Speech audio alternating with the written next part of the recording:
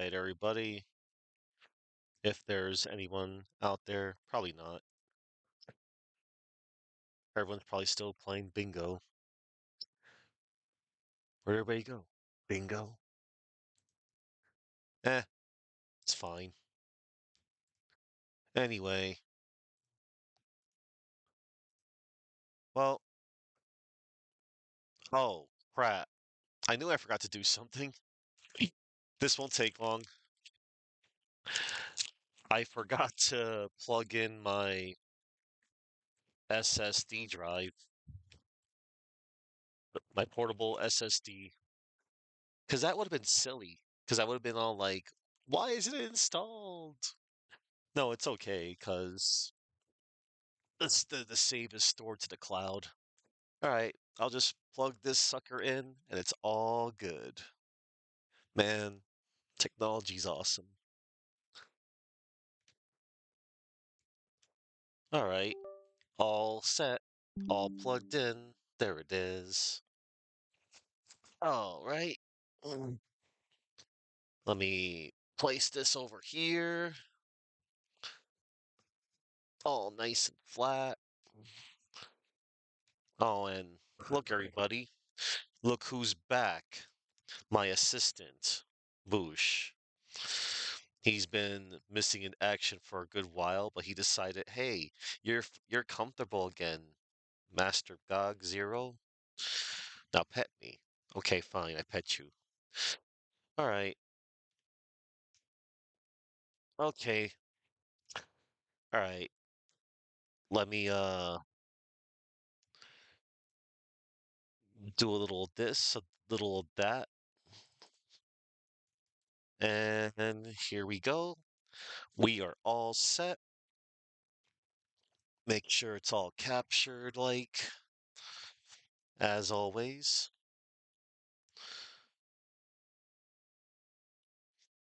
There it is. It likes to expand and then shorten. Now, before I whatchamacallit. Wait, what's going on? Hang on. I gotta minimize a few things and things. There we go. Loading it up. Now, before I continue, everybody, I just want to do one little thing I did last night. Remember what I said? I'm like, I want to make sure I show off as much content as I can. Well, I'm going to do that right now. I'm just going to go back to episode 3 real quick, and let's examine the Hicksfield Clinic real quick. Some visitors are here in the waiting room watching TV. Murder during a concert at Sunshine Coliseum. Huh? Looks like we're on the news.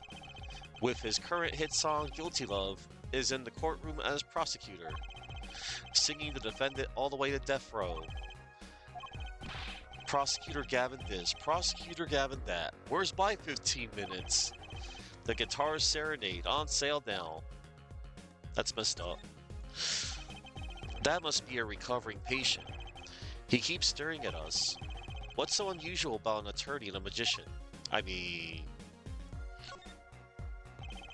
A nurse watches hawk-like from the reception desk. She glares at me whenever I talk. Maybe my voice carries? Yeah, it probably does. The door down the hall reads X-ray room. I never did like X-rays. I don't think I'd enjoy looking at someone's insides. Spotting nervous habits is intense enough. You got that right, Apollo. Alright, let's get out of here now. Alright. I got the extra lore. Okay. Now, if y'all remember from yesterday, um,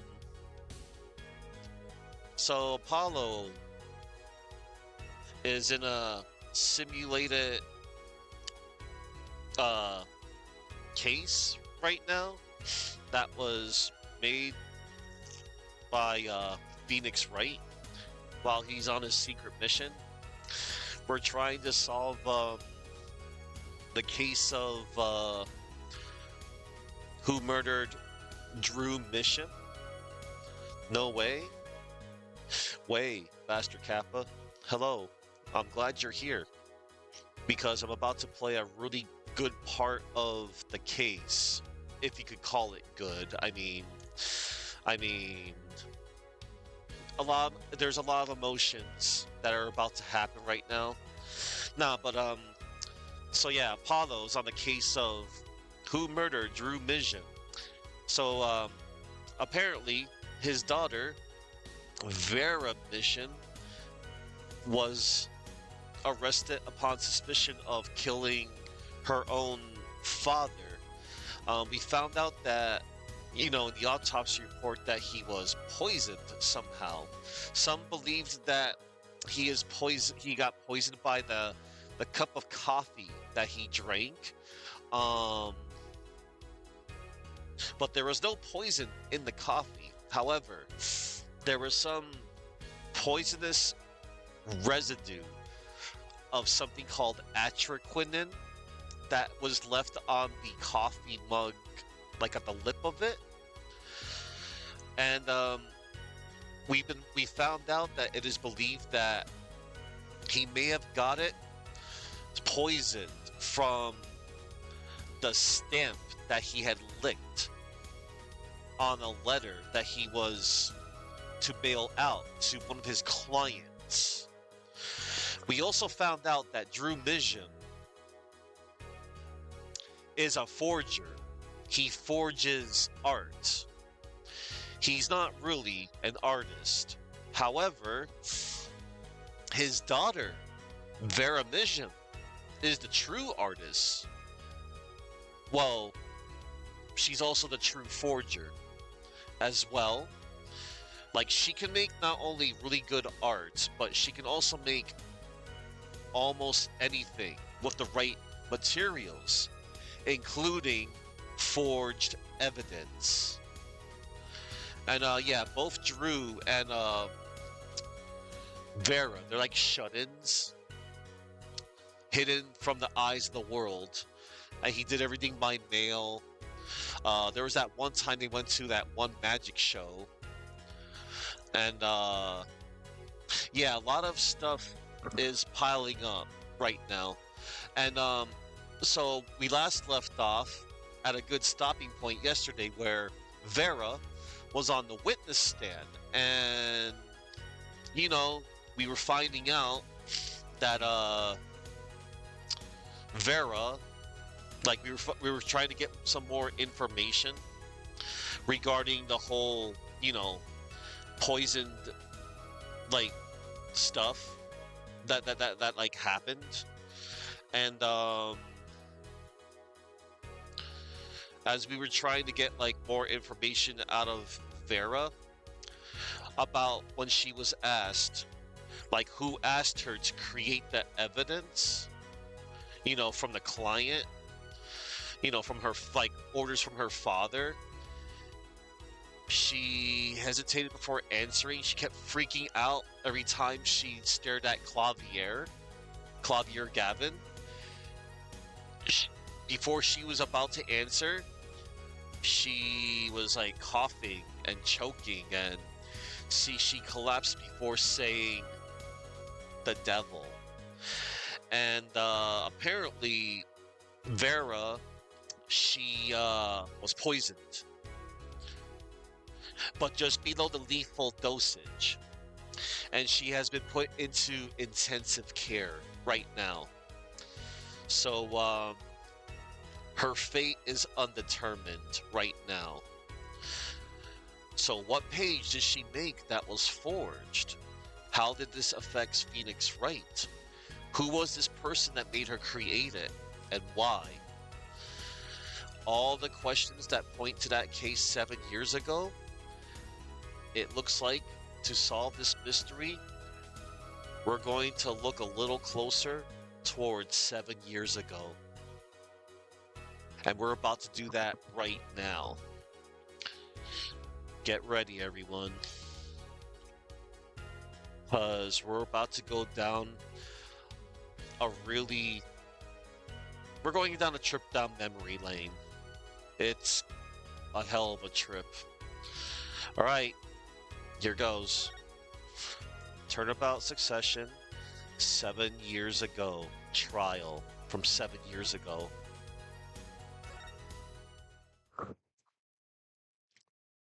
Here we go, everybody. Showdown time.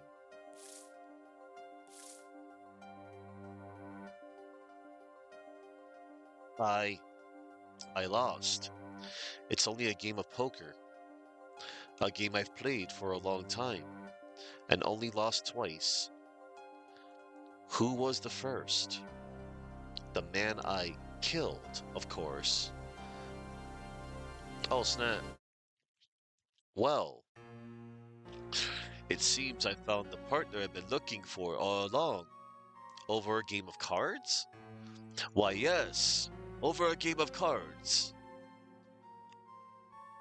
Okay. That was how we first met 7 years ago. 7 years earlier, Phoenix Wright's final trial. Oh, look, this is the old courthouse. April 19th, 9:27 a.m. District Court Defendant Lobby number 2. Oh, wow, look at that.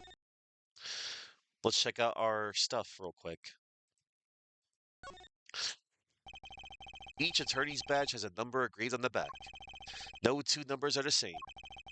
So if you drop it, people will know it was you. Better make sure I don't lose mine. All right. And uh-oh, crime scene photo. A body found in the hospital room, shot in the head. I see a dead man and a clown. And it appears both of their heads were shot in the forehead, including the poor clown doll. Poor clown. What did the clown do to deserve anything? Anyway, magnifies autopsy report. Cause of death. Single gunshot to the head. Estimated time of death 11 to 11:30 p.m. Victim's name Magnify Gramari, age 67, male. Estimated time of death April 13th between 11 and 11:30 p.m. Cause of death loss of blood from bullet wound. Note malignant tumor found in victim's liver. That's unfortunate. And let's check out our oh Shoddy Enigmar. What? Shoddy? As in Shoddy Smith from the very first case of this game that we're playing, Apollo Justice, Ace Attorney. The client in this case usually goes by his stage name, Zach Gramari. Okay. Shoddy Enigmar. Shoddy Enigmar, yeah. Magnify Gramari, age 67. The victim in this case died after being shot in the head while in the hospital. That's messed up. That's like, what an awful way to die. Among many ways to die. Anyway, April 19th, 9:27 a.m., District Court Defendant Lobby number 2. Whew, okay. It's been a long time since I felt like such a rookie. Gotta try and relax. Yay, the old music. Ah, good morning, Mr. Enigmar. I'm sorry to have sprung this on you so suddenly. I received the files from your previous attorney only yesterday. Honestly, I'm not entirely sure I'm prepared. I understand. I am asking the impossible of you. Yes, well, you haven't really told me what happened yet. All we did was play cards. And that was enough. Actually, it wasn't. Trust me. Oh, look. Oh, morning, Daddy. Ah, I'm so glad you came. You okay, Daddy? They picking on you? I am fine as always. This old boy is here to help me. After all, that's young man to you. Good morning. That's a cute outfit you have on. Thanks. My first show's today, after all. Oh, I'm sure it is. What the heck is she talking about? Oh, old boy. Huh? Me? Look what he started. Um, uh, Here.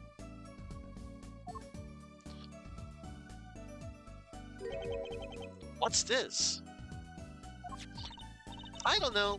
I just got it over there in the hall. They told me to give it to the old boy in the blue suit with the spiky hair. They said it was really important. What's this? A memo for you or some such? Hmm, not from the looks of it. What is this? Looks like a page from someone's diary. I'll give it a read later. Notebook page added to the court record. Mysterious paper received just before the trial. Well, how do you feel about the trial today? Let's check out that record real quick. Notebook page. You're an emotional man ready for an emotional story. Oh boy. It seems fate's clock will make me wait a little longer. At least, only less than 10 swift minutes remain. To all those who have supported me in my life's work, I give thanks. Farewell, Magnify Grammari. Okay, the notebook page. Well, how do you feel about the trial today? We'll get through it, somehow. Incidentally, the prosecutor today is a new guy, I hear. Ah, an easy win then, yes? They're calling him a true thoroughbred. They're calling him a true thoroughbred in the history of the prosecutor's office. Of course, there's one of those every year. The switching of attorneys just before the trial. I know it is a difficult situation I put you in. But allow me to say one thing, Mr. Wright. Yes? They will not be able to pronounce me guilty today. So do your best, but do not worry. First time a defendant's ever given me a pep speech. I'll do what I can. I see you do not understand. You see, it will be impossible for them to declare a verdict. Impossible? Yes. Isn't that right, Trucy? Oh, it's little Trucy. Yep, you bet, Daddy. My first look at the case was only yesterday, and the information I was given was a tad bit lacking, to be honest. Still, I'll do what I can, for their sake. I believe the curtains will be lifting any time now. I am in your capable hands, Mr. Wright. Very jolly, this guy is. My client is Shadi Enigmar, known to the world as Zach Ramari, a wildly popular magician, star of Troupe Ramari. His mentor, Magnify Grammari, was a rare breed of magician. He single-handedly ushered in a golden age of stage music until he was shot dead. And Zach Grammari is a suspect. Dang. Oh man. All right. April 19th, 10 a.m., District Court Courtroom number 7. Oh boy. Court is now in session for the trial of Shadi Enigmar. The defense is ready, Your Honor. This guy. Ellipsis. Is the prosecution ready?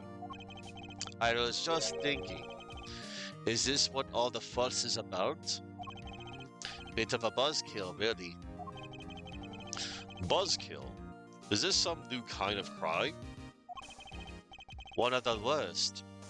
This is a trial, Ja. Where are the sweaty palms? The pounding hearts? A governor's concerts got 10 times the thrill this gig's got.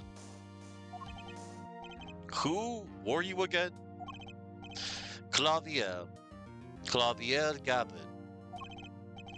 I came to get the party started legally. Ja. Gavin? Defense attorney Christoph Gavins? Ah, figures my bro's more famous in this part of town. Clavier Gavin. Lead singer for the mega hit band, the Gaviners. You're out of your league, rock boy. I know what you're thinking. You're out of your league, rock boy. Ellipsis. True, my debut single, 13 years hard time for love, went platinum overnight. But that's just a hobby to be compared to this, Ja. Talkative, are you? I like your affected Euro rock accent, by the way. Phoenix is calling out Clavier. Cause like, yeah, I remember having a convo the other day with somebody.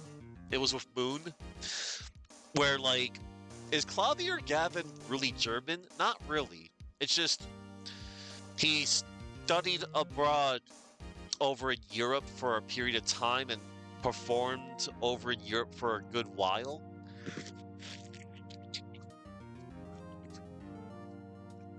And he basically picked up the accent. I don't think his nationality is like known as far as I know. But yeah, that's kind of funny.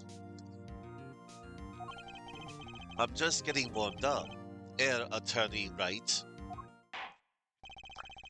Perhaps you would be so kind as to fill us in on the case.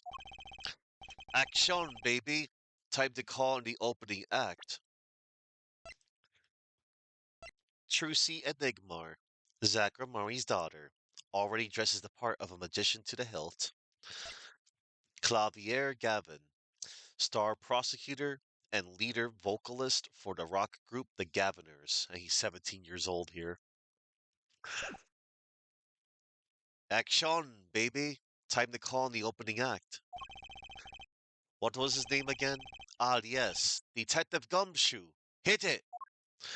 Look, everybody. It's the return of Detective Gumshoe. And if we're going by the timeline, this is his final, like, physical appearance. And you are? Hey, you were the one who called me up here, sir. Name's Dick Gumshoe. I'm a homicide detective down at the precinct. Detective Gumshoe, long time no see. Hey, you. Huh? Me? Today's a day, pal. Today I win, you lose.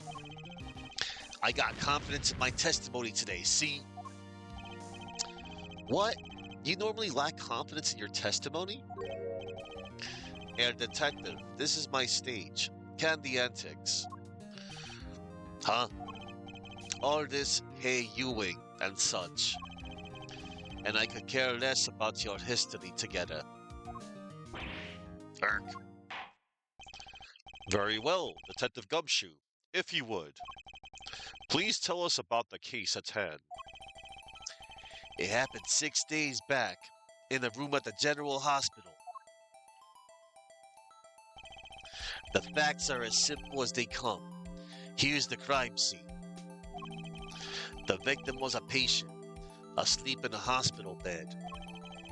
The killer comes in, puts a pistol to his forehead, and bam, lights out. Them's the facts. Hmm. Not so long ago, the victim, Magnify Gramari, was a famous man. He had the entire country under his magical spell, as it were.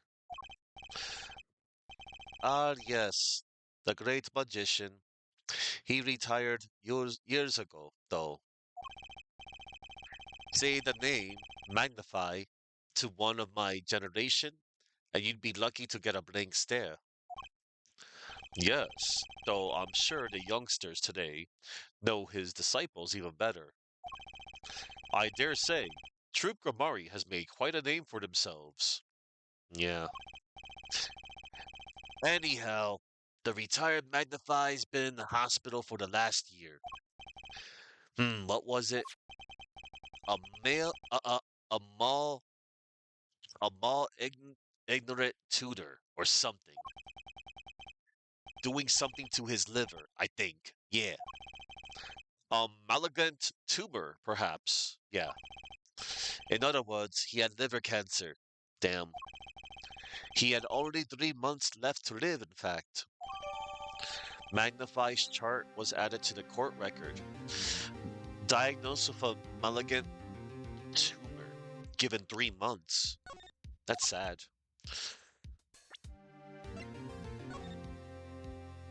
Patient's name, Magnify Gramari. Age 67, male. Malignant tumor in liver. Has progressed to final stage with no hope of recovery. Patient has 3 months to live. Patient has chronic diabetes.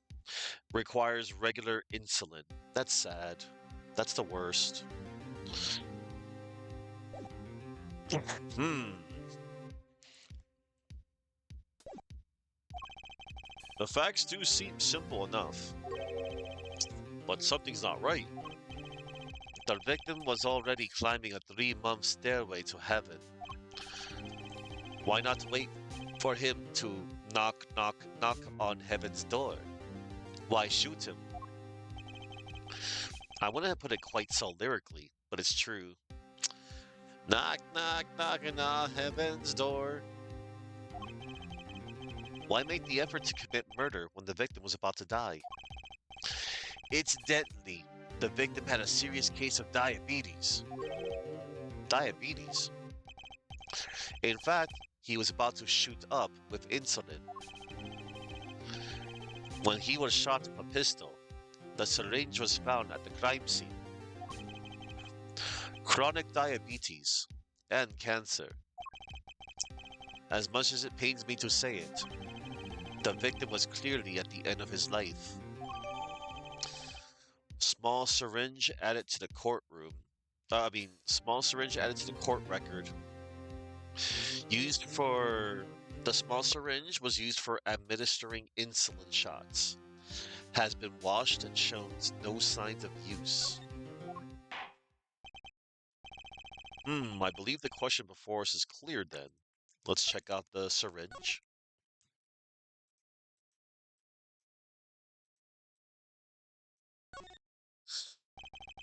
I always hated getting shots. I guess Magnify was giving himself the insulin shots. There's no way I could do that. Wait, if Magnify uses to inject his insulin, why are there no traces of it having been used? Something to keep in mind. Alright, I believe the question before us is clear then. Why did the killer have to shoot this dying man? What reason could he have had? Very well, detective. Perhaps you could enlighten us as to the circumstances of the shooting. Yes, sir. Witness testimony.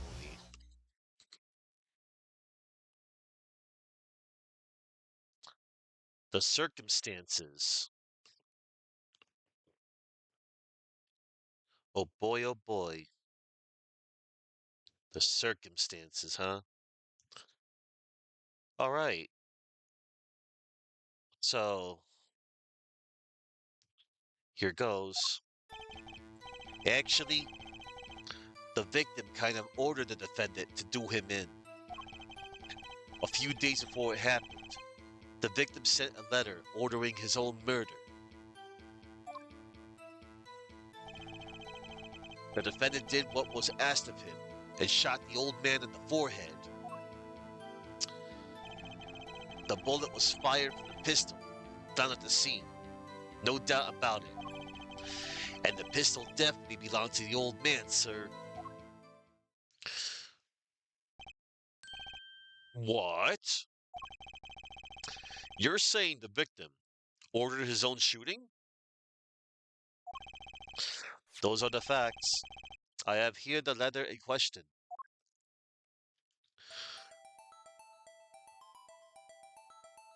Damn. Magnifies letter added to the court record. Magnifies letter. Letter asking Zack to shoot him. Very unusual indeed. Let's check it out. To my beloved Zack, to you, I entrust the task of lowering my life's curtain. Come on the 13th, 11:05 p.m. I will ready a gun with which you will shoot. One shot, square in the forehead. You cannot refuse, and we both know the reason why. Magnify grammari. Messed up. Very unusual indeed. Although, could such a thing as a letter really cause one to pull a trigger, I wonder?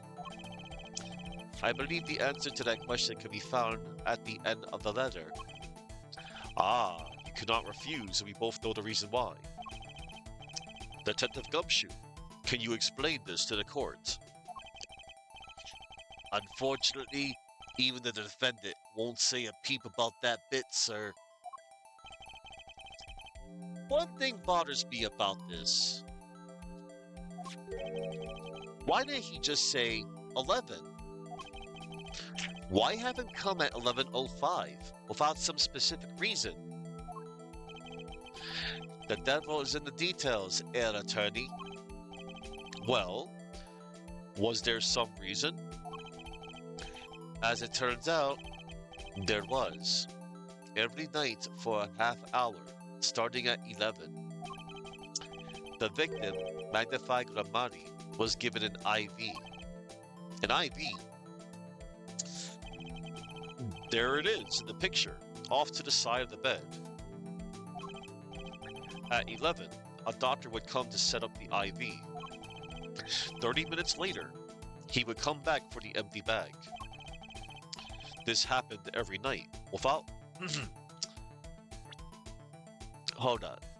At 11, a doctor would come to set up the IV. 30 minutes later, he would come back for the empty bag. This happened every night without fail. So that was the only thing they could meet without the chance of an untimely interruption. During his IV. Very well. Shall we begin? Mr. Wright, your cross-examination, if you would. What's this reason he couldn't refuse, I wonder? He could have at least mentioned it to me. He did not. Because I want to say it so badly, but I can't. Circumstances. Actually, the victim kind of ordered the defendant to do him in. Just because he got the letter doesn't mean he went through with it. Oh, I disagree. The victim was indeed shot in the forehead after all, just as he had commanded. It could be a setup, but let's not be in such a hurry. Maybe we should let the witness talk for a change. Thanks, pal. Ellipsis. Fine, I can play it slow as well as I can play it fast. On with the testimony, Detective Gumshoe. A few days before it happened, the victim sent a letter ordering his own murder. And this letter was sent by the victim? There it is. Gotcha. You're all mine this time, pal. Huh? I had the handwriting checked out. Of course, it's the victim's. No mistake. Ah, I see. Ha ha ha ha ha. Score one for the boys. I didn't lose. I was just asserting the facts. So why am I so annoyed? But a letter ordering his own death? Things aren't what they used to be, I guess. I'm not sure this is exactly commonplace, even now, Your Honor. So anyway, guess I'll keep going while I'm ahead.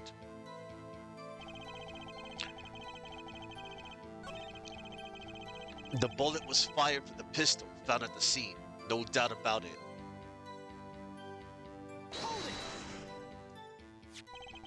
You mean this pistol, the one in the crime scene photo? That's the one. It's a funny looking gun, so there's no mistaking it. We compared the bullet taken from the victim's skull with a bullet fired from this gun. The rifling marks on the bullets were a perfect match. So, you verified the murder weapon, in other words. You bet we did.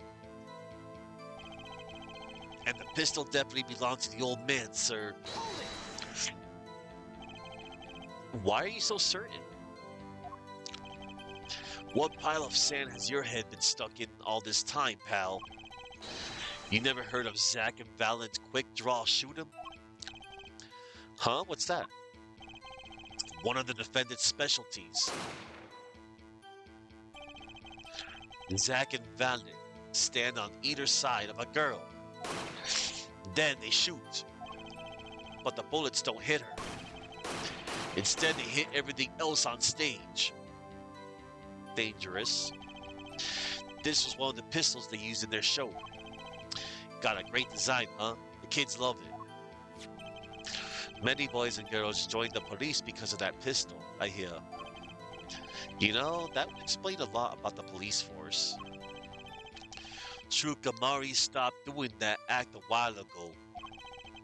The old man held on to that pistol ever since. The court would like to see the pistol in question. You got it, sir. Here she is.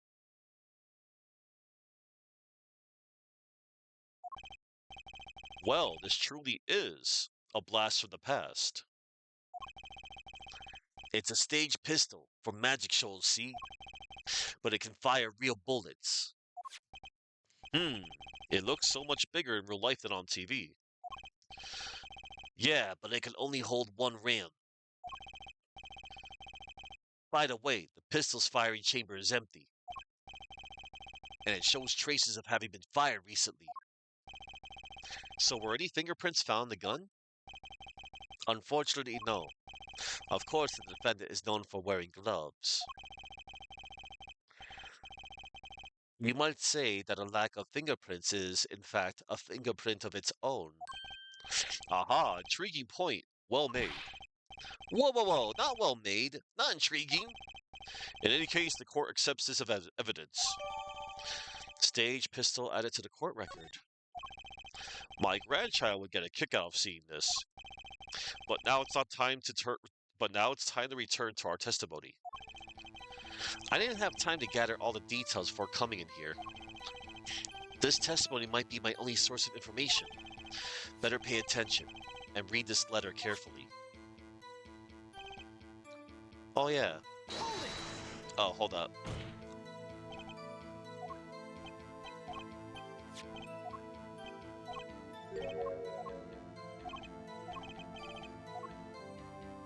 Let's check out our...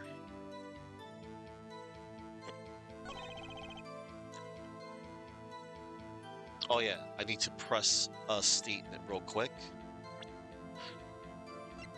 Also, let's check out the... Hold up. Yeah, we already know that. Alright. I forgot I needed to press this statement. Let me double check. All right, here goes. The defendant did what was asked of him and shot the old man in the forehead. How can you be so sure? Hey, you gotta learn to stop relying on people to do your thinking for you, pal. Learn to think for yourself. Get that noggin cranking. You failed to grasp the concept of questioning, detective. First, we got this letter. It says shoot in the forehead, loud and clear. I can see that, but I still want to do it. Well, maybe you need to grow yourself a backbone, pal. You fail to grasp the concept of shooting people as bad, detective. We also found the defendant's pistol at the scene. Traces of gunpowder residue shows that it had been fired recently. Well, Mr. Wright, as far as I can tell from looking at this photo, there seems to be no issue with the prosecution's claim. The photo, maybe there's something in there I can use. So they're saying the defendant shot the victim in the forehead. I think there's a hole in the prosecution's argument. Clearly, Mr. Enigmar shot something else. Yup.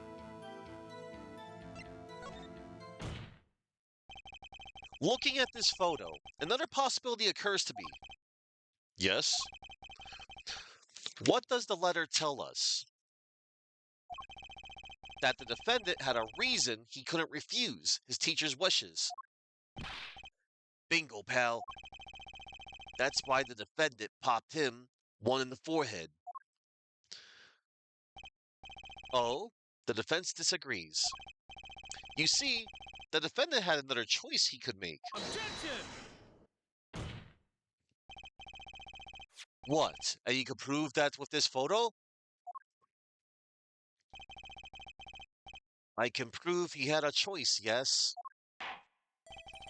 The defendant might have fired, like he was ordered. But he didn't shoot the victim's forehead. Well, let's hear what you're thinking, Mr. Wright. If he didn't shoot the victim's forehead, what did the defendant shoot?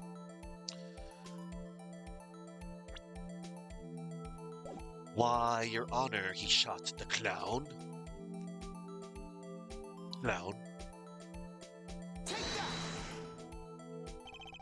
The clown doll. Take a closer look, see? It's been shot in the forehead, too. Ah, there's a hole in its forehead. Yes, and a hole in the prosecution's claim. Objection! Ah, and I suppose you have a reason as to why he'd shoot the clown doll? He didn't just shoot the doll. He shot the doll's forehead.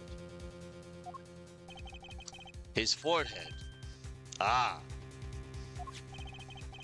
Let's read the orders once more, shall we?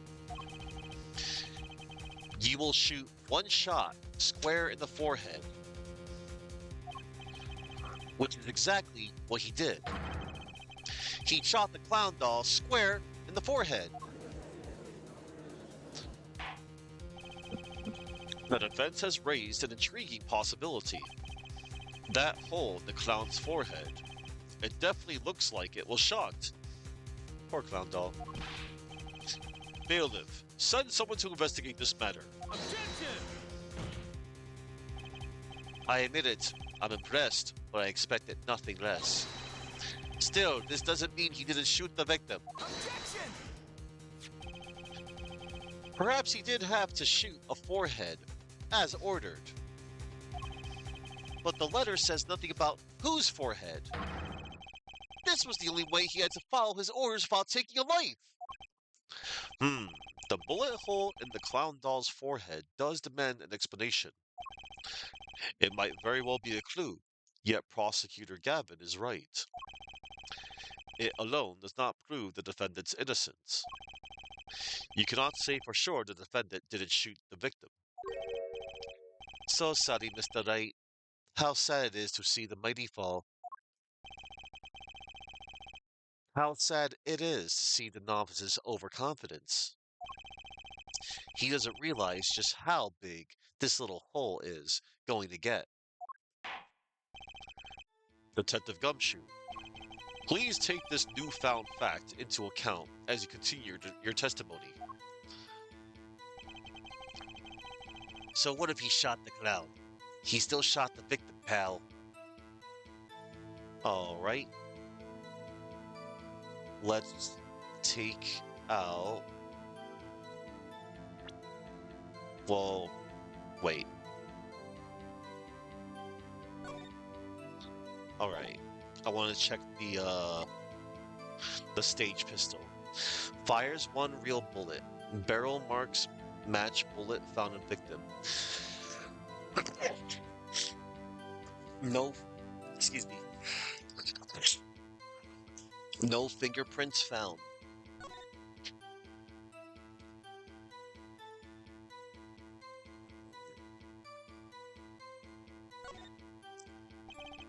If you look closely, you can see how the pistol's made to bend here.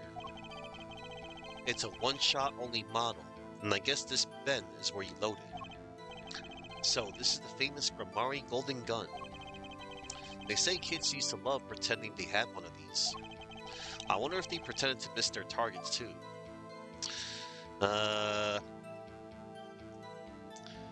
Don't know, Mr. Wright, about that. Alright. Kids these days.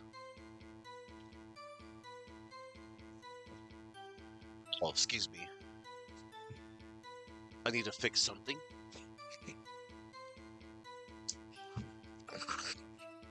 Alright. Things are fixed.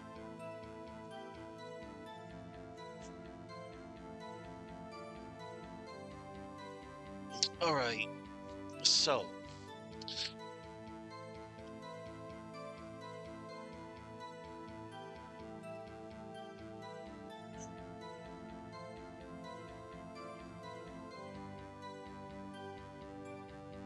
Let's press this.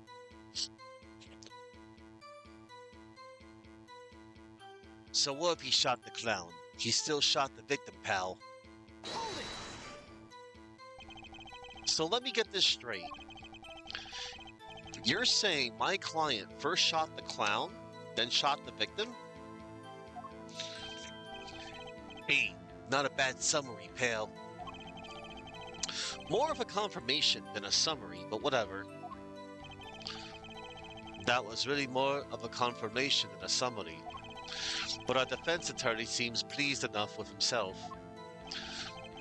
Do these people ever miss a chance to mock me? Nope. Well, now that Mr. Wright's gotten that out of his system, shall we continue with the testimony? Alright.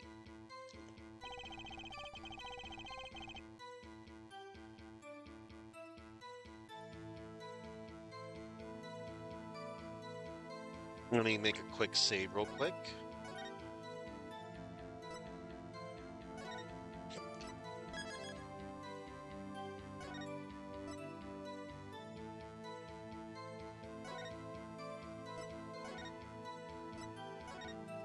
Alright.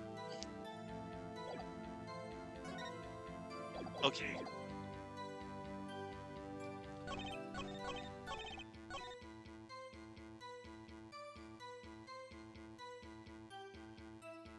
So what if he shot So what if he shot the clown? He still shot the victim, pal.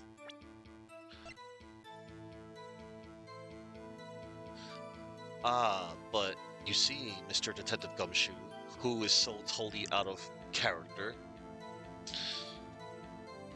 They really did ruin Gumshoe here. Like, wow. Talking back and being all confident on Phoenix right here. Anyway. We're going to present the stage pistol. Objection! The trickiest cases often seem the simplest. Prosecutor Gavin, you missed the bullet hole in the clown's forehead. If you hadn't missed that, you might have come to a very different conclusion. Understand?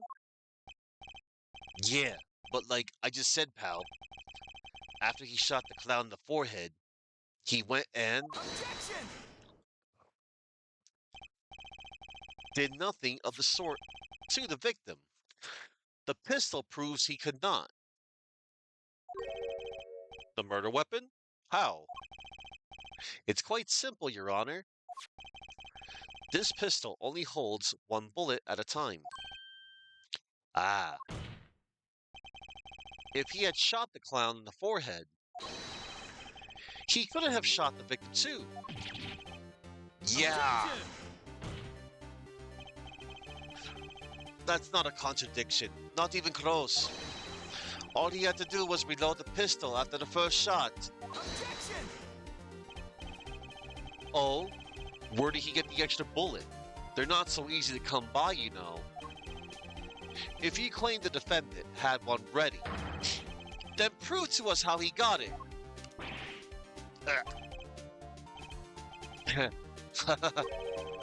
I had a feeling this wasn't over yet.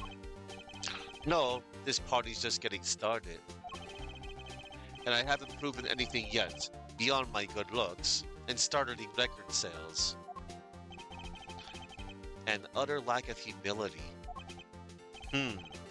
What's this? It seems that the prosecution has another witness prepared. Like I said, El Detective was just the warm-up act. Ugh. Now that the audience has gotten a taste of what's to come, they're ready. Ready for what? For my decisive witness, of course. A witness who, you will find, can prove one thing for us. That it was Zach Lamari who shot the victim in the forehead. Very well. We will pause for a 15-minute recess. This might be my lucky break. I'll need that 15 minutes to talk to my client, Zach. Court is adjourned, and I want to go down the slide and ride the merry-go-round and play on the swing set.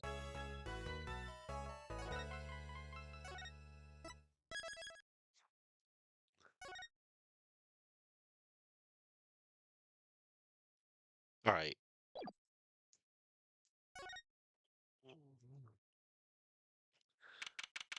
April 19th, 11:21 a.m., District Court Defendant Lobby number 2.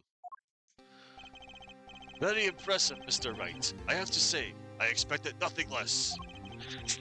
We've only just begun. I was hoping you could tell me a bit more about what happened actually. I did not think you would believe me if I told you. Better that you discovered the truth for yourself. I was thinking of you, you know. I think we need less thinking and more talking. That night in the hospital, what really happened? Ah, the way your eyes gleam, Mr. Wright. You'll scare Trucy. Speaking of which, where is she? You have seen the problem yourself. The letter. The one shot in the forehead one, right? Yes, and the reason he speaks of. I could not deny my mentor's wishes, even if it meant my own death. Why not? This is something I will not say, for now at least. What's this for now? Business? What's this for now business? I have done many things in my life, some well, some poorly. But this is a cross we must bear alone to our graves. We? You wanted to know about the night of the incident. Finally, this guy sure likes to take his time getting to the important stuff. Of course, I had no intention of shooting my mentor. I snuck into his room that night at the appointed time. and found there upon his bedside,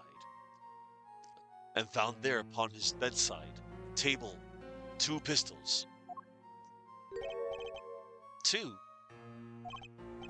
yes, the one I had used on stage, and the one that had been used by my partner, Valent. Oh, for the Zack and Valent's quick draw thing.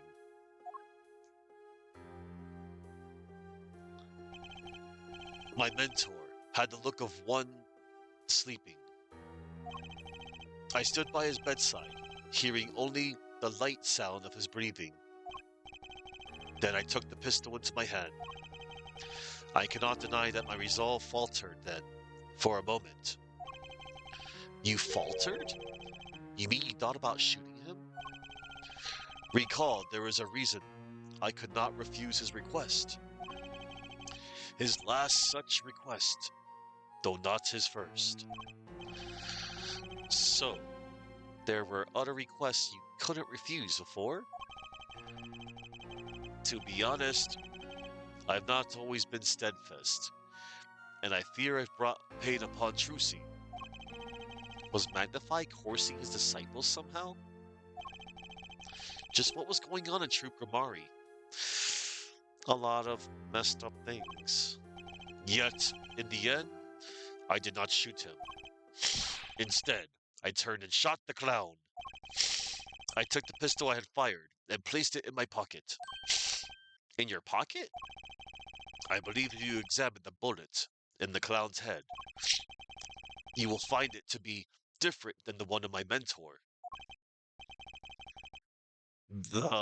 What were those called? Rifling marks.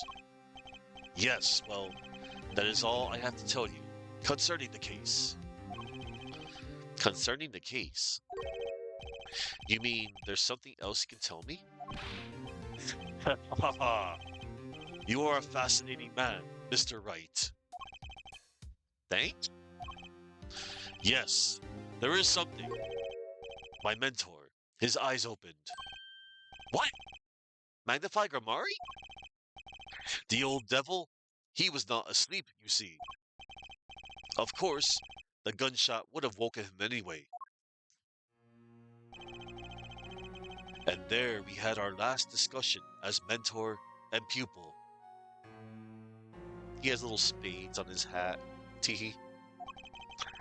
It was not a long discussion. Maybe 5, 10 minutes or so. What did you talk about? Haha, Mr. Wright. Did I not just tell you? It does not concern this case. Zack Ramari. He seems pretty steadfast to me. Or maybe just stubborn. Stubborn. Mr. Wright, your presence is requested in the courtroom. Once again, I am in your hands. Right. Let's get back in there. April 19th, 11:37 a.m. District Court, courtroom number 7. Court is now back in session. During our recess, a bullet was found in and dug out from the clown's head. Well, this is news. And the rifling marks? There wasn't time to do a detailed analysis. Though they did find the weapon type matches the murder weapon. Well, it's not very conclusive, is it? Which is why I'm about to call my very decisive witness. Your decisive witness? How many times have I heard those words? Though they often turn out to be far less decisive than you think. Oh, don't worry on my account. I'm quite confident this witness will do the job. After all, he is intimately acquainted with the players in our little production. Being the other half of Troop Grimari's famous duo, Zack and Valent. Oh, Valent Grimari. So we get to meet the great Magnify's other disciple. Oh, look at that!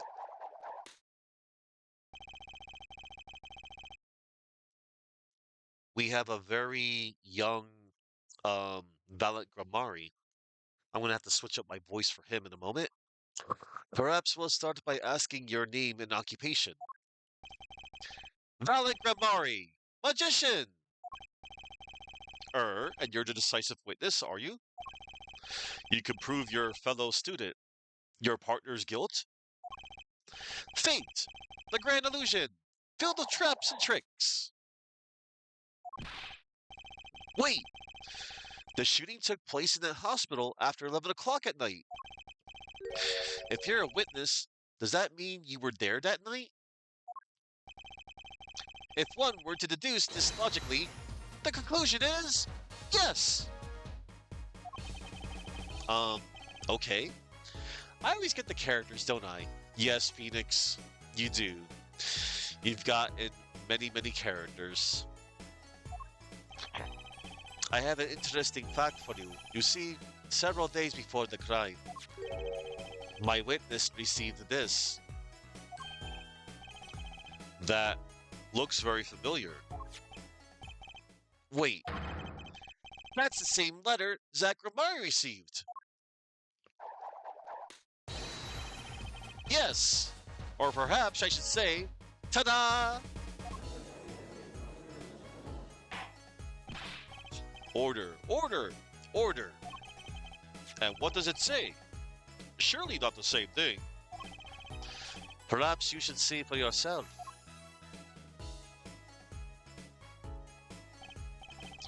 Why, it's practically the same. The court accepts this into evidence. Magnify's second letter has been added to the court record. This is most unusual. Exactly what was going on with you folks? Oh, Judge. Hang on. Notebook page. Hello there, Chuckman. We're in the past right now. 7 years ago. I'm gonna catch you up to speed momentarily. Let's see. Let me check out this other piece of evidence. Magnify second letter. Letter telling Valiant to come at 11:20 p.m. I know, dude. I saw that. Sucks. But hey, long live. Rest in peace to one Chuck Norris. I think it'll be cool that he'll be able to spar with Bruce Lee again.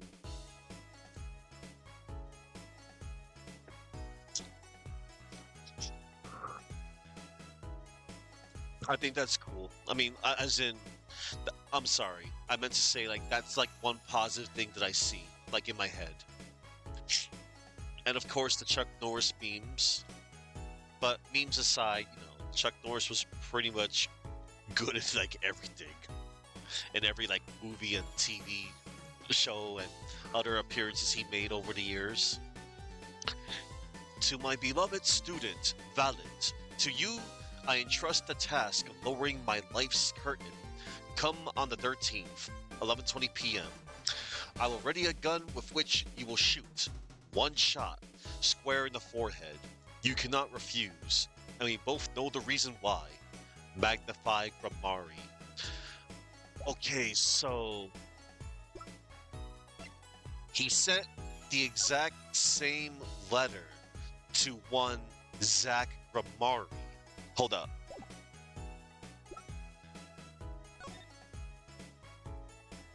Interesting. And messed up.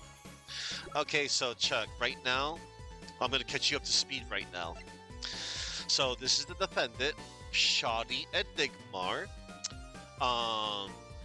His stage name is Zach Ramari, and he has been accused of murdering his mentor, Magnify Gramari.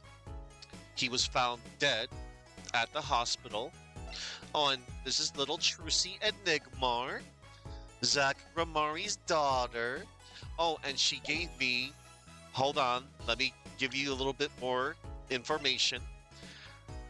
Trucy gave this notebook page um to Phoenix, right? She was told by someone to give this to the old boy, as in Phoenix Wright. We'll get to that in a moment. And look over here. Clavier Gavin with short hair. He is 17 years old here. And we just got done cross-examining a very out of character Dick Gumshoe. I did not like what they did with Gumshoe. They ruined his character. And this is, as of now, by timeline, this is Gumshoe's last physical appearance in the series. And this is a very young Valiant Grimari, age 37, Zach's young partner and understudy. The two of them on stage was a sight to see. And then here's some of the evidence. So, here's the crime scene. We see Magnified Grimari was shot in the head, so it seems. And this clown got shot in the head. We just found out that there was a bullet in the clown's head. I'm going to catch you up at the moment. So, the cause of death was a loss of blood from a bullet wound. He also had a malignant tumor, liver cancer. It was found in his liver. So he was basically on death's door, sadly. Oh, and he also had a case of diabetes, chronic diabetes. He administered a shot to himself, so it seems. And this is what this notebook page says that we were given by Trucy in the lobby. Mysterious paper received just before the trial. It seems fate's clock will make me wait a little longer. At least, only less than 10 swift minutes remain. To all those who have supported me in my life's work, I give thanks. Farewell, Magnify Grimari. And here's Magnify's chart. He was diagnosed with the malignant tumor. He has been given 3 months. Malignant tumor in liver has progressed to final stage with no hope of recovery. Patient has 3 months to live. The patient also has chronic diabetes, requires regular insulin. And this is the syringe. And this is the letter Magnify sent to Zach to come to him at 11:05 p.m.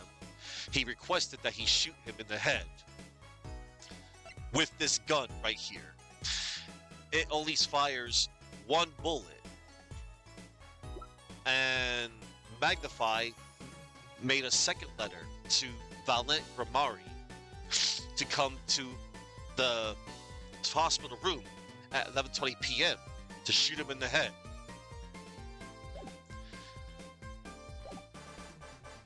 Yeah, it's gonna get more messed up here on out now. This is most unusual. Exactly what was going on with you folks?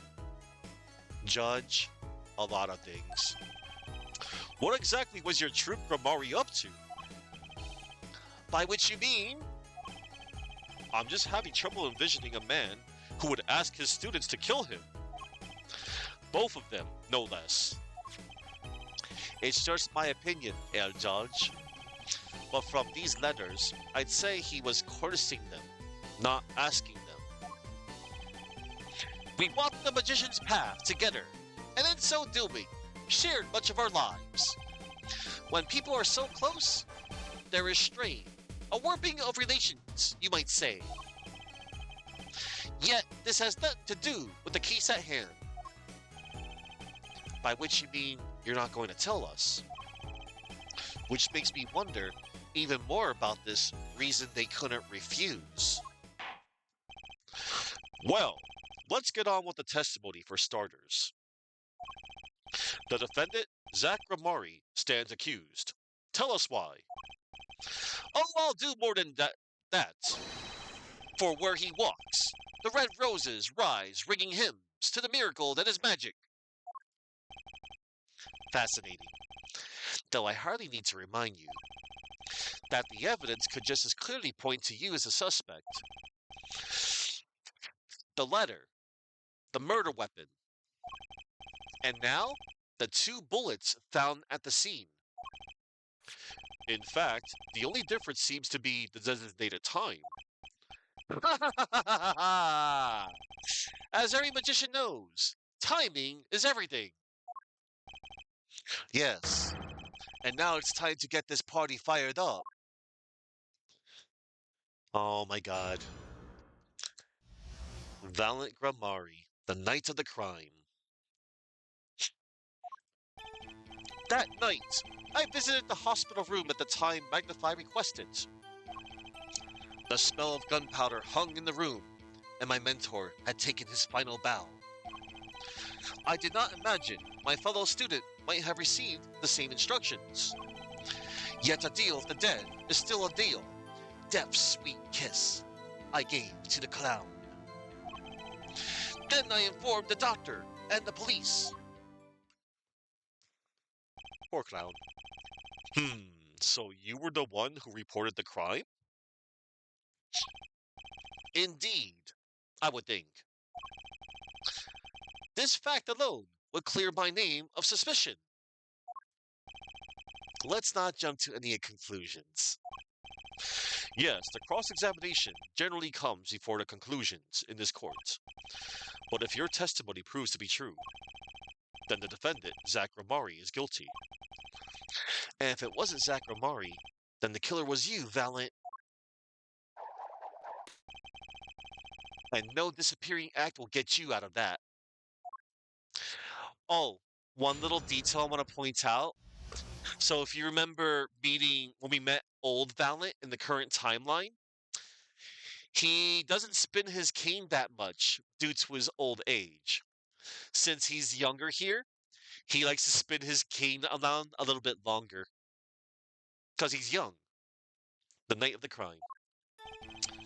That night, I visited the hospital room at the time of Magnify requested. Hold it! Which according to the letter was 11:20 p.m. Indeed, in magic, timing is everything. Right. Consider the illusion of teleportation. If I were to appear on stage before my stunt double has left, how would that look? Why, it will reveal the very secrets of my magic. Now that you've revealed the very secrets of your magic for all of us, let's move on. You went at the designated time, and what did you see? The smell of gunpowder hung in the room, and my mentor had taken his final bow. Hold it!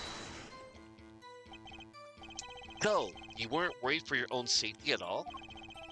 I mean, you smelled gunpowder, yes? What if the shooter was still nearby? Oh. Excuse me, sorry. I did not consider this, to be honest. It is forbidden for a magician to have a good imagination. Really? Isn't magic all about illusions and imagination?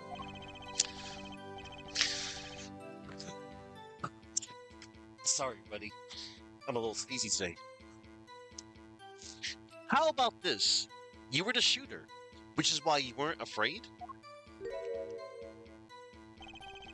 Now you are the one imagining. It is forbidden for a lawyer to have a good imagination. The witness will refrain from pausing so suspiciously before responding. My forbidden imagination is starting to imagine things. I did not imagine my fellow student might have received the same instructions. Hold it! Which brings us back to this reason neither of you could refuse. So it does, and my partner, he did not refuse. But Magnify wrote the same thing to you. Why would you refuse if Zack couldn't? Because I have a will of steel, of course. I also do this trick where I bend steel bars. So perhaps steel isn't all so strong. So which is it? Mind if I continue?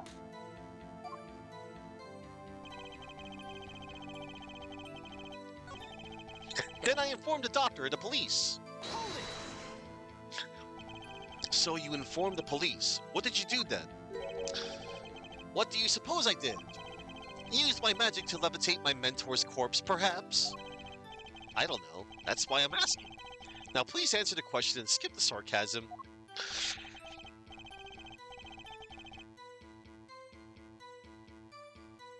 After I made my report, I called the doctor, and we returned to the room. While we waited for the police to arrive, we discussed stomach medicine. We confirmed this with the doctor. It all checks out. He praised Mr. Vallon's knowledge of stomach medicine, in fact. It is an honor I do not deserve, but I accept. Interesting. Both of Magnify's students received the same letter. Both admit to having gone to the hospital that night. 2 bullets were fired, and one of them killed Magnify. Time to find the cracks in his testimony. All right. Yet a deal with the dead is still a deal. Death's sweet kiss I gave to the clown. Hold it! There were 2 bullet holes at the scene, one in the victim and one in the clown. You're saying the one who shot the clown was you? No doubt my partner Zach has said much the same thing.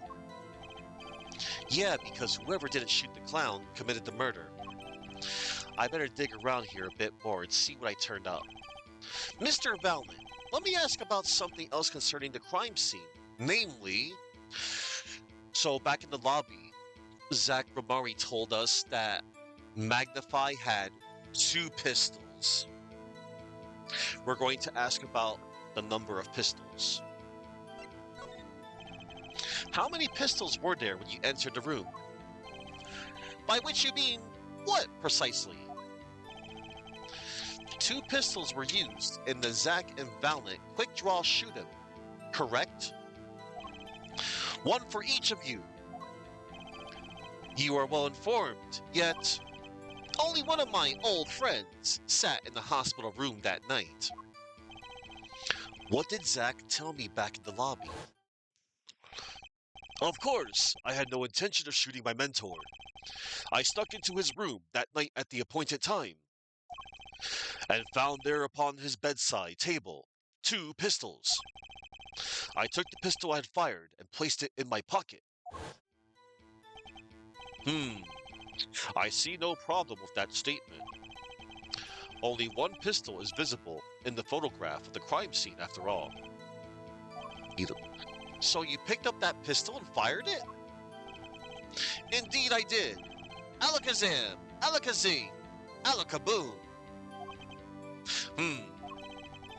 Is the number of pistols really so important? Why, it's quite important, Your Honor. The number of pistols is quite important, Your Honor. Very well. Please add this detail to your testimony. What can I do but obey? Only 1 pistol was in the hospital room that night. With it, I shot the clown. Hold it! So you took the only pistol there and fired it? That's correct. And that pistol was this one, which was left at the crime scene. Good Joe, I see you too are a magician of sorts. And you're an idiot of sorts. Do you have any idea what you just said? I see the fire in your eyes as you glare at the witness.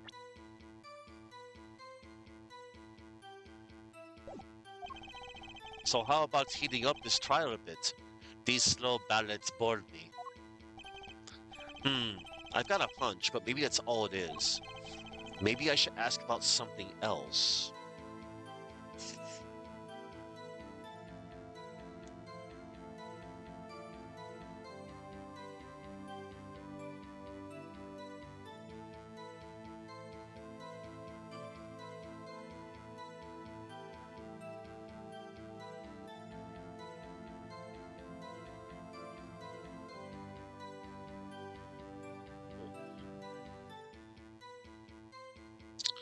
No need. On second thought, let's run with this testimony for a little while longer.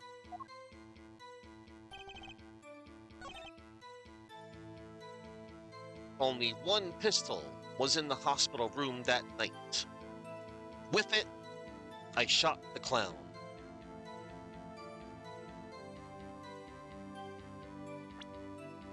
Oh, really? Objection! According to the defendant, Zach Ramari, when he entered the room, there were two pistols on that table. Two. One of those pistols he used to shoot the clown in the forehead. Then he left with it in his pocket. Of course, this is what he would say. Unlike the hapless clown, we just assume our defendant has some brains in his head. Well, what about what Mr. Valent has told us? You see, there's something about his testimony that doesn't make sense. What might that be? I told you, I took the pistol that was there and shot the clown. That's your story, at least.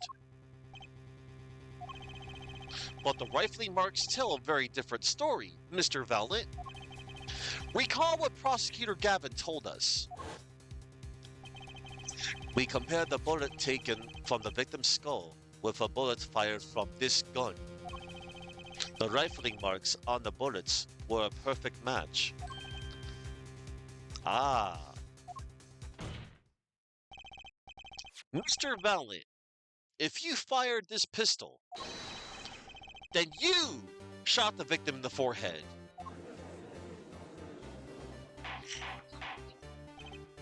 Order, order, order. Well, this is all rather sudden. Objection! What have I done? Prosecutor Gavin? I owe the court an apology. Sorry. Sorry for what? You see, I was unaware that two of these were unique pistols were crafted. The analysis of the rifling marks only proved the type of gun that fired them. Objection! But that's not what you told us before. You said you verified the murder weapon. Which is why I'm apologizing to you now. Quite sincerely, I might to add. Would you hold me accountable for a mistake made in my youth? That was just this morning. I am still young. And I might to add, it wasn't really my fault. If the defendant had already admitted he took one pistol from the scene of the crime, we would not be having this pleasant discussion now. Valent Gramari? Yes, Your Honor.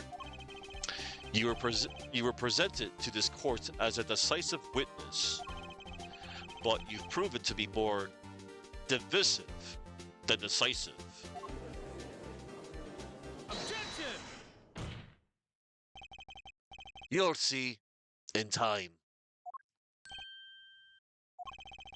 The testimony so far has merely been a review of the facts. The proof comes next. Care to elaborate, Prosecutor Gavin? When Mr. Valent entered the hospital room, the victim had already been shot. As his next testimony will prove ere right, the real fight is about to begin. Bring it. Very well. The witness will now testify to the court. Help us determine who shot what.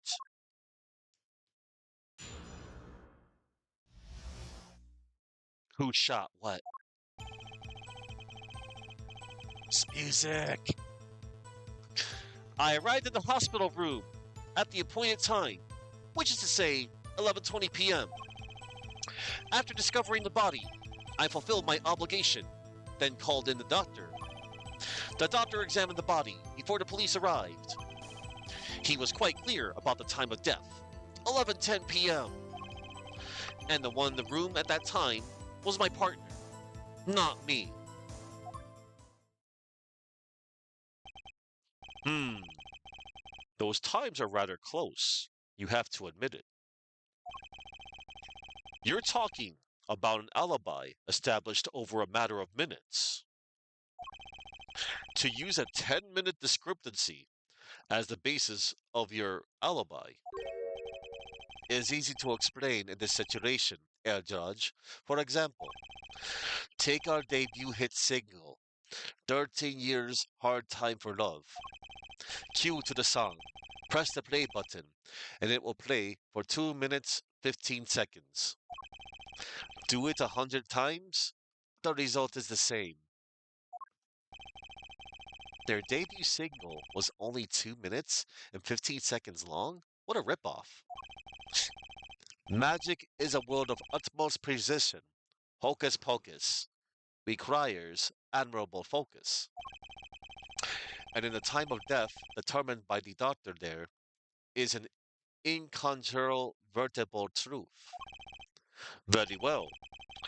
The prosecution warns us that we're dealing with rather precise times, and we can expect the cross-examination to require the same level of precision. I would hope the defense refrains from its customarily broad, sweeping accusations, lest we blur the focus this case so clearly demands. Point taken. Baseless remarks will result in a penalty. Carry on, Mr. Wright. Carry on, Wright. All right. Well then, who shot what? I arrived in the hospital room at the appointed time, which is to say 11:20 p.m. Hold it! 11:20 p.m. Can you prove that's when you arrived? Alas, such a feat may be beyond even the great valiant. For there was no one in that room but Magnify, and he was departed after a fashion. I have here defendant Zach Ramadi's sworn deposition. I snuck into his room that night at the appointed time. It was 10 minutes before I left the room, and the victim was still alive. The time indicated by this letter to Zach was 11:05 p.m. Exactly. Which means the witness could not have entered that room before 11:15 because his partner was still in the middle of his crime. I see someone did their arithmetic homework. You see, the defendant himself has corroborated the witness's testimony. Does this all make sense? Not a problem. I don't see any problem with that testimony. If you say so. Let's continue, shall we? Sometimes the most magical thing of all is the truth.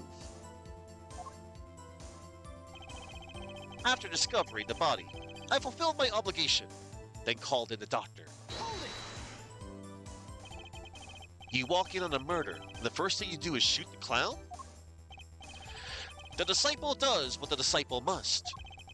My mentor's request, without reason, had caused for me a surfeit of sorrow.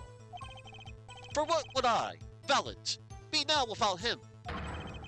May the soul magnify the great, find greater peace above. This I muttered to myself, as I pulled that lonely trigger. In any case, I believe this is nothing more than what we have already learned. I'm still waiting for one of those right moments, Air Attorney. May I remind you that baseless remarks will earn penalties. Proceed with that in mind. Yes, Your Honor. What a pain this is turning out to be. The doctor examined the body before the police arrived. Hold it! Did the doctor say anything concerning the cause of death? Why, yes. I believe he screamed, "My God, he's been shot in the head." It doesn't take a doctor to notice that. I probably would have screamed the same thing. And I would have penned the requiem that arose in my soul at that horrid sight.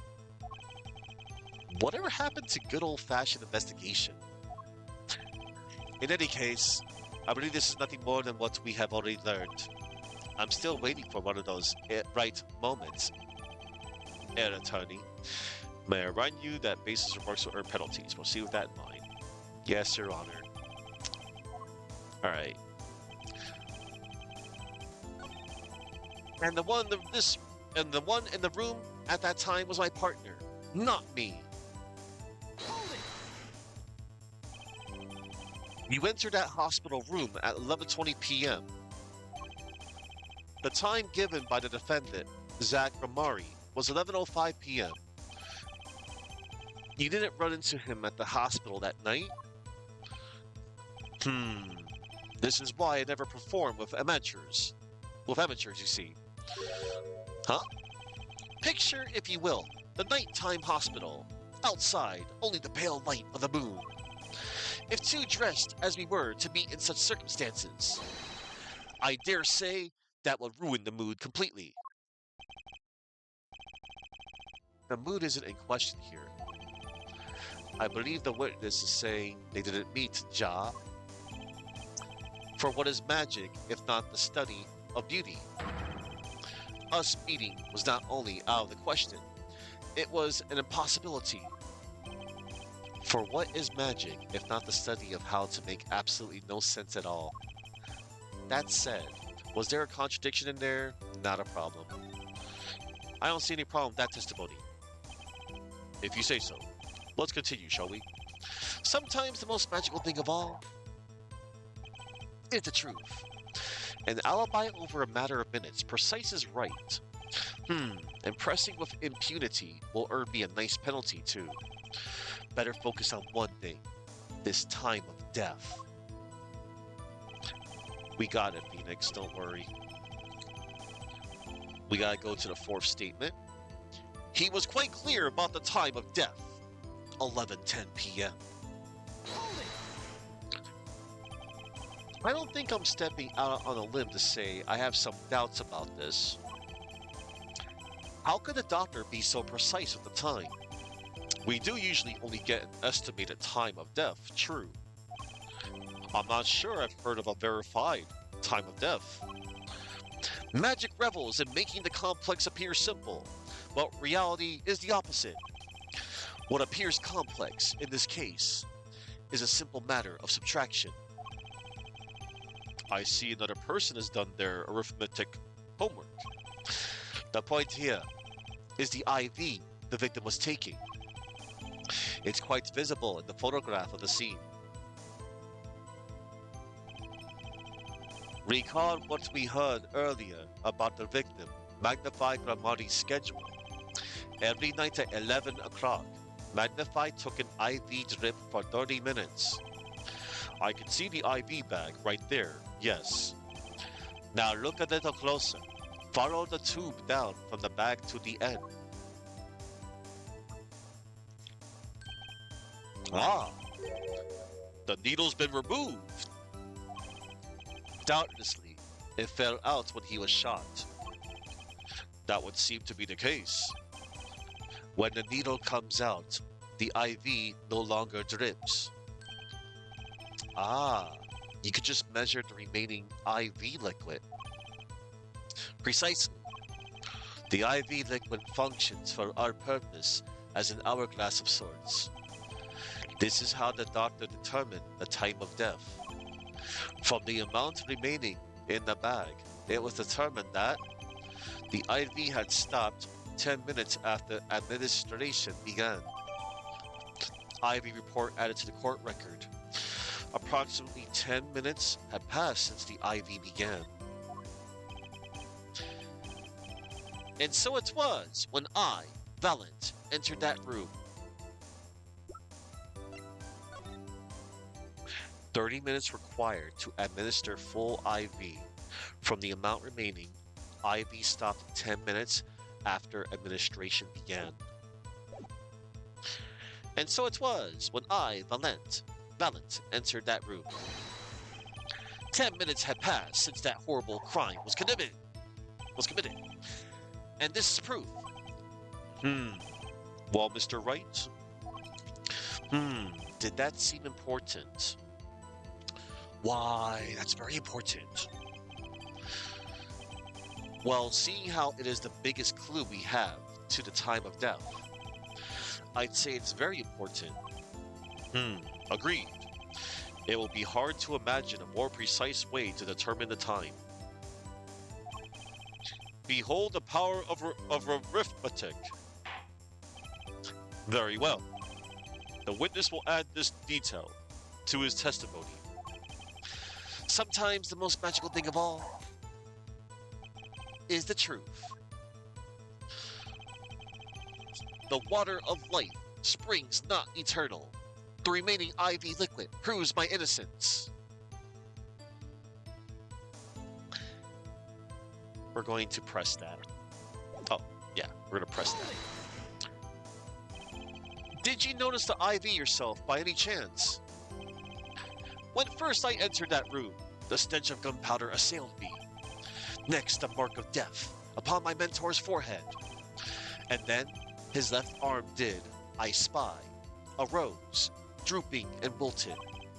Its thorn, the discarded IV needle. Not from the vein by the force of the shot, luckily for you. If that IV had been there, why, you might be a suspect. Indubitably so. I might say it's thanks to my lucky color.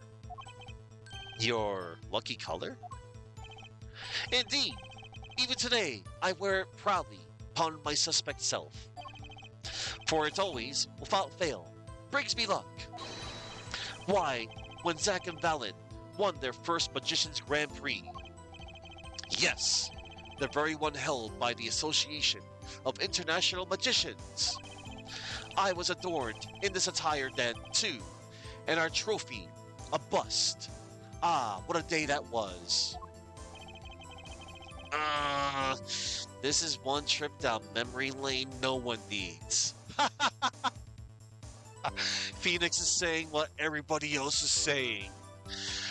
We were reminded of Case 3, Turnabout Big's Top, Maximilian Galactica, the bust, the murder weapon. Oh, awful case. My lucky color, yes indeed. And that IV too. I say, I think 'twas hewed especially for me, Valent. That does seem to be the case indeed. Well, Mr. Wright, any thoughts on this testimony? Valent sure looks happy with himself. Okay, how about this lucky color testimony? There is indeed a contradiction. It certainly sounds like your lucky colors brought you plenty of luck. But not this time. Mr. Valent, your lucky colors betrayed you. I'm afraid you've lost me. Your Honor, the witness's testimony just now clearly contradicts the evidence. What? Please recall my warning at the beginning of this cross-examination, Mr. Wright. Baseless accusations will be duly penalized. I do hope this latest accusation is well-based. Don't worry, I've got all your bases right here. Very well, let's hear the defense's claim. Where is your evidence that contradicts what Mr. Valent has told us?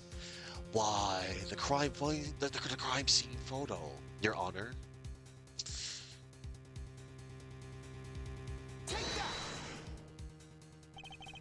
The crime scene tells all, Your Honor.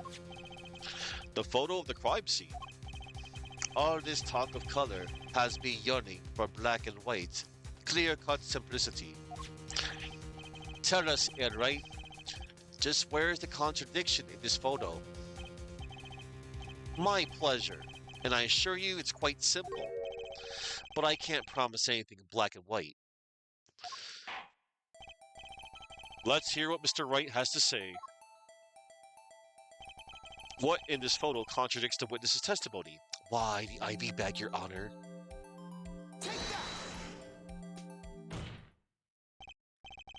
Valent Grimari, let's get one thing straight about your lucky color. It's yellow. Yes. Kind of takes the mystery out of it. But yes. Something wrong with yellow, Mr. Wright? Yes, there is. Decisively wrong, in fact. Take another look at the photo of the crime scene. What's this? Confusion. Doubt. Tell us, what do your elderly eyes spy? Even my elderly eyes can see a problem here, Mr. Valent. Look at that IV bag. What is this? What foul magic? It would be hard to call the IV liquid yellow. And I'm afraid no magic was involved in the taking of this photograph. Uh, uh, Ala, Alaka's, Alaka, no! Oh, bunnies and doves. Order, order, order! What does this mean? Objection! This is some kind of mistake. Yes, Prosecutor Gavin. Your witness's mistake. The greener they are, the harder they fall. I suppose there's no substitute for experience. Damn. Valiant Gramari, as you reminded us several times, your lucky color is yellow, but the IV is clearly not. Well, this contradiction can mean only one thing. Objection!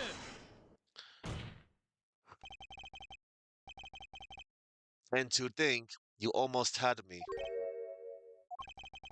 I see our true colors now. Ace Attorney Phoenix, right? Something you'd like to tell us, Prosecutor Gavin? As far as this court can tell, the witness's testimony does not the witness's testimony does contradict the evidence. Ah ha ha. Yes, a contradiction. One that I shall be pleased to hand right back to Mr. Wright. How do you mean? How? Because the witness has made no mistakes. I agree at a glance, the IV liquid does appear a sort of greenish yellow. But I assure you, the liquid itself is quite yellow. Yellow liquid? How can you say that? As far as I can tell from this photo, it's green. Yes, but what color is the IV bag itself? The bag? You mean the plastic bag on the hook? It looks like, I want to say light blue? Precisely. Figured it out yet? Put a yellow liquid in a blue bag and you get green. This, incidentally, is the liquid's true color. I see. Your explanation does have the ring of truth to it. Objection! As I thought, there's no substitute for experience, Prosecutor Gavin. What? You may tell a good tale, but you've just proven something rather grave. For you, that is. Grave? The liquid in the IV is yellow, yes. But how did this witness know that? Ellipsis. It's quite unnatural when you think about it. You did think about it, didn't you? Ah. Your Honor, the defense requests an explanation from the witness. At the scene of the crime, the IV liquid appears to be green. So let me ask, how did the witness know the IV liquid was actually yellow? Alaka, oh my god! Alaka, OMG! Alaka, oh my god! Order, order, order! Mr. Wright, you will explain this at once. The witness clearly knew the color of the IV liquid, so I'm sure it means something. But what? I can think of only one possibility, Your Honor. The witness, Valiant Gramari, has testified that the IV liquid was yellow because he'd seen it before. From the facts before us, the answer is clear. You can also answer, he also knew the IV liquid's color too. The witness knew that the IV liquid was yellow. Why? Because he'd seen it before. But not inside the blue bag we see in the photo. He saw the liquid by itself, in a clear, colorless bag. I suppose he would have had to, but I'm still not clear as to what all this means. Ask yourself, why would he know if he didn't work at a hospital? That's where you'll find your meaning, Your Honor. Objection! I'm afraid I find nothing. So what if he knew the IV liquid's color? Leave that getting excited over absolutely nothing to our teeny bopper fans, Ja. Objection! The IV liquid is the only evidence proving the time of death. A 30-minute hourglass with 20 minutes worth of sand remaining. Your claim, Prosecutor Gavin. I remember it well. However, there's a critical difference between an hourglass and an IV bag. Wait, I know. An hourglass uses sand, but an IV bag uses liquid. I'm right, right? As much as it pains me to say this, Your Honor, no. Unlike the sands through an hourglass, IV liquid enters a patient's body, at which point, like magic, it disappears. However, what if the amount of IV liquid had increased? You couldn't tell, could you? After all, there's no way of knowing how much went in. Objection! Let me get this straight here, right? You're saying the witness watered down the victim's IV bag? Not with water, but with IV liquid. That's how you knew the IV liquid was yellow. Now wait. I said wait. How might an amateur such as myself... Excuse me.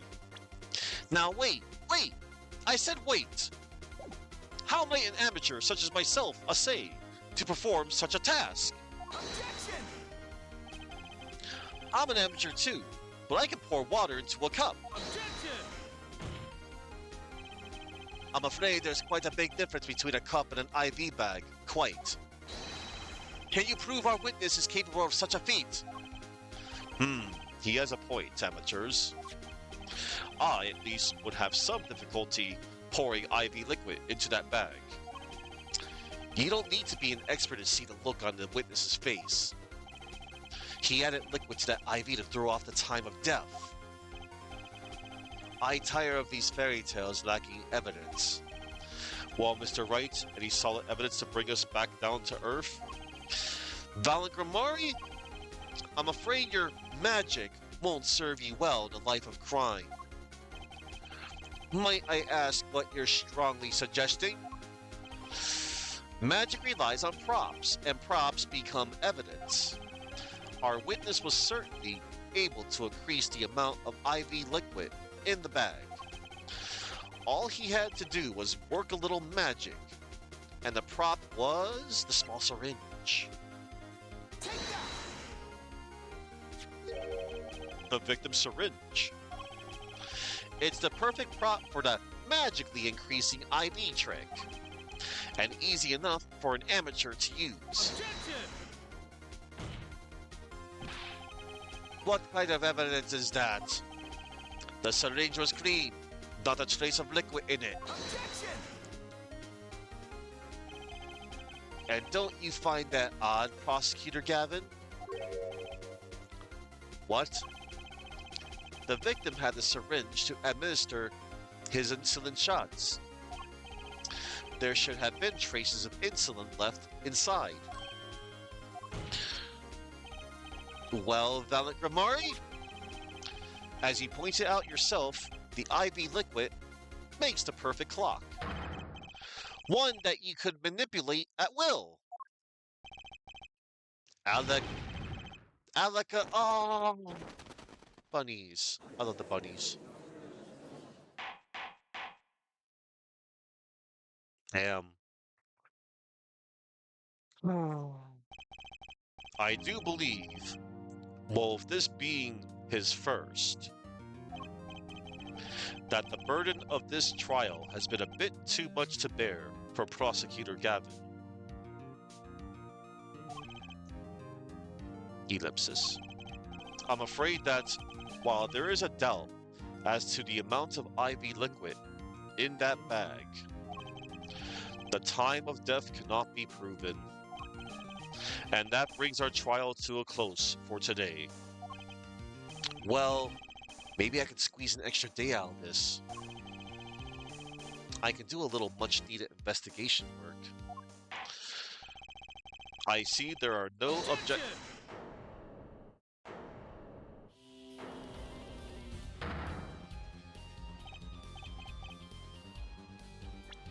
I see there are no objections. Court is adjourned. Truly, there's no substitute for experience. Nothing blinds one to the truth so effectively. A word to the wise. Underestimate the young, and they'll sweep your feet out from under you in a way you never ever expected. You see, I know exactly what you're thinking. What's he talking about? You say the witness used a syringe to manipulate the level of the IV liquid. But there is no proof. There's no proof he didn't do it either. Yes, quite true. Huh? He's admitting it? Nor was this witness quite as decisive as I'd hoped. This, I admit, after all, why linger in the past when the future holds so much? You have something in mind, Prosecutor Gavin? Proof, El Judge. I have another way to prove my case. With evidence, no less. Uh-oh. Oh no. What's this? This is the victim, Magnify Gramari's diary. Diary? After going into the hospital, Magnify began writing his memoirs, it seems. The story of his birth, his startling debut, and of meeting his disciples. It seems he intended for the last chapter to end, quite appropriately, with his death. Wait, that book doesn't say what the reason was, does it? The reason why his disciples couldn't refuse his last request? Sadly, it does. Sadly, it does not. Oh, hold on. Sadly, it does not. What's important here is on the last page. Apparently, the victim wrote in his journal that night, even after the IV had begun at 11 p.m. Let's read it, shall we?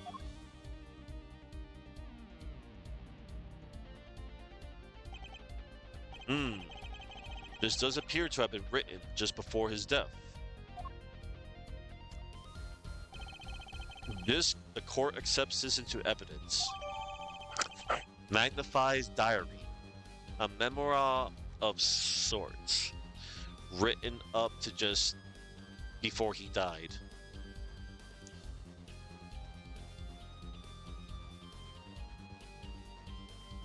Memoir, okay.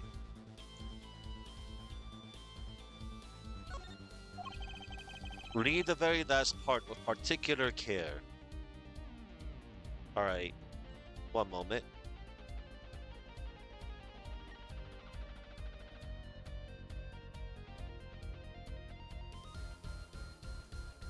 Hang on, everybody. I'm just making sure. There we go. We're going to check the court record.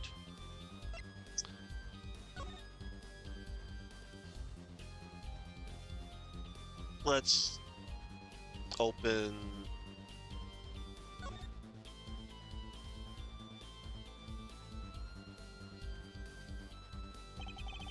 This is the last page. The diary ends here. Huh? What's this?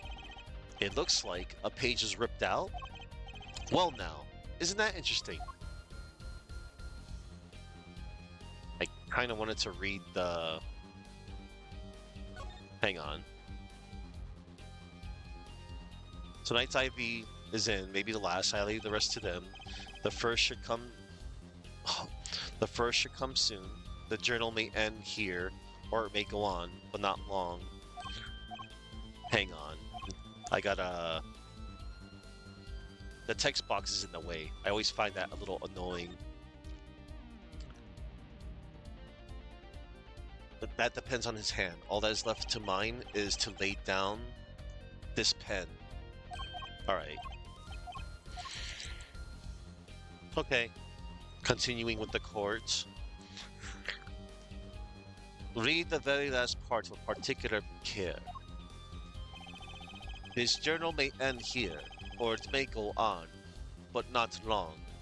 That depends on his hand. Of course, by his. He refers to our defendant, Zach Ramari. That would make sense, yes. He was the first scheduled visitor, after all. But look at what he said before that. This journal may end here, or it may go on. It may go on. Magnify Ramari intended to write again. That is, if Zach Ramari didn't pull the trigger. I see the defense understands the meaning of this. The victim's diary does not go on, it ends. Because Magnify's life was brought to an end by the defendant, Zach Ramari. Uh-oh. Order, order, order! Prosecutor Gavin! Are you certain that Magnify Ramari wrote this? It's okay, Boosh. There is no mistaking his handwriting. Well, this does seem to be significant. According to this, Magnify did intend to continue his diary. Yet, if his diary ended here, which plainly it did, then the one who pulled the trigger was the first visitor, Zach Ramadi. Well, how do you like me now, airright? Still too green for your taste?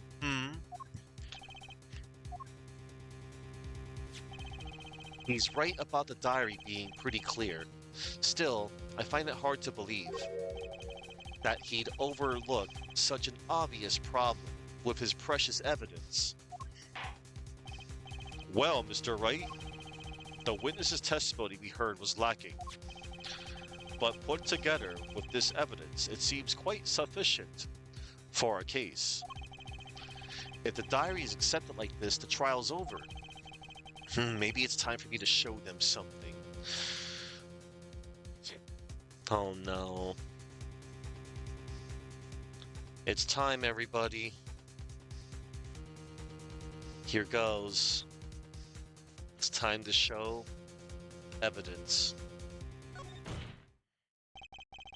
I'm left with no choice but to show my own evidence. What? You have some evidence that overturns this diary? It's not too late to rethink this and avoid more embarrassment.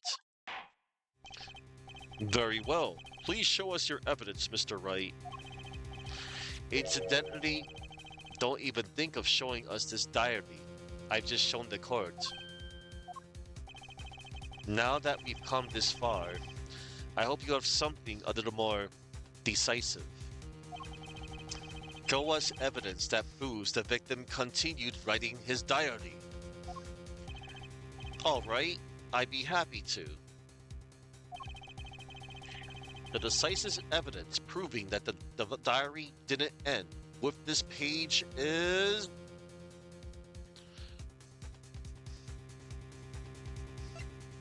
I hate it here. I hate it here so much. I hate this part coming up. Notebook page. Mysterious paper received just before the trial. It seems fate's clock will make me wait a little longer. At least only less than 10 swift minutes remain. To all those who have supported me in my life's work, I give thanks. Farewell. Magnify Grammari.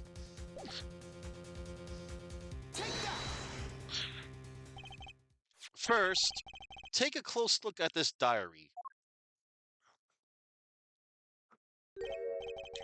Note that a page has clearly been ripped out. What's this? I hadn't noticed that at all. That's why we're still here talking about this. As it just so happens, I have here what I believe to be the missing page. Alaka, I don't believe it. Looking at this page, it's hard to imagine that the first visitor that night shot Magnify Grammari. That's the defense's position. Wait, let me see that.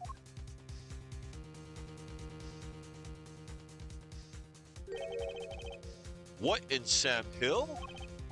Why, this is the continuation of the victim's diary.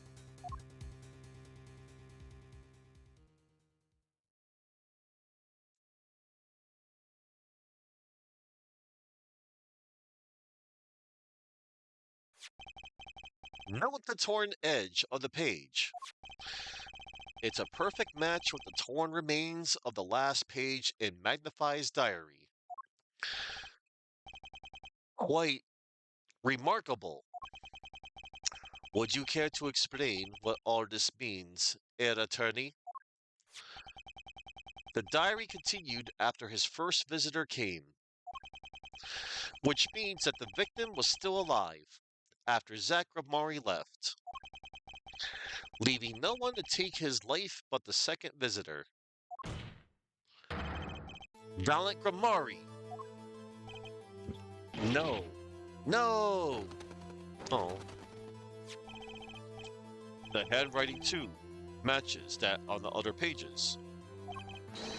This is, without a doubt, the genuine article.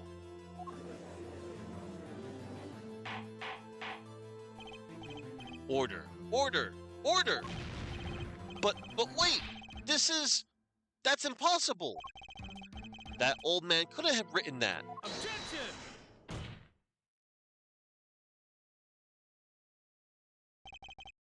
Finally. You just couldn't resist, could you? Right? Resist what? Presenting solid evidence? Judge? Yes, Prosecutor Gavin?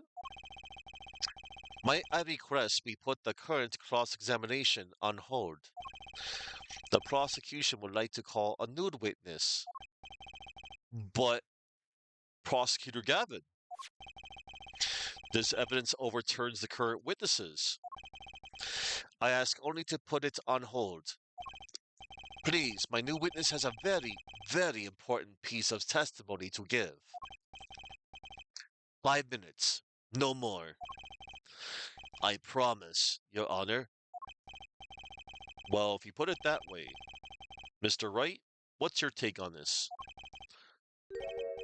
Well, Your Honor, judging from his enthusiasm, we'll have to hear this new testimony sooner or later anyway. So it might as well be sooner. Then, though this is highly, highly irregular, we will put the current cross-examination on hold. The witness may step down.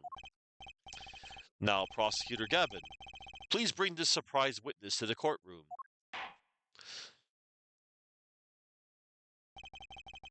I had a bad feeling just then.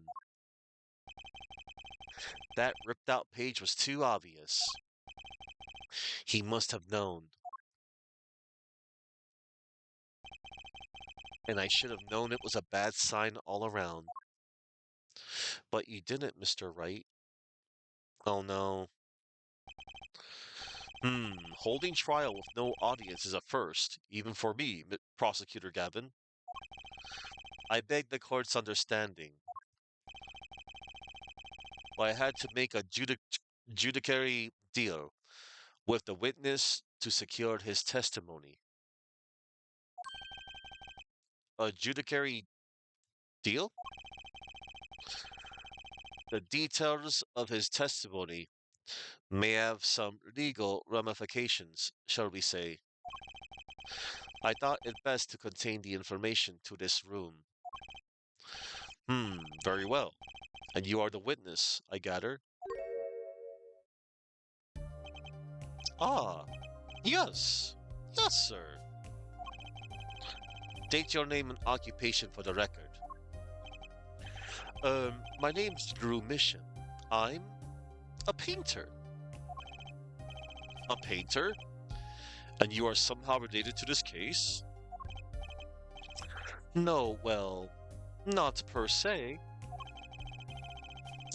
I have one simple question for this witness. Oops. Mr. Mission, was it? Do you know what this is? Oh, yeah, I know it well. How's that possible? Have you seen this diary page somewhere before? Oh, yeah, I mean, I made it. You, what? You made it? Yes, you might call it one of my works. The prosecution's office received a tip-off yesterday. Illegal evidence has been prepared for the trial of Zach Gramati. Illegal evidence? I initiated an investigation and found this witness. A painter to the world at large. Drew Misham has another side, you might say. He is skilled in making perfect reproductions of certain things. Forgeries, in other words. Forgeries? Well, so we are to understand that this page here is a fake, prepared by a certain defense attorney. Objection! Hold it! I didn't prepare this evidence! Objection! Ah, the attorney speaks. Something about this page, I presume. But what does he say? It makes no sense.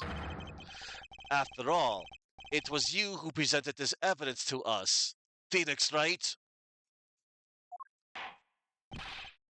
Witness.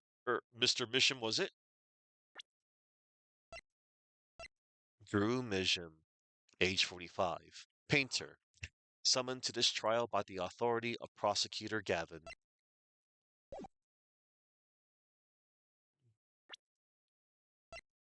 Alright.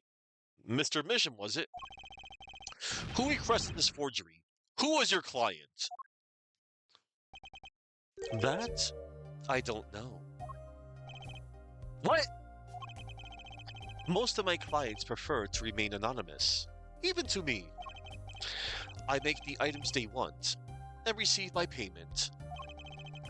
That's the extent of my contact with them. Objection! But there's no proof this is a fake. It's a fake. Huh? To avoid just this sort of problem, I always put a special mark on my works. I can say without a doubt, this is mine.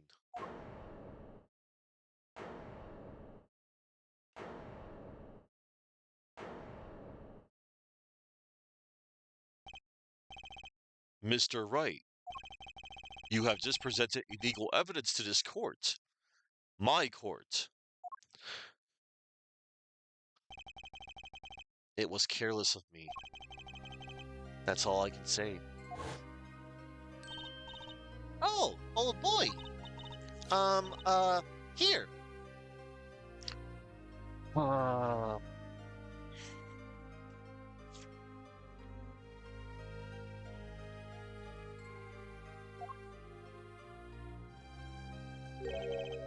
what's this?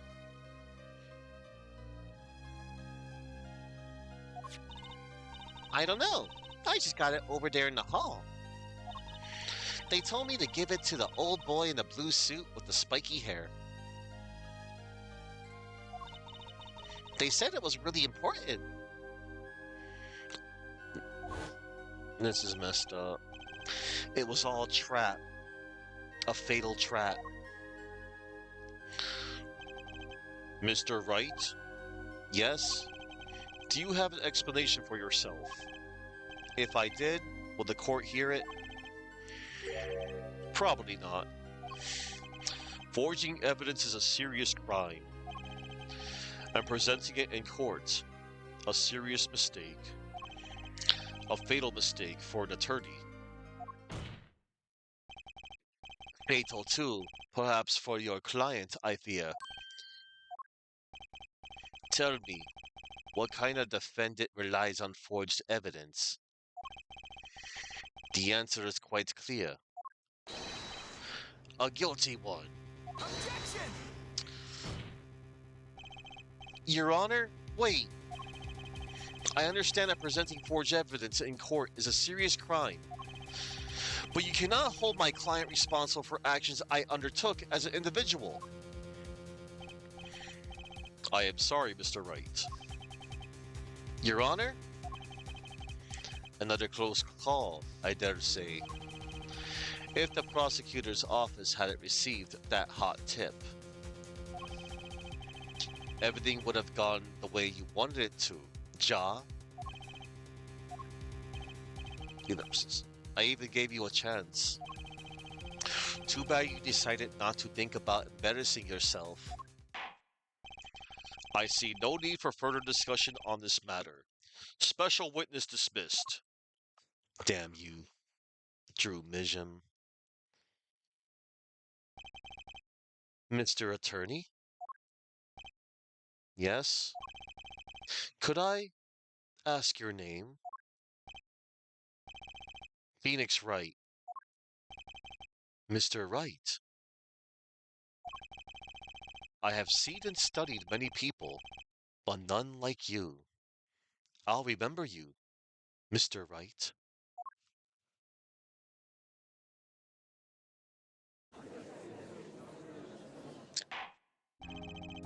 Though I deeply regret having to declare a verdict in this way, this trial is over. Ellipsis. You have the right to find a new attorney and make an appeal. However, this court must... Your Honor? Yes, Mr. Zack? There is one thing I wish to make clear. Today, in this courtroom, you cannot declare me guilty. It is impossible. I'm afraid the defendant is quite mistaken. I most certainly have the authority to declare a verdict on you. Except tell me, how do you plan on announcing your verdict when your defendant does not exist? Doesn't exist? What are you talking about? I am talking about this! Oh no. Mr. Enigma! The defendant's escaped. Find him, quick! Bailiff, close all exits from the building. On the double, he must not be allowed to escape.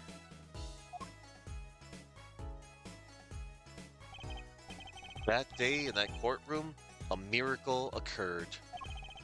The defendant, Shadi Enigma, aka Zach Ramari, did not just escape from court. He literally, unbelievably vanished right before the bailiff's eyes. No one ever saw him again, not since that day. This is the Gramari miracle. Ah ha ha ha ha! Jerk. No verdict was declared.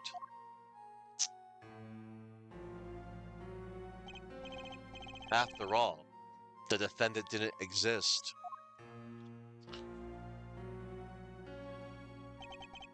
That's how it happened. The trial of magician Zach Gramari vanished, along with him for all eternity.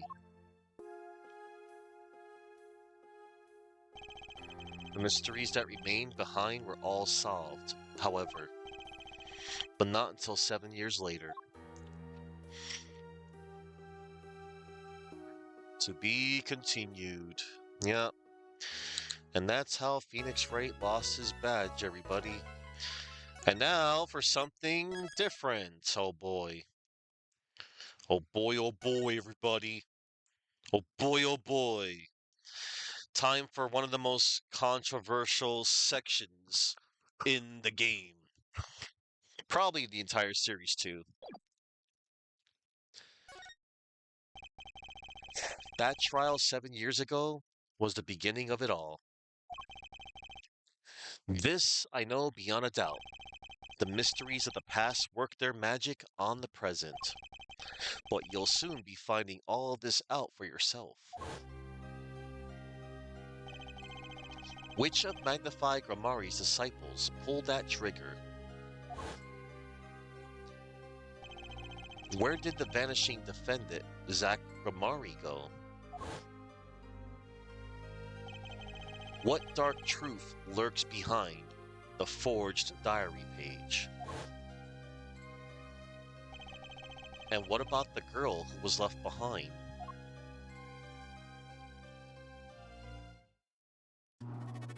Mason System, ESG Studio, all rights reserved. Oh boy. The past left us these 4 keys to unlocking the truth.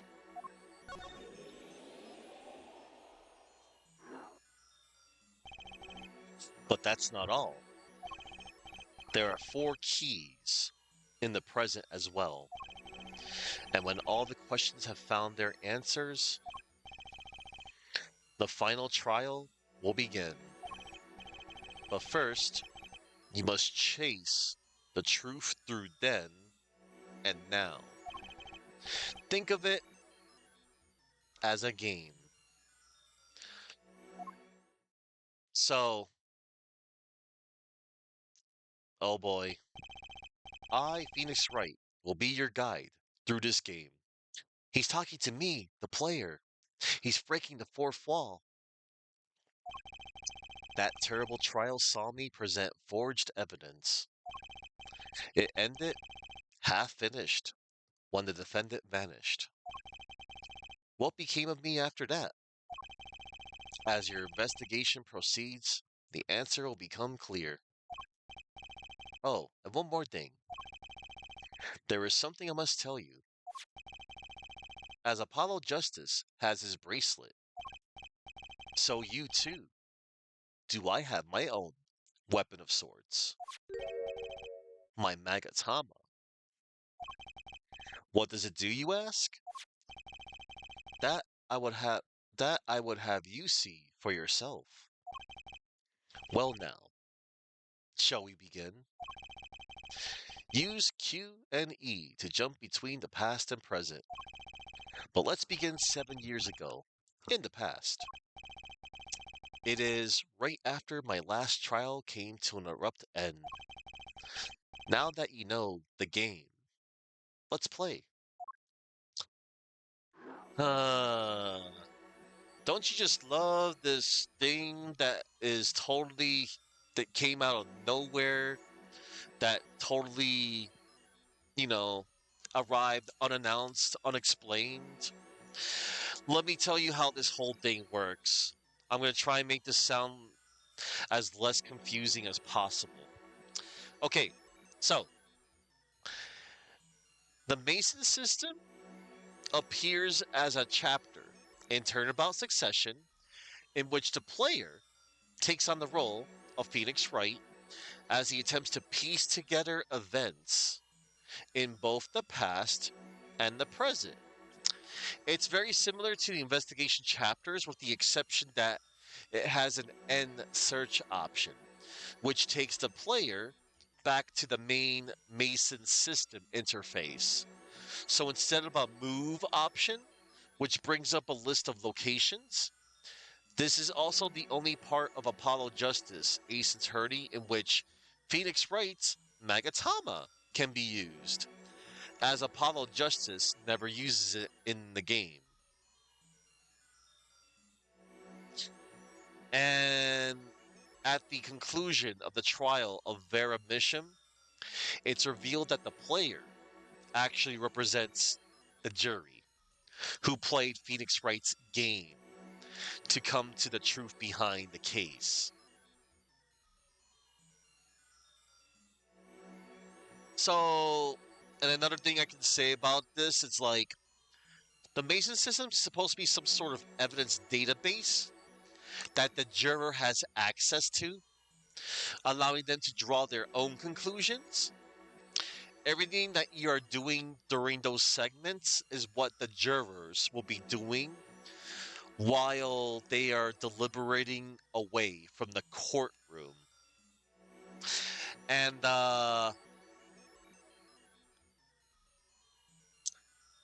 some fun trivia for you about the Mason system. The name may be a reference to Perry Mason, a fictional defense attorney who took seemingly hopeless cases and turned them into victories, often making the true criminal confess on the stand, in much the same way that Phoenix Wright and Apollo Justice do. Oh, and the acronym for ESG Studio may likewise be a reference to the author of the Perry Mason novels, Ari Stanley Gardner. To be honest, I never knew that Perry Mason were novels. I always thought of it as a TV show. Had an awesome theme song. Da-da-da-da, da-da, da-da-da, da-da. You know how the rest goes. All right, it's time to do this little thing. It's time to play the game, so to speak.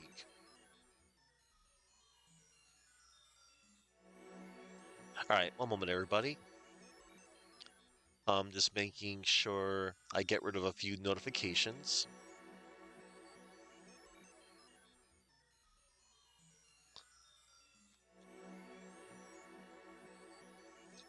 All right, excuse me, notifications have been neutralized. All right, wait, there we go. That was weird. All right, we're good. Okay, it's time to go through a simulation, everybody. Let's go. Let's go to Wright and Co. law offices first.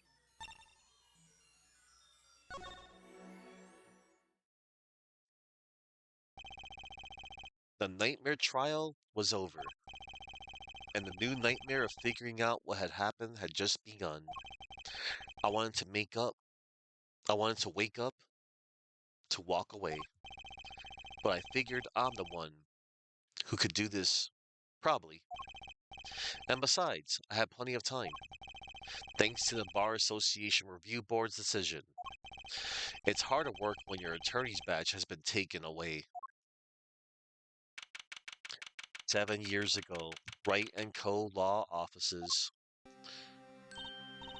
Oh, morning, Daddy. Ah, I'm so glad you came. You okay, Daddy? They picking on you? Ha ha ha ha ha ha ha. I am fine as always. This old boy is here to help me after all. That's young man to you. Good morning. That's a cute outfit you have on. Thanks, my first show's today, after all. 2 weeks had passed since then. I called her into my office. Oh, Trucy, there's something we need to talk about. Ellipsis. It's been 2 weeks since your father disappeared. We need to start thinking about your future. Ellipsis. I did some calling around. This is hard to say, but you have no living relatives. Oh, ellipsis. So, I was wondering if you wanted to stay with me for a while. Just until your daddy comes home. It won't be long. I hope. Mm. Uh, of course, it's totally your choice. If you don't like it here, you can go wherever you'd like. I can look up some places you might like to stay at. This is so weird. Mr. Attorney, Daddy told me about you. He said I could trust you. Huh? Really? So, if I stay here, does that mean you'll be my family? Oh no. Huh? I guess so? Getting weirder. Mr. Attorney? Actually, why don't you call me Nick? Or you can call me Daddy, if you'd like. It doesn't have to be today, or anything. Okay, say Daddy. That was quick. Yes? If I move here, I have to switch schools, right? And I was thinking, I haven't paid for lunches at my last school for a year. So thanks, Daddy. Ah. Oh, and this office? It's a little blah. A little color goes a long way, you know? Ah. Oh, and Daddy, you got fired from work, right? Don't you worry one bit. I'll work twice as hard. We'll make it through this. Trucy, how old are you? Oh, I'm 8. But don't let appearances deceive you. I'm a young professional. Stick with me, and you'll do just fine, Daddy. Ah, thanks. Why does it feel like she's already in charge? Because you're allowing it. Phoenix. Alright, let's check on Charlie. My mentor's favorite plant, Charlie. I guess watering Charlie's my only real job now. Wait, I have a child now. I can't feed Trucy like this. She probably needs more than the occasional watering too, I'm guessing. I mean, yes. An old movie poster hangs on the wall. I finally found out the title after not knowing for the longest time. I actually rented a movie the other day. Cried my eyes out. Ack! Just thinking about it makes me tear up. Wait, just allergies, really. I should show it to her when she's a little older. Wait, what was it called again? You can still see that hotel from the window here. Every time I look out, I think back in those old cases. I wonder if the view looks different now that I'm not wearing my old badge. I really dig the far out view, Daddy. Thanks. She must have learned a lot of words from her parents. Quite the collection of law books. My mentor brought all of them. I used to be too busy to read them. Now that I have the time to read them, there's no need. But I can't just sell them. Maybe Trucy will want to read them someday. Nah. My desk. Not that I have any reason to sit there anymore. I guess Trucy can use it. It's great for studying math, English, geography, magic. Ack, I'm not crying. I just got some dust in my eye. You're crying, Phoenix. You're hurting, man. You lost your badge. Alright. Let's talk to Trucy.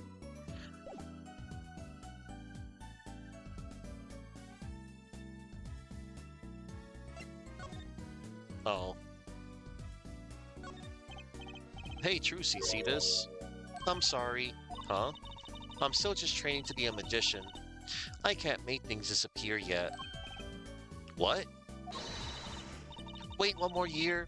I'll be able to make it disappear then. Oh. I'll be sure to be careful when showing evidence to magicians in the future.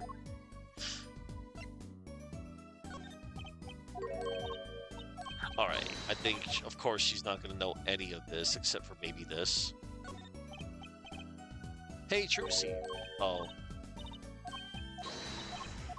Wow, she doesn't recognize the, you know, this freaking piece of evidence, this forgery. That's okay. She didn't know. That's a thing. Not her fault, everybody. Trucy was used as a pawn, and she doesn't know it. It's messed up. The office. So, Daddy, you got fired from being a lawyer, right? You could at least kind of look aside or something when you say that. It's actually kind of hard for me, for Daddy. Oh, I'm sorry, Daddy. Wait, is that foolish pride? My other daddy always used to talk about that. Actually, that's pretty accurate. So here's my idea. We'll make a new office. Law just seems so stiff, doesn't it? And no one will be my friend at school that way. Oh, well, that won't do, I guess. I just don't know much about anything other than law. Or even much about law, if you were to ask some people. Maybe the problem is calling it an office. We should run an agency instead. You mean like a talent agency? Forgive me for asking, but doesn't that require talent? You've got me, don't ya? I'm a professional. A professional? Yep. After all, I am directly descended from the famous Zach Ramari. Directly descended? He's your father. Oh, and now I'm directly descended from the famous Phoenix Wright too. I think an 8-year-old just massaged my ego. Daddy.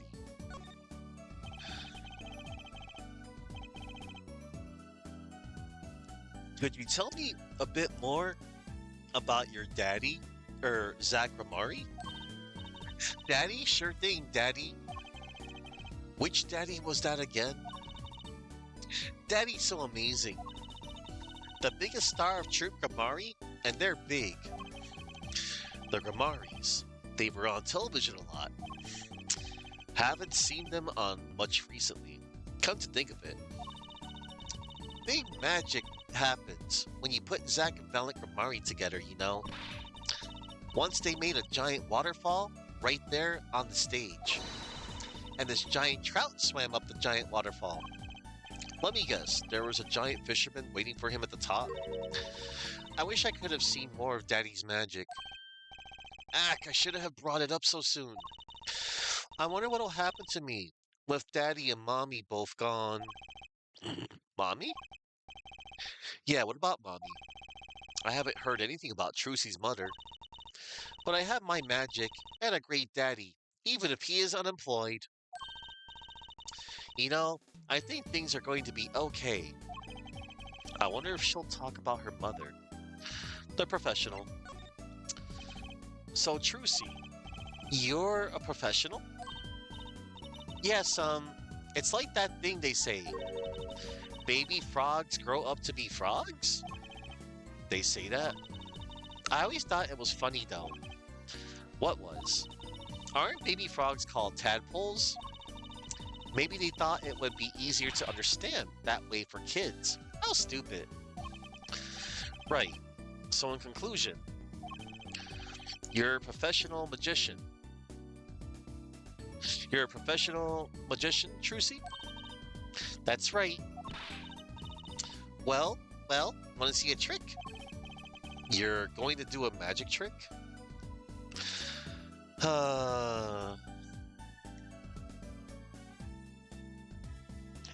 Please show me. Oh, actually, I would like to see your trick. The future of the agency depends on it, after all. That's the spirit. Ready?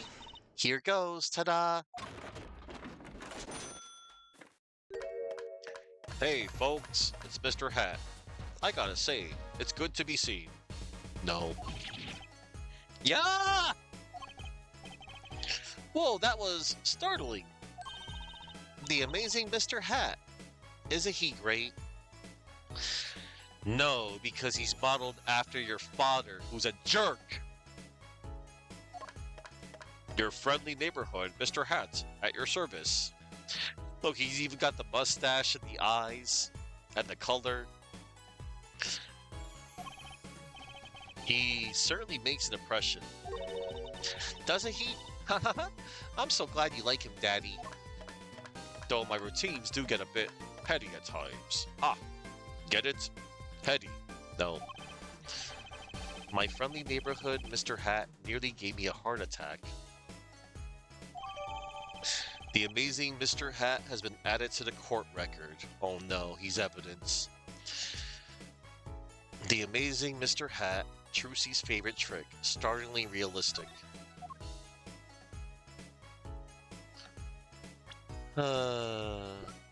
Mr. Hat.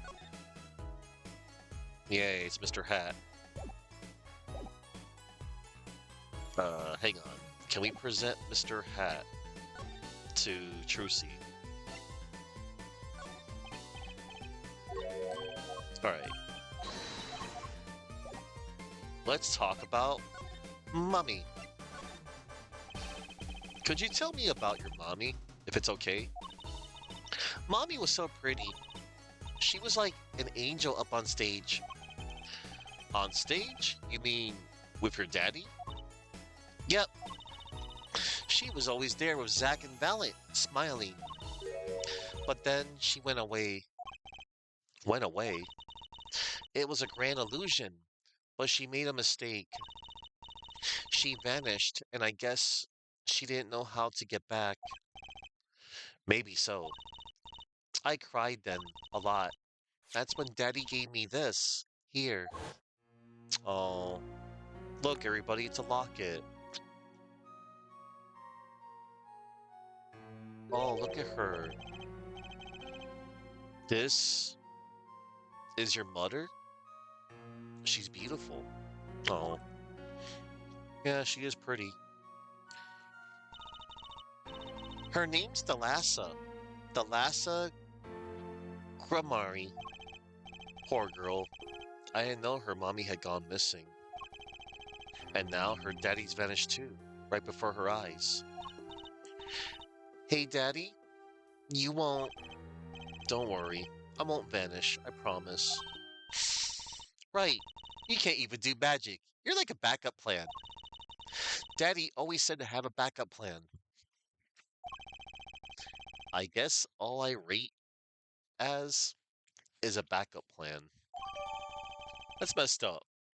Trucy's locket contains a photo of Trucy's mother, Thalassa. I think that's probably enough for today. Let's take a look at the locket. Trucy's locket.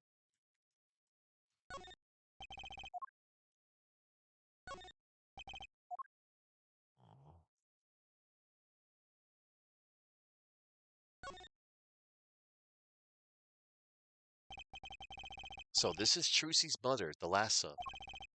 She's pretty. I can picture her on stage with Zach. Still, she looks like a down-to-earth type too. I guess Trucy takes after her. Aw, a nice, pretty waifu. Alright, I think that's probably enough for today. Sorry to ask you so much all at once like that. It's okay. After all, we're family. Aw. I just hope you're ready. The Right Talent Agency opens tomorrow. What? But what are we? What are we? But are we representing anyone? Me and you? That makes two, Daddy. I think you need more than that to make an agency. Besides, you may be a magician, but I'm no talent. Oh, I'm sure there's something you're good at. Well, when you put it that way, you mean you don't have any tricks? No old standbys? This will not do. A boy should always have a trick or two in his pocket. Okay, okay, I'll think of something. That's the spirit. See you bright and early tomorrow, Daddy. Welcome to the team, Daddy-O. The team. Right.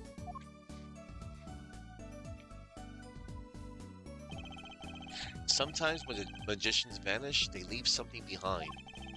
That's how Trucy became Trucy Wright, my daughter. To be honest, I was pretty lost those first few days. Thinking back on it, it was a pretty dark time in my life. But Trucy, happy, smiling Trucy, she was my light.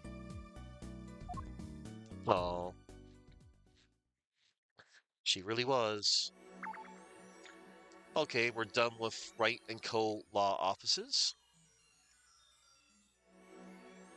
And now it's time to go back to defendant lobby number 2.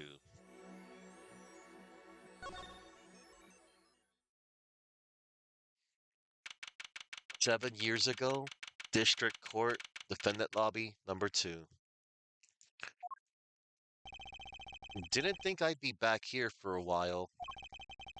I didn't want to have to remember that day. Oh no. No, I deeply regret having to declare a verdict this way.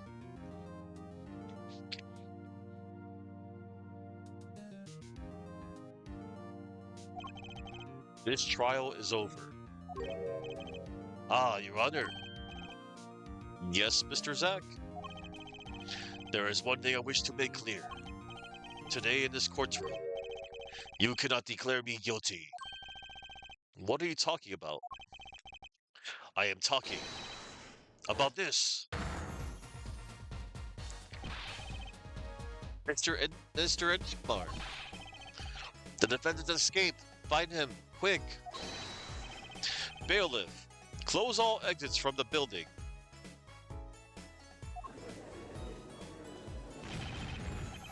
On the double.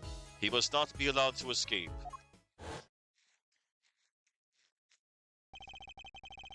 When I came here on that fateful morning, I still had my badge. But now, like an amputated limb, I can still feel it itching. Where do I start? I don't even have the authority to investigate. Hey, you there, sir! Oh no. Down on the hands, floor on your head! Now, now, now! What's the big deal? My ears!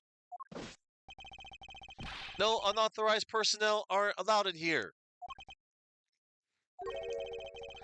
But that would mean all unauthorized personnel are allowed. Zoink! I just say I like it. I just say I like it. I just say it like it is, sir. And it's usually wrong. Thrown out a precinct, lost my friends, my girl, and even my wallet. We've met before, haven't we? Yes, this is Officer Mike Meekins from Case 5, the first game, Rise from the Ashes. Of all characters to come back, him too. On a case. We met before, haven't we? On a case 2 years ago? No recollection of that, sir. Huh? For me, working on a case is always in the present progressive tense. Sir? There is no past. There is only now, sir. Okay, okay, you're the bailiff, right? Yes, sir. Court bailiff Mike Meekins. At your service, sir. I've asked to meet with the bailiff at this court who let the magician escape. Let me try to make this as absolutely clear as possible for you, sir. It was me, sir. But you were a regular police officer once, right? Sometimes Bad things happen to good people, sir. Something tells me it's a long story. Let's not go there. So, you were in charge of security at the time of the vanishing? I'm dying over here. Oh, it's a hard knock life, sir. It's a hard knock life. Yep, the song from Annie reference right there. Thrown out of the precinct, lost my friends, my girl, and even my wallet. Guess I wasn't the only victim.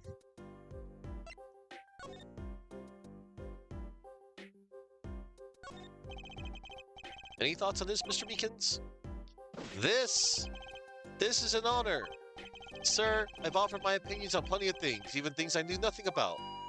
But no one's ever asked my opinion before. Ow, there's no need to shout, really. So, no opinion? None. I know nothing about that, sir. But I thought, oh, never mind.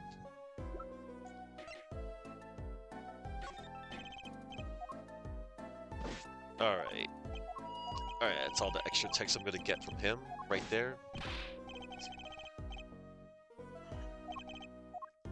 Let's talk. Or let's examine real quick.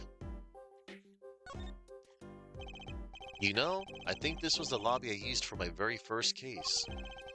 This plant has seen me grown from a rookie to an ace to a has-been. I hate you, plant. Just kidding. I must have seen that painting 1,000 times, but I never really looked at it until now. I guess my head was too stuck in the trials. I never had time to stop and appreciate art. I have time now. Okay, let's appreciate. Actually, it's pretty lame.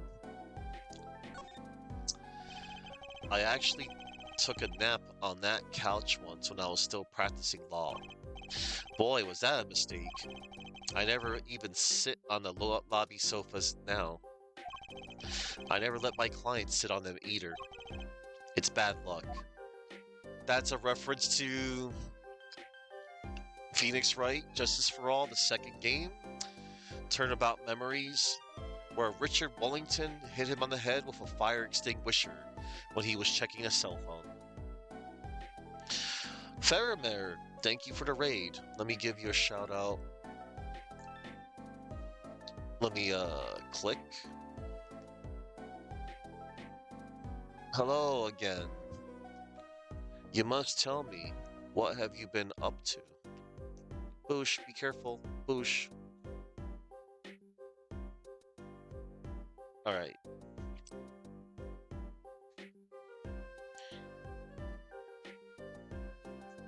Alright. Let me, Persona 3 FES, almost to October. Your favorite full moon boss? Alright. That's cool. Thanks for coming on by. I'm just playing the final case of Apollo Justice, Ace Attorney. I guess this door was officially a prop in Zach Romari's last show. He passed through that lobby door and vanished. But to where?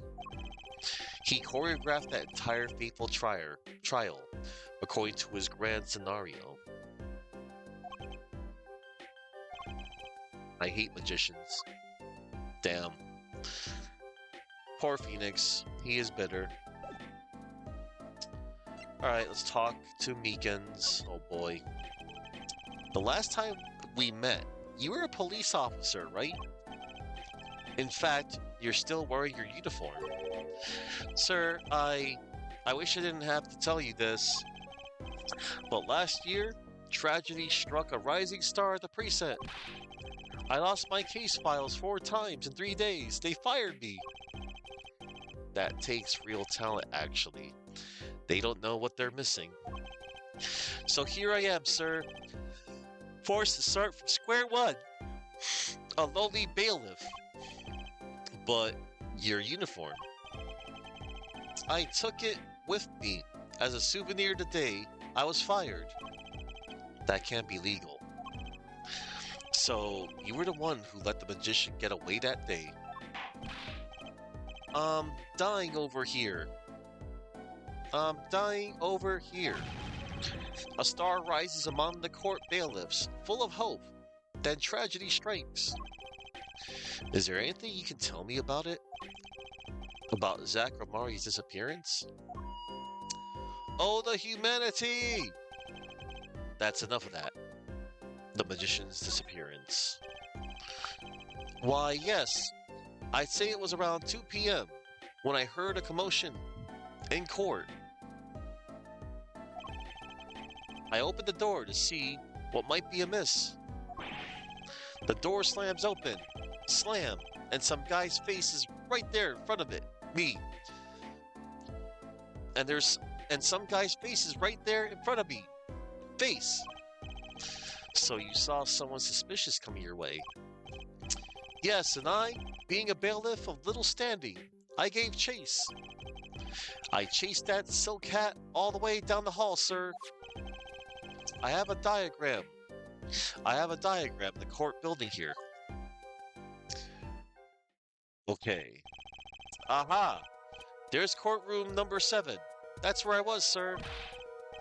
All by myself. Nary a friend to call my own. Okay. And which way did Zach Romari run after bursting through the courtroom door? He went up like this and around the corner like that. So I, with no delay, ran after him with no delay. When I turned the corner, I saw that magic man run into the defendant lobby. Swiftly I ran. Following him, I threw myself boldly into the room. Why, I remember it like it was right here, because it was. Lobby number 2, sir. You ran into this room? I don't see any place to hide in here. Believe it or not, sir, I didn't believe it. Here, in this room, the magician, gone, vanished like a puff of smoke. Except there wasn't even any smoke. He was just gone. That's impossible. Yeah, it is. I'm doing the Mason system right now. That's impossible. Yes, that word. Oh, how many times have I said that word? Even the sound of it causes me indescribable pain. I'm dying. I'm dying over here. Okay, I won't say it again, I promise. But you have to admit, it's it's difficult to vanish into thin air. Yep, I am literally breaking the laws of time and physics to solve a case. This is the fourth wall break, the simulation. Yeah, I had explained what it actually is to cause very little confusion, I hope. But you have to admit, it's difficult to vanish into thin air. Did you search the lobby? I searched. Why the pause? There was nothing here at all, sir. That's right, nothing was here, sir. How can he talk so loud and still be hiding something? The vanishing trick. So Zach was in this room when he vanished. Absolutely, sir. I saw him with my own eyes. Eyes. That red silk hat, that flowing cape. He ran right in here, right inside this room. Silk hat, cape. That's Zach, all right. But, sir, look at the room. There's not a single place to hide. Sir, there was nothing I could do. But, nothing, sir. What about now? Have any ideas? Sir, ideas about what exactly, sir? If you don't mind me asking. You've had quite a bit of time since then. Has nothing occurred to you at all? Do you have any idea what trick he might have used to disappear like that? Ah, yeah. It's Psycho Locks time. Cyclops. I should have known. I like to call them Cyclolocks because of Edgeworth. Cyclolocks. Cyclops. I should have known. Yep, he has. My Magatama, one of my most prized possessions, which I got during a certain case.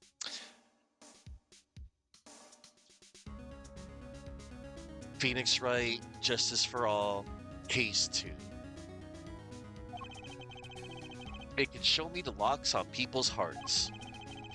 And if I can unlock their hearts, they'll tell me their secrets. The Magatama starts it all. And the Magatama ends it.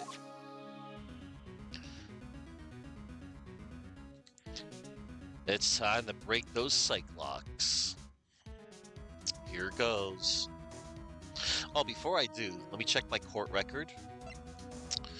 Apollo Justice, age 15, a greenhorn defense attorney. I happen to meet, I call him Apollo, Christoph Gavin, incarcerated in the Central Penitentiary for the murder of Shotty Smith. Zach Rapari, who is a jerk. Trucy's father, defendant in the trial, vanished just before the verdict was announced. Trucy Enigmar, Zach Ramari's daughter, already dresses the part of a magician to the hilt. Valent Ramari, Zach's young partner and understudy. The two of them on stage was a sight to see. Drew Mijim, painter known for his illustrations, poisoned at Drew's studio. Magnified Gramari, deceased, the founder of Troop Gramari and a great magician, mentor to Zach and Valent. The Lassa Gramari, Trucy's mother, missing after a sudden disappearance. Mike Meekins, age 24, bailiff responsible for security at the trial where Zach Gramari vanished. Alright, it's time to break those psycho locks. Oh, that's a cool effect. I forgot that. The Disappearing Trick. And a cool remix. Okay, Mr. Meekins. What do you know? Spit it out. Hey, what's with the atmosphere in here all of a sudden? You know something, and I'm going to find out what. Zach Ramari vanished from this room. How did he do it? How, sir? Well, sir, I can't see as I... Sir? Why are you so nervous if you aren't hiding something? Well, sir, you see, at the time, sir, I was here and... Listen, it was impossible. What could such a little girl possibly do anyway? What did you just say? Sir, did I just say something, sir? Yes. No, you screamed it through that megaphone of yours. There was someone else in the room, wasn't there? Sir, I'm gonna have to invoke my right to remain in a state of not talking. It's okay, Meekins. You don't have to tell me who Zach's accomplice was. I know who was here in this room that day. Why, it was Trucy Enigmar. Sir,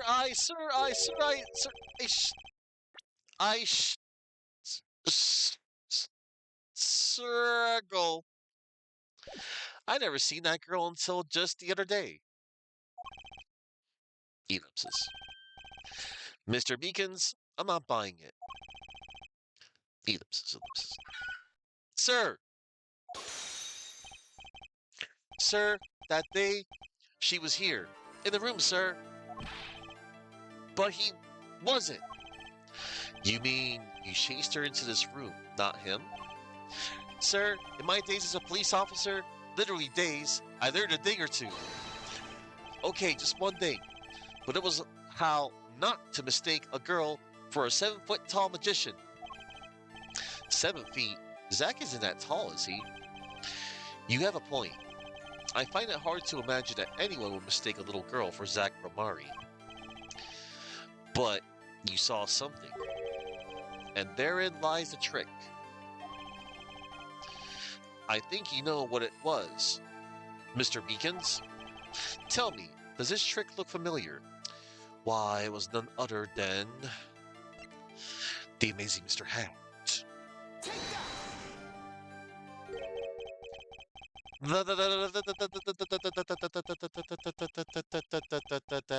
that! What's that? That girl's favorite trick, the amazing Mr. Hat. She uses it in her show down at the Wonder Bar. Ellipse. Have you been to the Wonder Bar? So, eh, I don't know, man. I'm actually super indifferent about how she used that trick in case 2 of this game, which a lot of people draw a big stink over. It's like, oh, she used Mr. Hat to buy Apollo more time.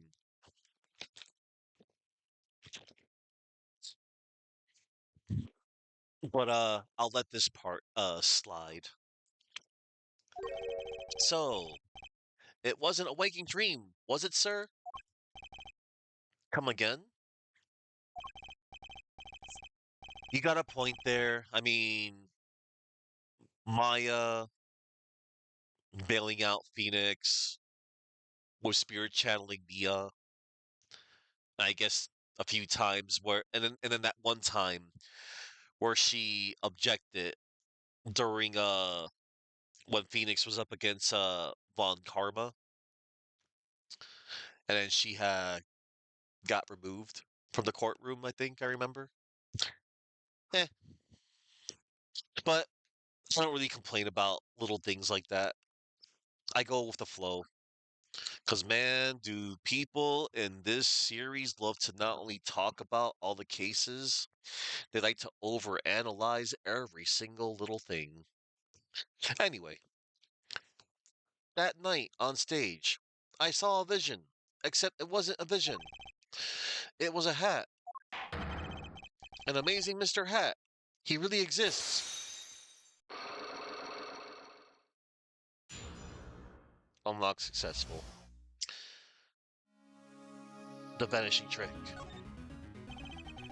I remember it clearly, though the details are a little vague. Zach Ramari exited the courtroom. I gave chase and cornered him in the courtroom, sir.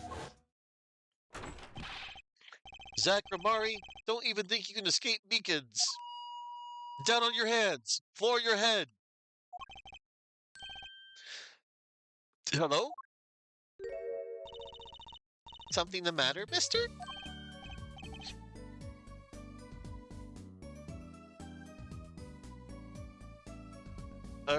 No, that is... Sir, I'm currently chasing a suspect, sir. Zach Ramari, do you know him? Oh, I love Zach Ramari. His magic is the best. I'm his biggest fan. I see. That's why you're wearing that costume you're wearing. Anyway, that very same Zach came into this room. But no one's been in here except me. But he has to be in here somewhere.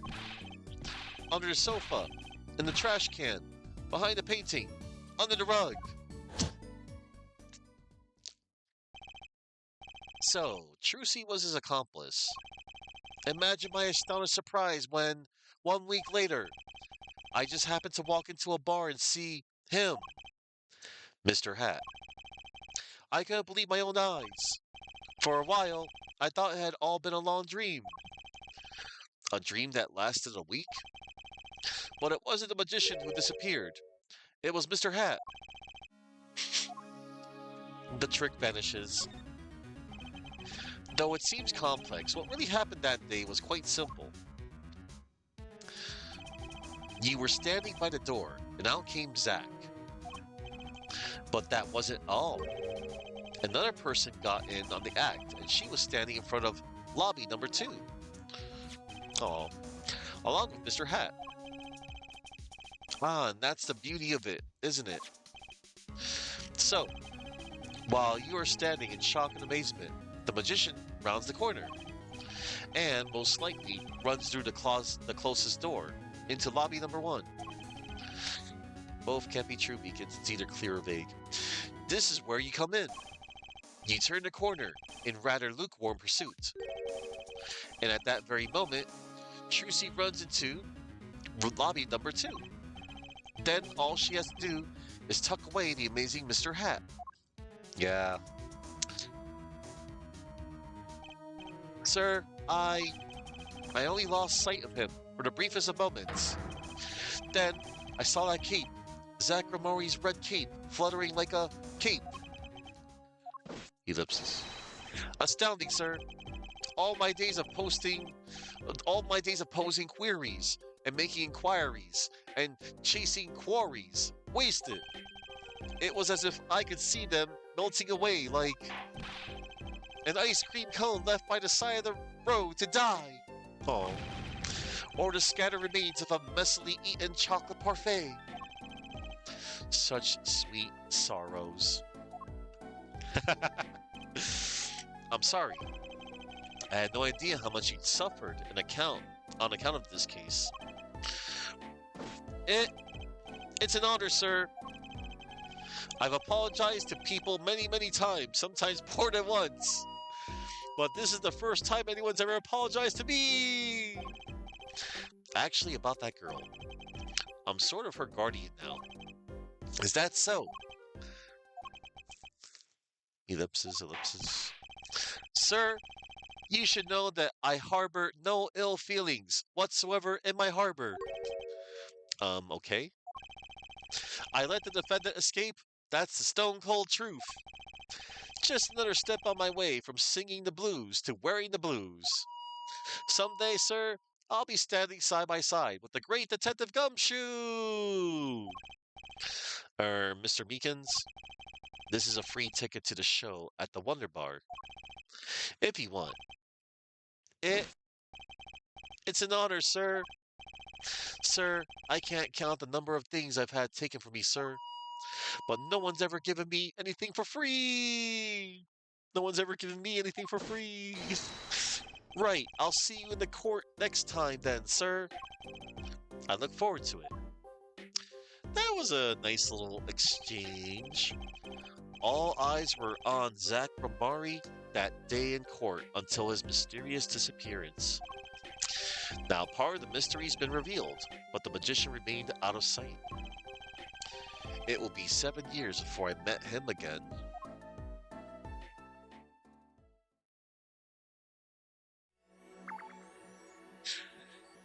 All right, so now we go to the present day. We shall go to the Borscht Bowl Club. Oh boy, everybody. You know, the site of case 1 of this game.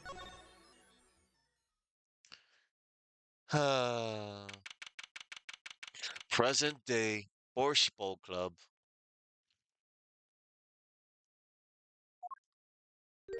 Oh, I'll be taking my leave now. Still have some work to do back at the office. And I guess I'll go back to my piano. To be honest, it's better when you aren't playing. This frigate culinary dungeon almost feels comfortable. Later then. 2 hours left on my shift. Wonder if we'll get any customers tonight. Ahem. Do you know who I am? Who I am? No. But if you hum it, I can play it.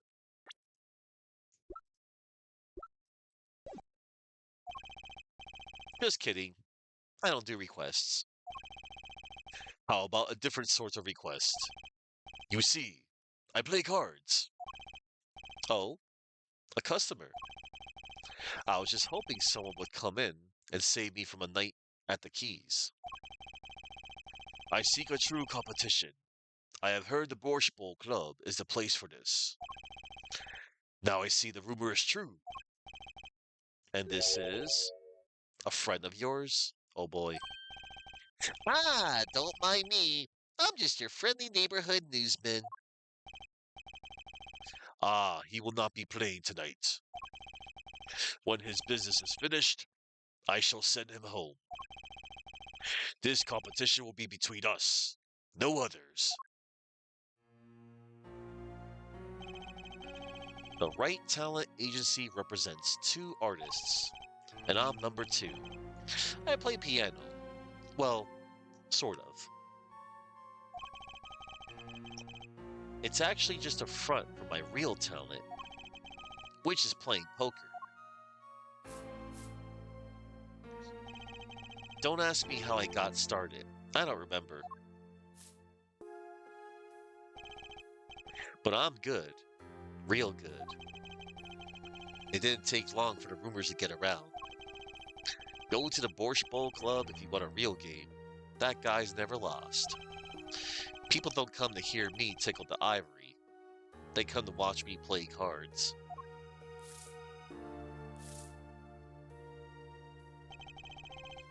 Is this a seedy poker club? No, it's a restaurant. We don't play for high stakes. There's no money involved. But real players carry cash. And they're always thirsty.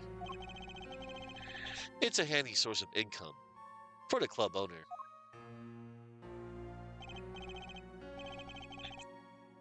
Then let's compete. I'll take you to the room. The hideout, yes. But before we go, yes? Allow me to introduce myself. My name is Shawnee Smith. Oh, and I'm Brushel. Spark Brushel. News reporter. Oh, no. Phoenix Wright. Huh? You must always look a man in the eye when you make your introductions. You still do not know who I am. Have we met? Ah, today in this court's room, you cannot declare me guilty. What are you talking about? I am talking about this. Mr. Enigmar. The defendant's escaped. Find him, quick. Bailiff, close all exits from the building.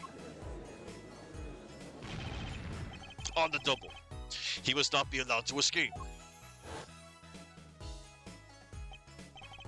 You can't be, but you're Zachramari? Yes, the reincarnation act of the century. Pity I have only an audience of one. You, Zachramari? This must be a bad dream.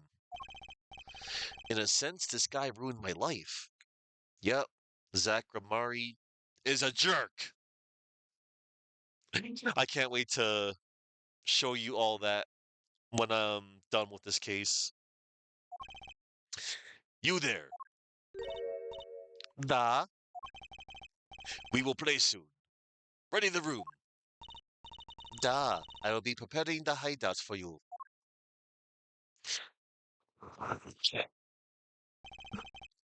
Are you really him? The Zachramari? Now I am Shawnee Smith. Remember this. How many years has it been now? 6? In exactly 3 days from now, it will be 7. I caused you much inconvenience, I fear. You sure did. Yeah, you could say that. Is she well? Trucy, I mean. She's fine. I've got her working already. Hope you don't mind. I need hardly express my gratitude, but you have it. This is why I have come. That, and to settle a matter of cards. By which you mean poker? Those eyes, he's serious. I despise losing above all else. And so, I have decided that I will win tonight, no matter what it takes. I know this guy's type, and they're dangerous. Everything's about the competition. All else is secondary. Perhaps we should take this time to talk before we play. I know you have much to ask me. And I, you. Okay, before we do that, let's check the scenery. I must say, it comes as quite a surprise. I never knew you played. I'd do anything else if I could, believe me. Oh yeah, there's something you could help me with. Do you think you could make that piano disappear? It'd help out in a lot of ways, really. Ellipsis.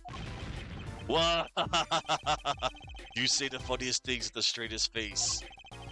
People always tell me that, except I wasn't joking. That was good. This is grape juice? Is it refreshing? I usually drink too much and it ends up making me thirsty. Oh, Mr. Wright.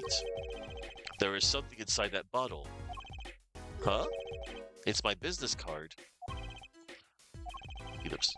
You aren't surprised at all. Perhaps you don't like magic? I sure felt surprised. Maybe I had my poker face on. Alright. One of the restaurant tables. This one's the closest to the piano, which makes it the hardest to eat at, I hear. On days when I'm playing, that is. What do you think about the ukulele?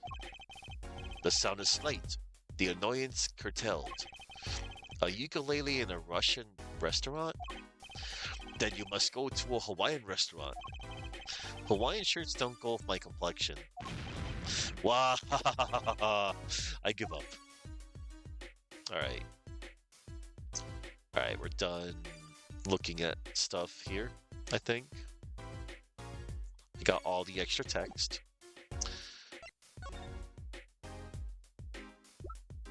Let's just see if he says anything silly. This person in the photo is Trucy's mother? How did you come by this? Trucy showed it to me. She said her mother was gone. Then it is so. Huh? She is gone. What more is there to say? Lots? Ah, I know. Whoa, you're still here? According to my in-depth research, Trucy's mother magnified Gramari's only daughter. End quote. What? Magnify's daughter? Is that true, Mr. Zack? Russell, you say too much. What? Why am I the bad guy? Why? Zack decked him. In any case, Mr. Knight, this discussion is over. The last Gramari, she's the most mysterious of the lot. I need to gather me some more evidence, clearly. Yeah. Mr. Zack, can you tell me about this? Mr. Wright, we meet for the first time in 7 years, and you offer me this, please. It wasn't a present. This guy's a hard sell. Probably won't get a rise out unless I show him something real interesting. Alright. I just want to see if I got any, like, other reactions.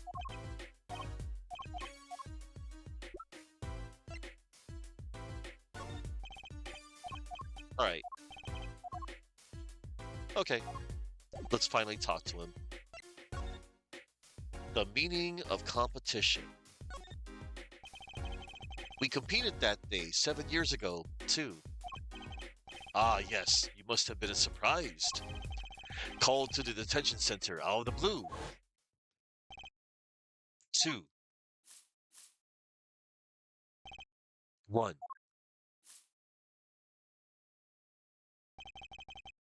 Showdown time.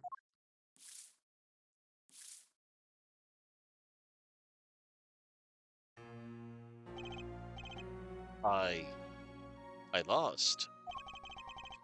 It's only a game of poker. A game I played for a long time and only lost twice. Who was the first?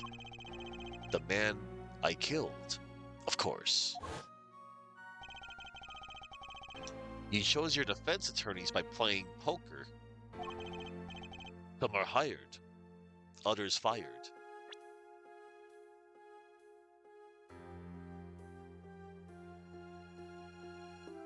Okay, Zach said that. When you compete, you see a man's true nature. You know what I speak of. I know that you do. Trucy's power. Trucy, she is in a class of her own. Oh, little Trucy. For 7 years, I've played poker here at the Borscht Bowl Club, and I never lost once. I'm good, but not that good. I win because whenever there's a big game, I bring in Trucy, and she sends me signals. Daddy, he's got a good hand. He might have a chance if you act quick. He might have a chance if you act quick. Better call him soon.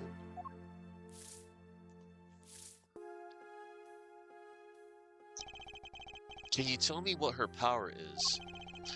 Judging a person's thoughts by reading their reactions is a staple of performance magic. But those of Trucy's line possess far greater skill. Her line? Recall, you were the second man to whom I've lost. Magnify Grammari. That was the first time I learned of this power, as you call it. Wait, so you're saying her power is genetic? It's just in the Grammari blood or something? Blood. Uh-oh. Psych box. I am sorry, but it is not something told lightly to outsiders. And it is nothing you need to know at this time. It's some kind of Grammari secret. Then, fine. About Trucy.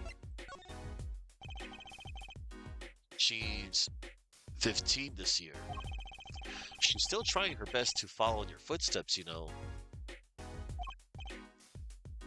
I see. When I planned my disappearing act, it was the thought of her alone that gave me pause. Wait, you were planning on vanishing from the get-go? Yes, and for that, I must apologize. However, I could not be found guilty that day. Because of this. This? A transferal of rights. You see the signature. A transferal? That's Magnify Grimori's signature, isn't it? Uh, I hereby give all rights to the secrets, staging, and performance of my magic to the recipient named below. And the recipient's name is you, Zach Grimori. Yes, it is I. Wait, this page looks torn. Hold on, everybody. Okay. Wait, this page looks torn. You recall the diary, yes? First, take a close look at this diary. Note that a page has clearly been ripped out. As it just so happens, I have here what I believe to be the missing page. Wait, let me see that. How could I forget? That scrap of paper lost me my attorney's badge. This is the real page that was torn from the book. Magnify gave it to me that night. You could have told me this earlier, like 7 years earlier. Once again, I must apologize. It was all I could do to prepare for my escape from that courtroom. That's messed up. Transferal of rights. The greatest of Magnify Grimori's illusions are true art. As such, they are well protected by this document. Only its bearer may perform his illusions on stage. Sounds like a pretty important thing to have if you're his disciple. As the rightful heir to his art, I too want a rightful heir. Rightful? I'm sure you know who I chose as my successor. Your daughter. That is why I have risked all to come here tonight. Brushel. Sir. Ah, here you go. What's this? A letter passing the rights I have inherited to Trucy. I would have you sign here as a witness. But I'm not a lawyer anymore, and you need a public notary besides.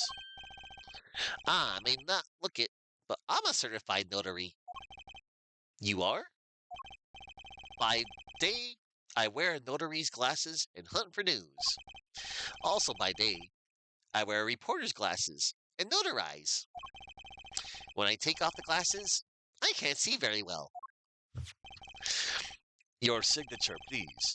This is the first reason I have come here tonight. Transferal of rights added to the court record. Oh boy. Document transferring the right to perform the Grammari repertoire to daughter Trucy. Ah, I finally figured it out. One moment. Let's check it out. There's the Grammari symbol.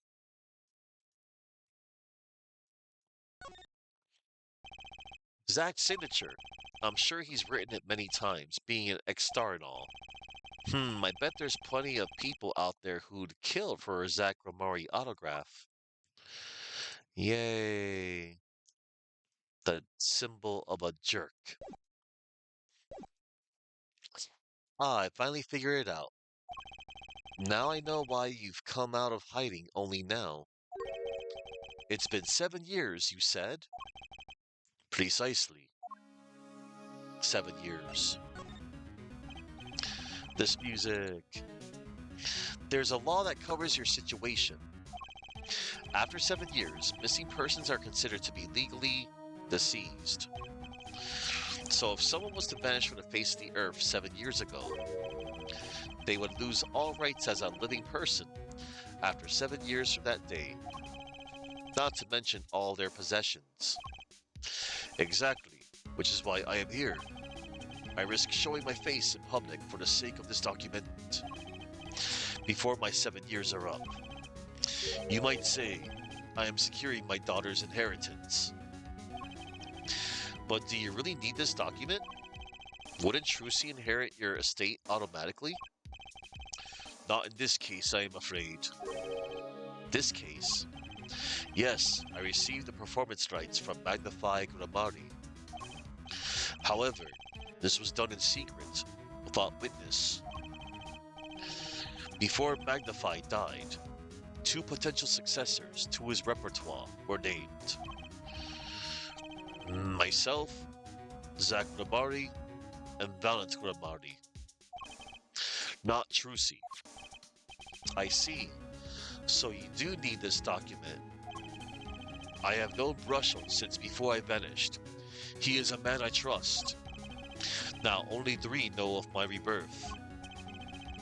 I took the liberty of looking into Trucy's background and found you had no other close kin. It is as you say. Ellipsis. Okay. I was kind of hoping he'd say something about the mother at this point. I know everyone else but Trucy's mother is a mystery. Well, the prelude may have been longer than the main attraction.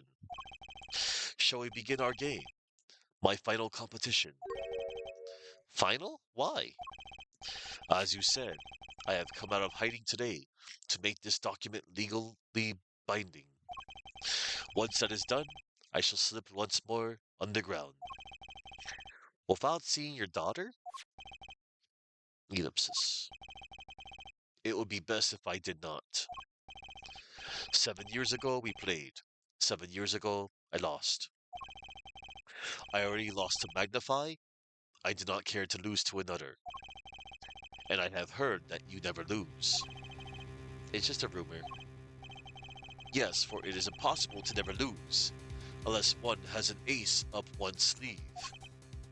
Ellipsis. As a magician, it causes me no end of irritation. To think a mere lawyer might be out there, pulling the wool over so many eyes. Hey, I just signed your document for you. Maybe you could try lightening up? That was that. This is this. For my final competition, I will destroy your perfect record, Phoenix Wright. This will be my final performance. You were warned. Uh, excuse me, Mr. Zach Ramari. Um, Phoenix did lose a case. Phoenix Wright, Justice for All, Case 4, Miles Edgeworth. Well, you know, he won that case. The culprit got the guilty verdict, rightfully deserved. And we don't speak of Phoenix Wright trials and tribulations at the beginning of Case 3, Turnabout Recipe. That wasn't Phoenix. That was Furio Tigre. You know, he posed as Phoenix Wright and delivered the worst defense in history. And then, you know, Phoenix lost 7 years ago. False piece of evidence presented, and he lost his badge. You're partially responsible because you're a jerk. This will be my final performance. You are warned. This guy is beyond serious. So much for a fun evening of cards. Russell, you may leave.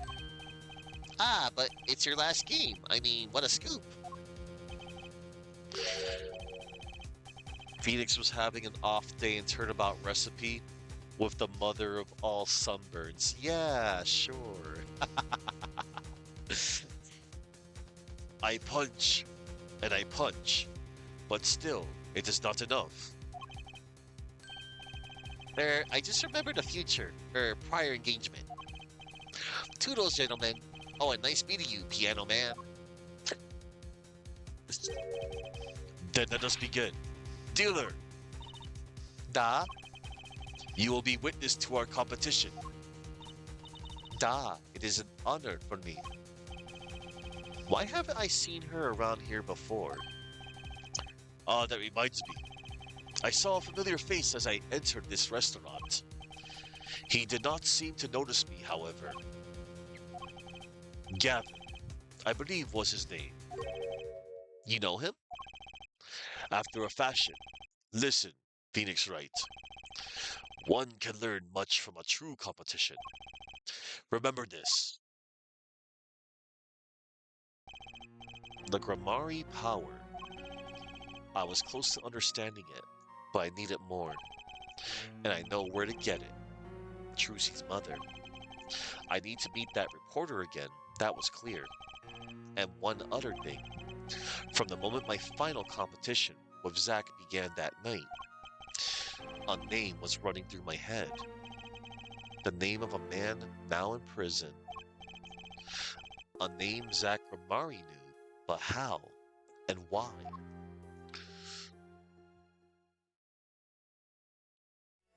So we'll be back at the Borscht Bowl Club soon. For now, let's go to this wonderful looking solitary cell 13.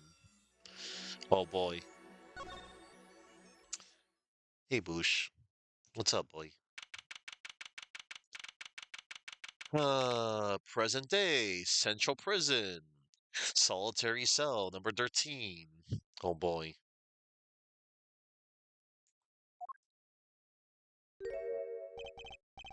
Well, well. Isn't this an unexpected surprise? What errand brings you down to my cramped confines? Gavin, is this your idea of revenge? Phoenix Wright? Revenge for the events that took away your attorney's badge 7 years ago? My past is like my logic, straight and true. Nothing's changed. All I did was point the finger of justice in the proper direction. I know, right? He is indeed living like a king in jail in that penitentiary. All I did was point the finger of justice in the proper direction. Ellipsis. Fine. I'm glad we could have this little tete-a-tete, right? You look well, Phoenix Wright. You too, Gavin. Alright. Time to talk for a bit. Gavin's murder. Life has been full of surprises for both of us. Ellipsis. I no doubt you never expected to lose that attorney's badge of yours. And I'll bet you never expected to wind up here. Shoddy Smith was the name of the man you killed. Did you know who he really was? Who he was? Zach Romari, you know, the defendant. I remember him, of course. But you say Smith was Zach? Impossible. Don't even try to tell me it was a coincidence. What did I just say? Life is full of surprises, don't you think? After that trial, you were arrested and found guilty. But your motive was never made clear. A mistake I plan to remedy. You're not an attorney anymore, Phoenix Wright. What possible conclusion do you think this investigation of yours can lead to? I killed a man named Smith with a bottle because I am an evil human being. Isn't that enough? Not for me, it isn't. I need to know why you did it, Gavin. 7-year-old case. You recall that case 7 years ago? Ah, yes, the trial where Zach Ramari pulled his famous vanishing act. Yeah, my brother won his fair share of praise and adoration for that trial, as I recall. Genius prosecutor reveals crooked attorney, was it? That was when I met you, wasn't it? Was it now? The Bar Association Review Board voted unanimously unanimously for the strictest punishment. Unanimous. Anonymous, save for one dissenting opinion. Yours. Ellipse. It was my brother who was responsible for putting you in that position. After all, for 7 years, we've been friends, and yet I still don't understand you. But right, your friendship toward me was never pure. You suspected me then, as you still do now, don't you? Honestly, right now, I'm not sure what I think. Reason for murder. You didn't just brain a guy with a juice bottle for no reason. Tell me why you did it. Persistent, aren't you? I came here because I remembered something. The night of our game, Zach Ramari mentioned your name, Gavin. Ah, that reminds me. I saw a familiar face as I entered this restaurant. He did not seem to notice me, however. Gavin, I believe was his name. After that, he was killed, and I asked you to help me. Because I remembered your kindness back when everyone had turned on me. I seem to be in a bit of trouble. Something like that. Dead. Someone hit him. Hard. Me? Please, the cops should be here any minute. I'm in your hands. Should it come to that. I have to know. Why did you kill Shadi Smith? No. Zach Ramari. Ellipsis. Oh, Snapple. Black Cyclops. Black Cyclops that we will never break. Man, I know a lot of people over the years talked about this part. and seeing black Cyclops instead of the usual red. Damn. Dark, cold, full of despair. Can I even unlock these things? Nope, not even with a Game Shark. Something wrong, right? No, it's nothing. You shouldn't push yourself so hard. Life is to be taken easy, you know? Ellipsis. He's doing his nails. Yep, I know. It was indeed a massive shock. Like, Black Cyclops. Like, I thought a lot of people, like, I bet back in the day, not me. Like, I wonder if there was, like, something people could have, like, found, like, some evidence or something. Nah. It was intentional. It's strange, you know? Here I am in solitary, and yet the books keep piling up. Looks like you've got more than books up there. Ah, yes, my collection. I have a few friends on the prison staff. They show me a little kindness. Just a little?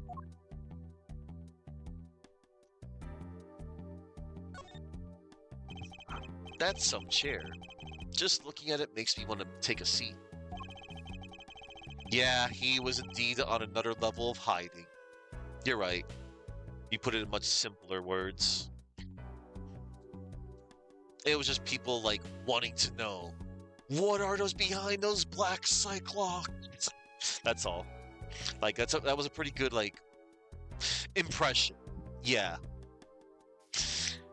You probably have to add a whole digit to the price of one of my office chairs. In here, a comfortable chair is the most valuable thing in the world. You'd have to add 2 digits to the price of the standard prison issue chair for this. Those prison chairs don't look so bad either. Maybe I should redecorate. Yeah, it was indeed a good introduction for, another character later in the series. Yeah, those. You're right. Nice roses. You taking care of this one here? Ah, yes, she's surprisingly delicate, you know. Requires careful tending, but she is my best friend, as they say. Best? Come on now. I'm starting to feel bad for you. Oh, of course. She's known to bite if handled roughly. Your rose bites? Ellipsis. I was speaking of the photo next to the rose. My retriever, Bongo. Cute but feisty. Every dog has its thorn. I forgot he had a pet dog.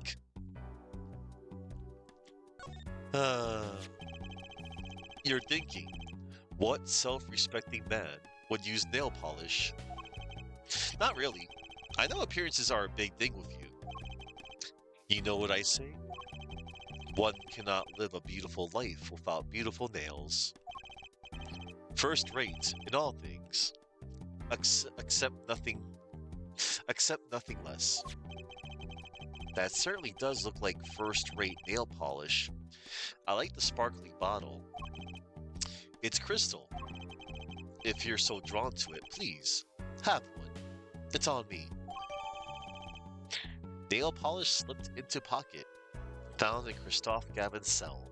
The nail polish is colorless. Thank you.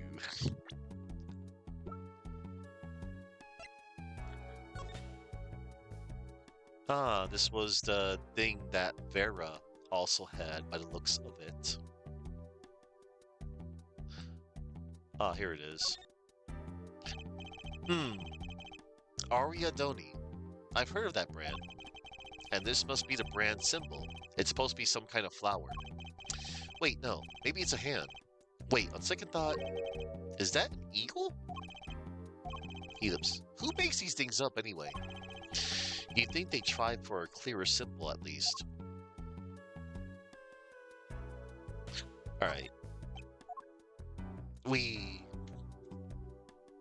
Alright.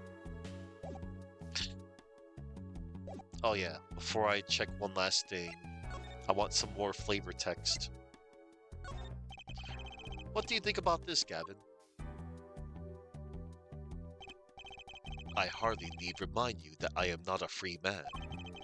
I care little about the outside world, save advances in shared technology. No information forthcoming there, I guess. Alright. Alright. I just wanted to see if I could get, like, other flavor text. That's all I'm gonna get. Alright. Examine. One more thing, right here. That envelope's been bothering me since I came in here. It's not nice to peek at other people's mail. You get mail here in jail? That I do. Though they read it first, apparently. Still, I am allowed the pleasure of correspondence. Packages and the like are a different matter, however. Looks like sneaking a peek is out of the question. Yep. Okay. And now we will end this search for now. And we're gonna go back to the past. And we shall go to Drew's studio next.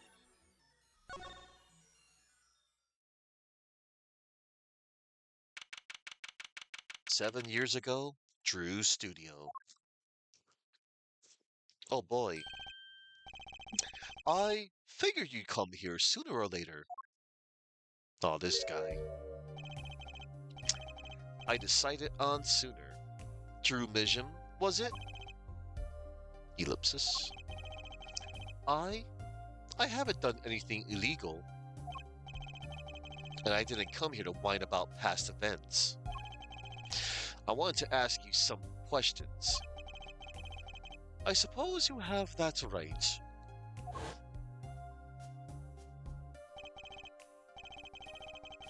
That day, the entire court descended into chaos.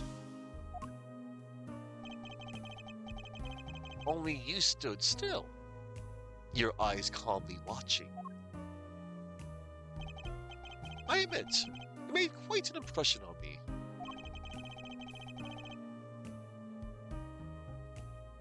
I shall. Yeah, do not worry. I shall. Hello, Amali 6?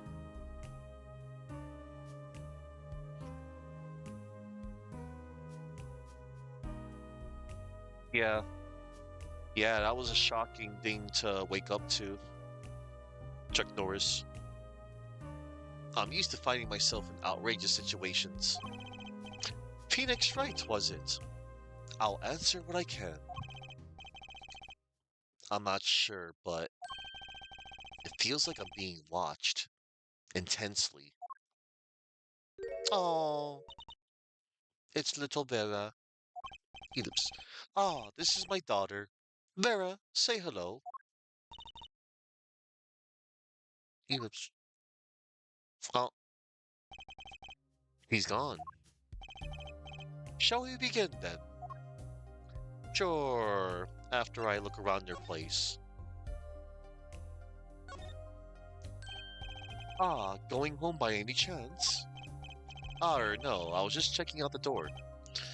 Oh, good thing I'm far too stubborn to take hints like that.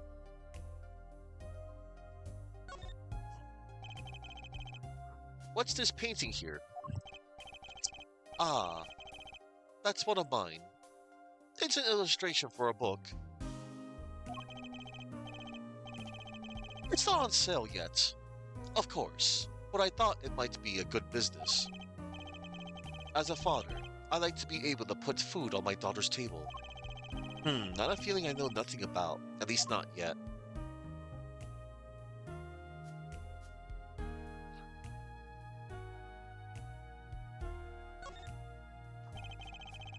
Paints are scattered all around, probably the ones he's currently using. There's something very artistic about a messy room. Not that. this is anything compared to my office. I guess that would make my office a masterpiece. Alright.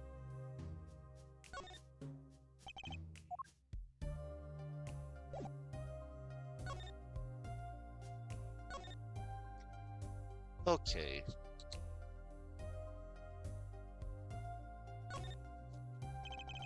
Paints and pigments are lined up on the shelves, with some noticeable gaps. It's embarrassing, but I can't afford all the paints I want. I insist on buying the ones I use with my own money. I can see how you want to do that for sure. Perhaps you've heard that you can make any color, as long as you have the three primary colors. Well, it's a lie. Poor guy. Gee. You use these gizmos for painting? They're pretty elaborate. Ah, those. Those aren't for painting. They're for analyzing. Paint composition, age, every conceivable angle. Tools of the forgery trade, I guess. Yeah. There are some finished paintings stacked here. They don't look all that bad, really. I'll sell you one for 50 cents. That's okay. They look kind of heavy. Oh. Maybe he needs to work on his sales technique a bit. Yeah. No thanks, I don't want your fake that you didn't even freaking make yourself. Maybe I'll just sidle on over here for a closer look. Yeah, let's look. This is you and Vera? Yes. We took that one quite recently. I know. I'm a painter. Why not paint a portrait instead? I've never been that good at people, unfortunately. Ah, right. Shouldn't you practice? Yeah. That's an awfully small frame. What's that inside it? A stamp? Ah, please don't touch that. I'll get in trouble. That stamp belongs to Vera. That stamp belongs to Vera, you see. She always puts it somewhere she can see it. Oh. That's Zack and Valen. The Gramaris, isn't it? The post office issued that commemorative stamp last year, when the Gramaris were at the height of their popularity. Not anymore. Now that one of them has vanished off the face of the earth. Vera went to see one of their shows when she was quite small. She's been a dedicated fan since then. Since she watched them every time they came on TV. Until the end.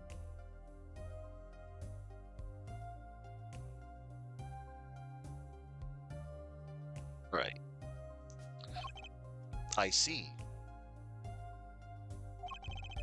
That stamp's quite hard to come by, I hear. I still wonder how she got her hands on it. Commemorative stamp added to the court record. Oh boy.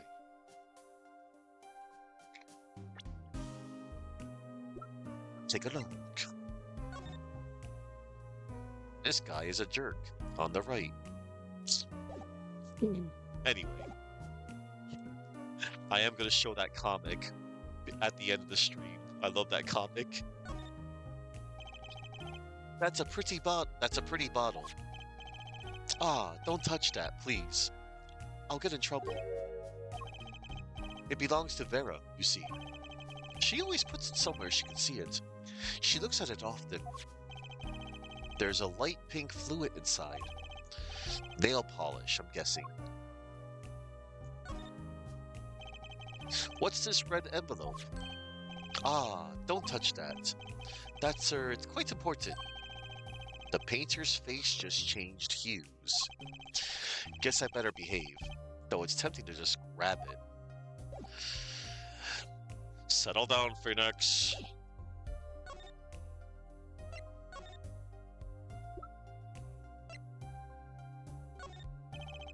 Mr. Mission, I was wondering if you could tell me about this.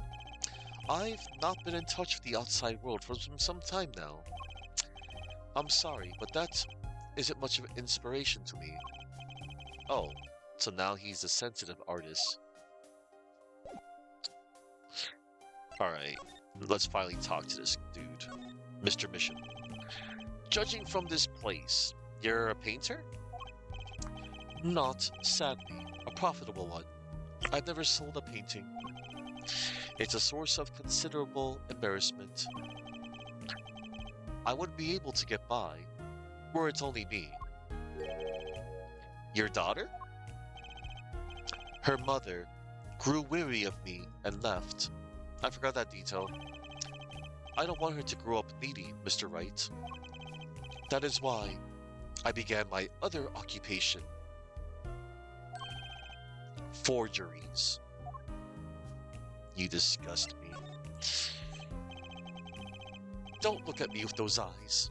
I know what it is that I do. More than half the paintings they bring me are stolen. And who knows what my copies are used for. But some of your works aren't paintings, correct? You may not believe me when I tell you this, but that was my first work outside of painting. What? To think it would be used as evidence in a murder trial. I never even imagined the possibility. Then why did you take the job? I was well paid. Very well paid. I think he feels worse about it than I do. The past is hard to escape. Honestly, the sooner I can put this behind me, the better. With apologies to you, of course. Sorry, but it's not going to be quite so easy. He's trying to forget what he made. Looks like I'll have to remind him. USOB.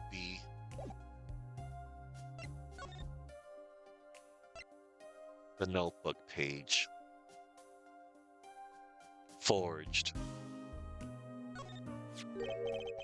Your work. Don't try to pretend you've forgotten. Paintbrush head. Ellipsis.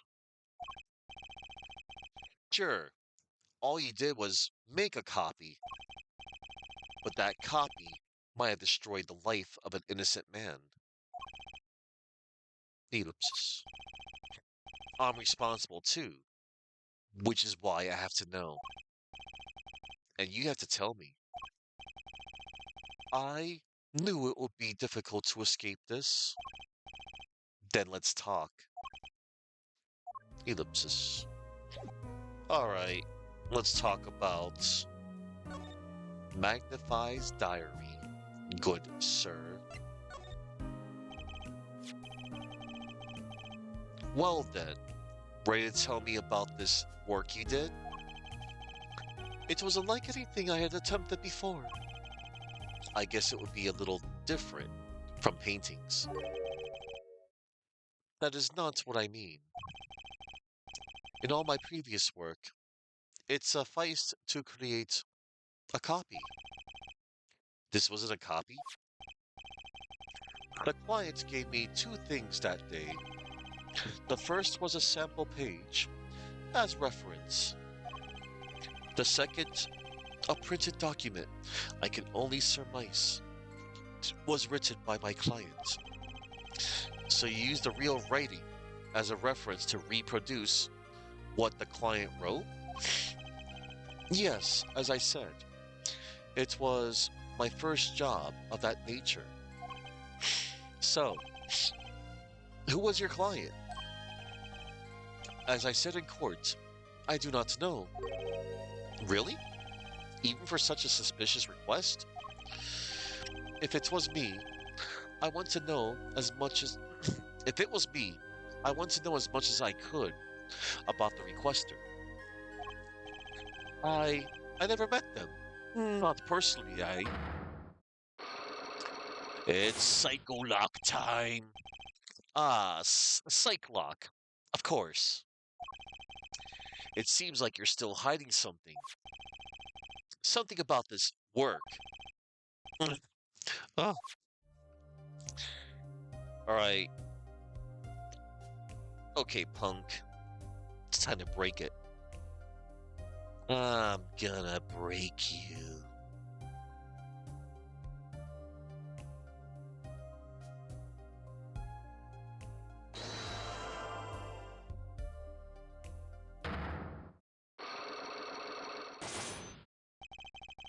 You're hiding something.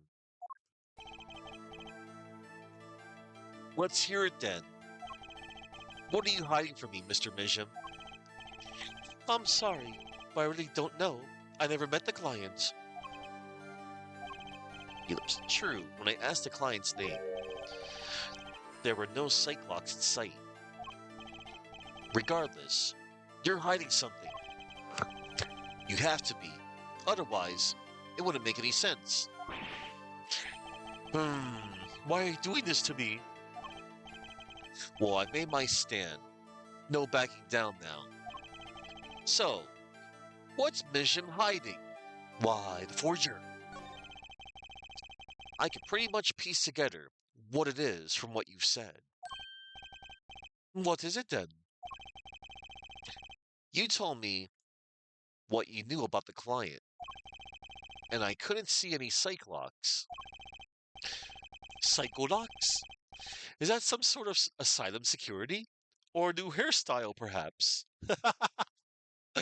I forgot this was the second character to call them Psycholox, but there's only one character that acknowledges them as Psycholox, who is 100 times better than you will ever be as a character, and he's alive, and that would be Miles Edgeworth. But then they did show up, didn't they? Who was your client? As I said in court, I do not know. Really, even for such a suspicious request? If it was me, I wanted to know as much as I could about the requester. I never met them. Not personally, Not personally. Those words triggered the psych lock. Again with the psycholocks. Now I really must know what they are. Too bad you're not going to live long enough to find out what they are. Sorry to go dark there. So you didn't meet with the client, but someone else did. Maybe the real forger behind this evidence. Perhaps I'm hung up on this lock business, but I'm afraid you've lost me. Yeah, well, I didn't come here to talk about psych locks. As long as I come to the right conclusion, it doesn't matter how I got there. And your conclusion is? The real forger behind this wasn't you, Mr. Mijam. Peacock. I don't know what you're talking about. That's my work, I tell you. Bro, you suck. You couldn't even forge your way out of a paper bag. Made here in my studio. Who else could it have been but me? That's the real question, isn't it? If the forger wasn't you, then I don't have many other people to choose from. The real forger at Drew Studio is. Why, your only daughter. The one in the family with the real talent. Veramijam. Apollo? Hold up. Oh, yeah. I forgot that one little bit. It's like, is this guy your father? No. This scumbag used his daughter's wonderful talent to make the forgeries. And she, like, man, it's messed up. Take that! The real forger is your daughter, Vera Mijam, isn't it? Ridiculous! My daughter's only 12 years old, Mr. Wright. Shut the hell up. A man of many talents, it is. I've always been more one for landscapes, not surrealism. Nice comeback, but you're shaking your boots. I've got you now. The only two people with access to the studio are you and your daughter. The psych locks tell me you're not the forger, which makes your daughter the only possibility. Ahem. I feel very much on the verge of going psycho lock myself.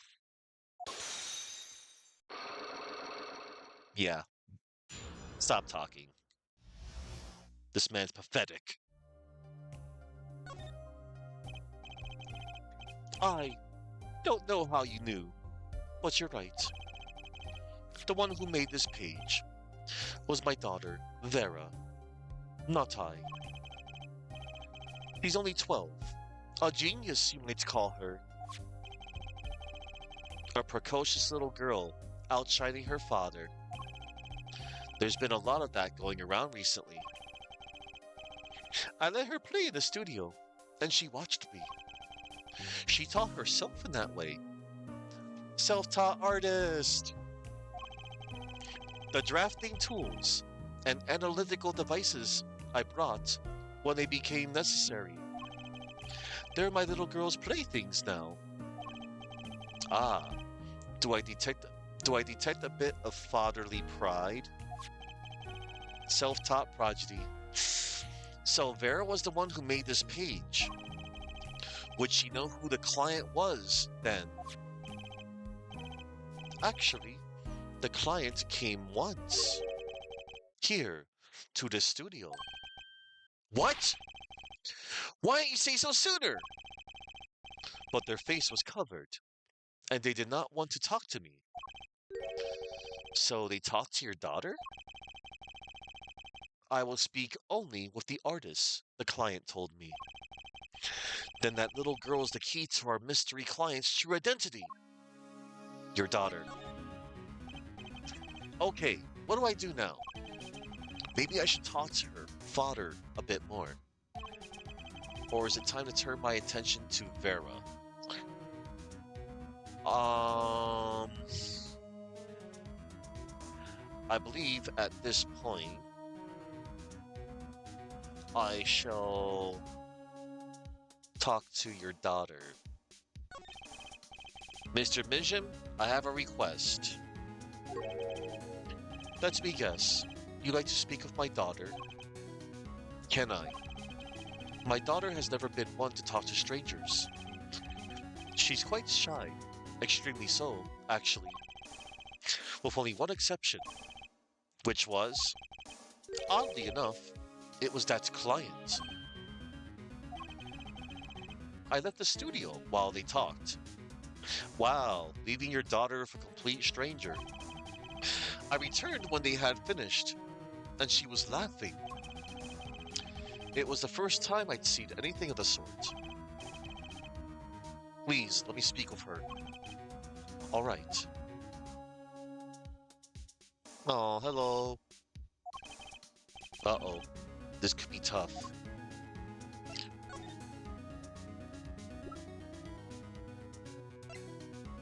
I want flavor text. What do you think about this? I think I just made her nervous. I need something to grab her attention. But what? Okay. Talk. Vera, hi. Vera, was it? Would you like to have a friendly chat? Just... I'm Phoenix Wright, ex-lawyer, and pianist. Ellipsis. I'm still looking for the keys that say Do, Re, Mi. Can't find them anywhere. I'm no good at this. I need something to get through to this girl. Okay, yeah, I have to show her. Yeah, of course. No. Makes sense. And the game hints you there. Hey, Vera. Hi. What can you tell me about this commemorative stamp? And then there's this. My stamp. Hey, she spoke. She can talk. Yeah, so the stamp. How can I keep her talking?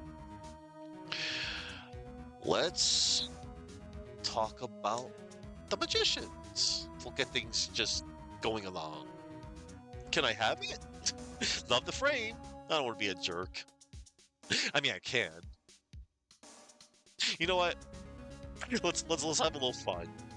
Can I have it? Can I have your stamp? No way! It's my favoriteest thing in the whole world. Ah, sorry. I won't take it, promise. Wow, looks could kill. Let's do the other option. On the frame. This stamp. It's got a really nice frame. I don't think so. Yep. Just keep her talking like that. Great job, right? All right.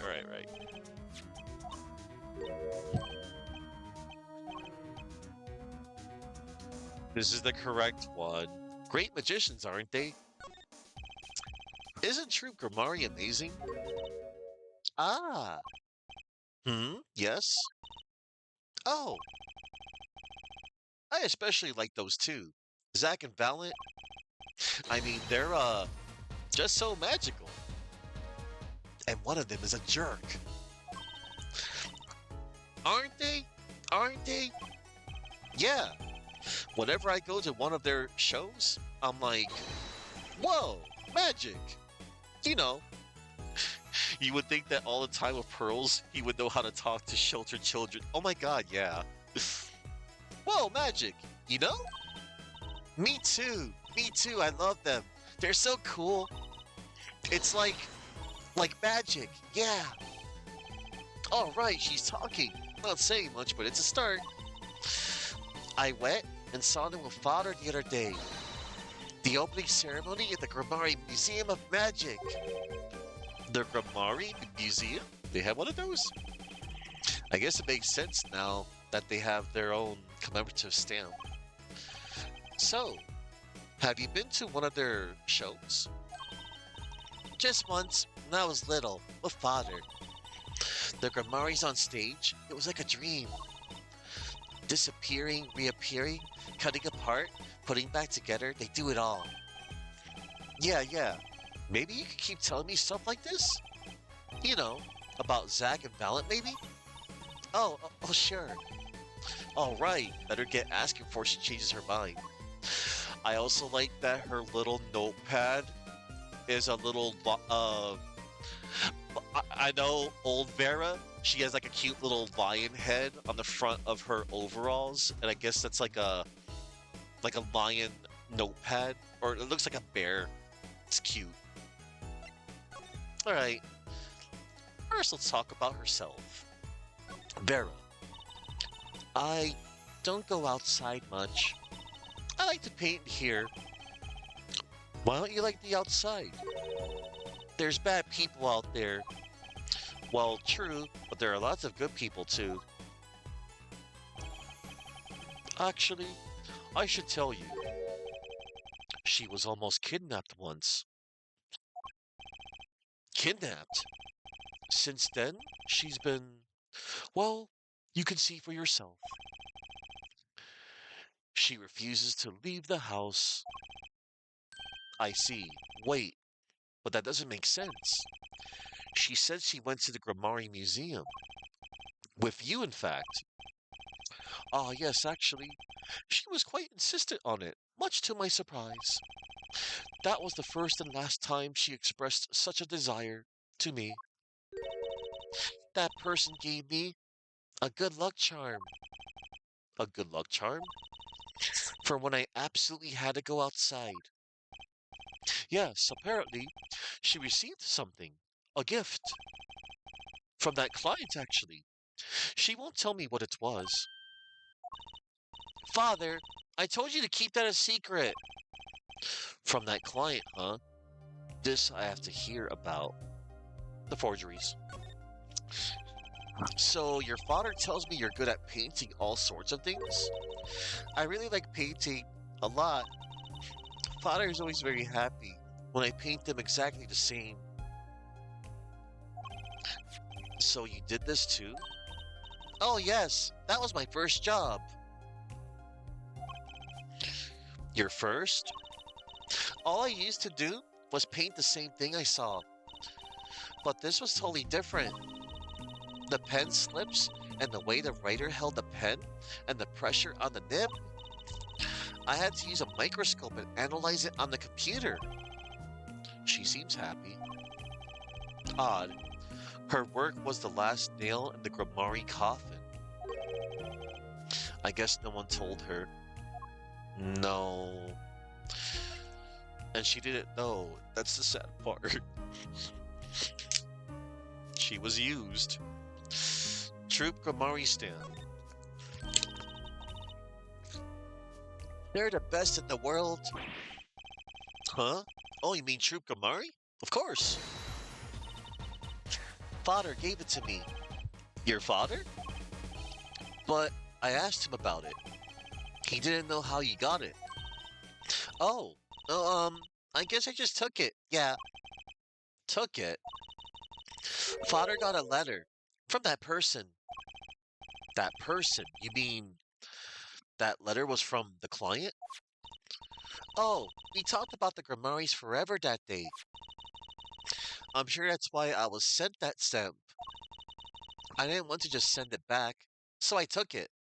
Oh, they're a sneaky one, this client. So they were trying to get on her good side. The commemorative stamp has been updated. Sent from the real client. That would indeed make a great. Yeah, she would make a great forensic scientist. Yeah. The client. Her logic is. So, you met the person that asked you to do this job? And you talked with them? Ellipsis. What's this about a good luck charm you received? I can't talk about it. Huh? If I do, it won't work anymore. That's what I was told. Yeah, but I really have to know. Oh no, Vera. Psycholox. Right. Time to do some psych unlocking.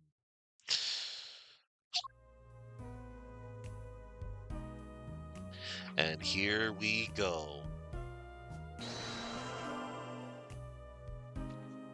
Vera. You got some explaining to do. The client. You seem to trust this client. Quite a lot, in fact. Ellipsis. Because they gave you the stamp? No, that's not why. They listen to me. To my problem. The problem. That keeps her inside all the time? Don't go outside if you don't want to. That's what they told me. But when I absolutely have to go out, all I had to do was use a good luck charm. A good luck charm that your client gave you. Ellipsis. I think I know what your client might have given you, actually. Is this your good luck charm? Why, it's the nail polish.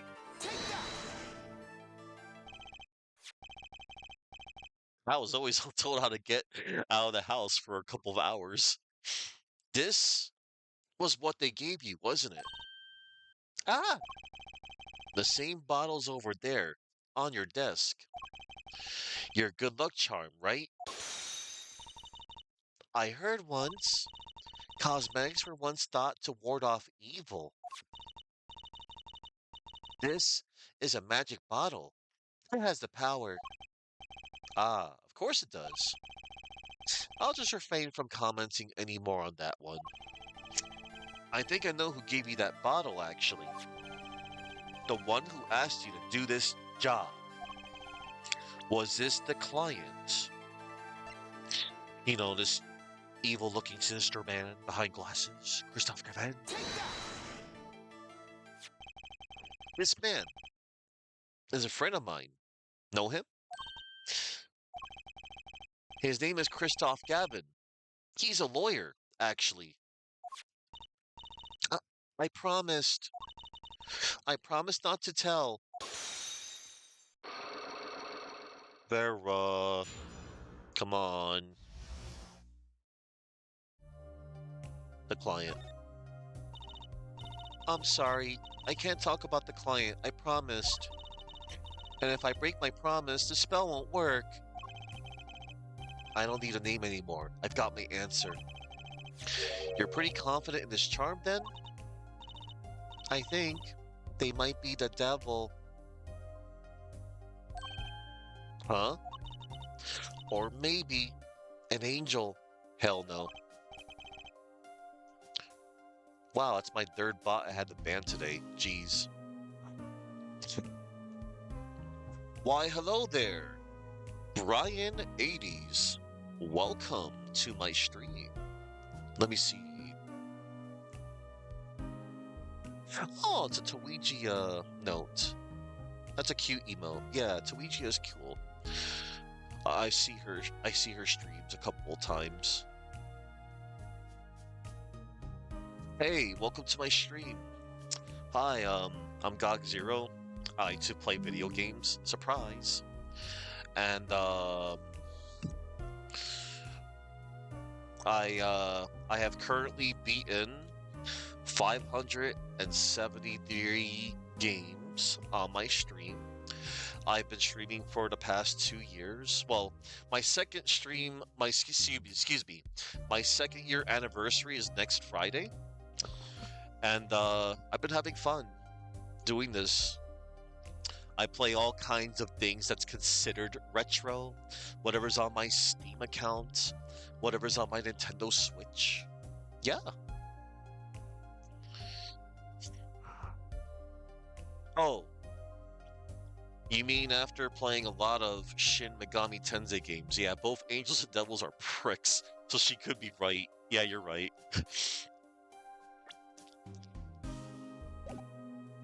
What do you mean? I saw it. Or I think I saw it. When they gave me this. I saw the devil's face. Are you saying the client's face looked like the devil's? No, the client was gentle, with a gentle smile. So where'd you see this devil then? It was so quick.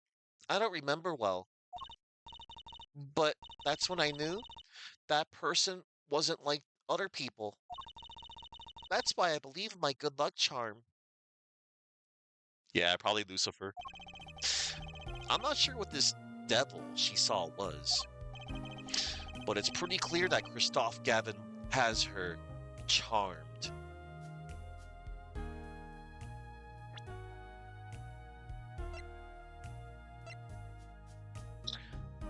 $25. 12. Okay. Well, I think that's all. I'll be leaving now. I am sorry for that what's happened. If you want to apologize, try my client, Zach Ramari. Um, did I do something bad? What makes you think that? Your eyes. They're sad. Very sad.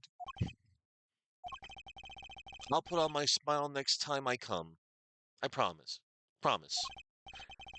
I hope to see you smile then too, Vera. Oh, okay. Take care.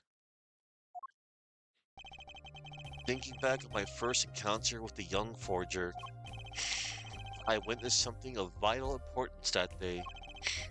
Of course, by the time I realized it, it was already too late. Man, that poor girl. All right, let us go to the detention center now.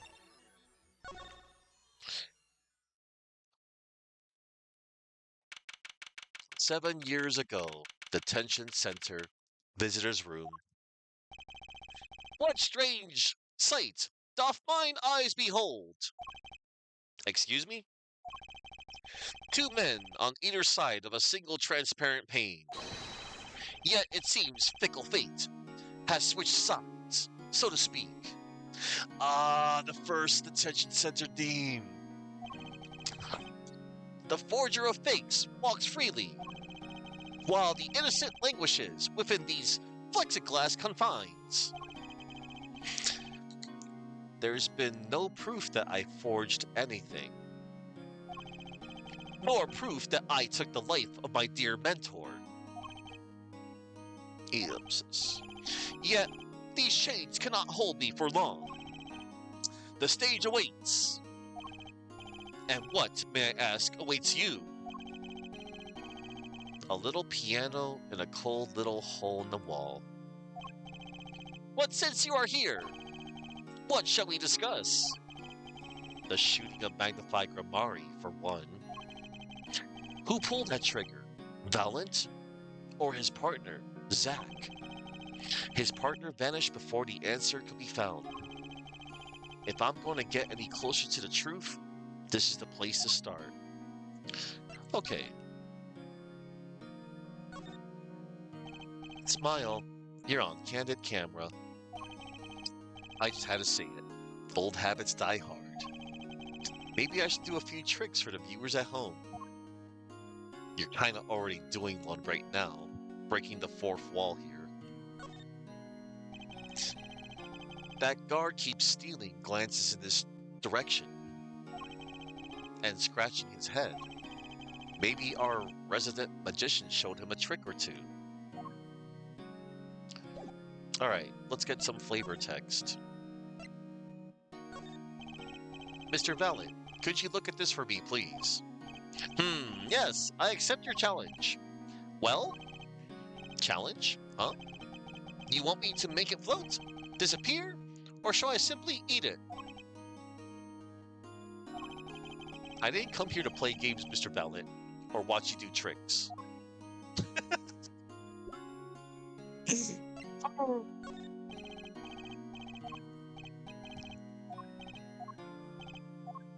I'm going to tell you things with info I found 7 years later.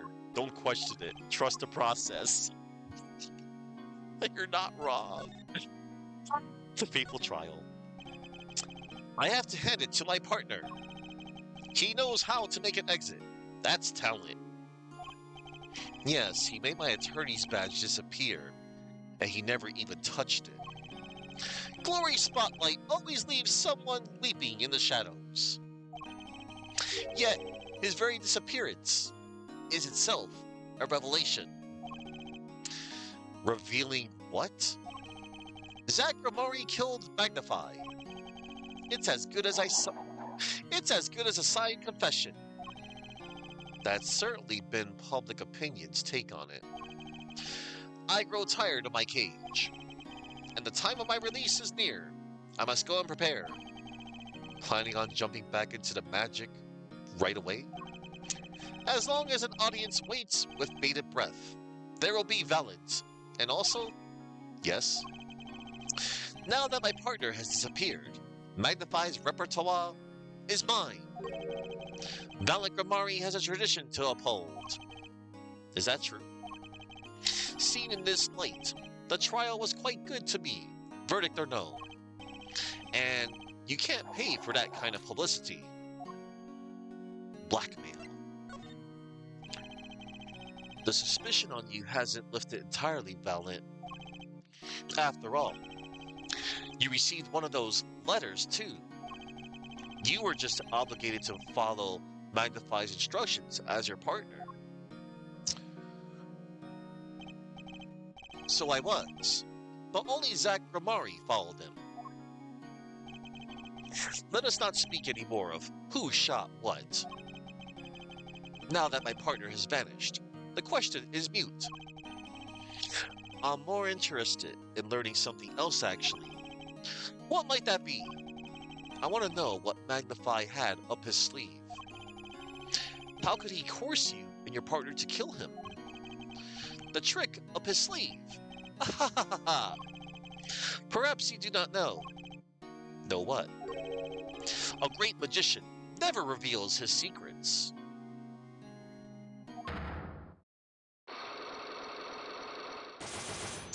Four locks. I didn't think it would be that easy. The audience must remain forever in the audience, bathing in the reflected glow of the spotlight. All right, dude. Okay, Magic Man. It's time. It's time to break these locks. Yup.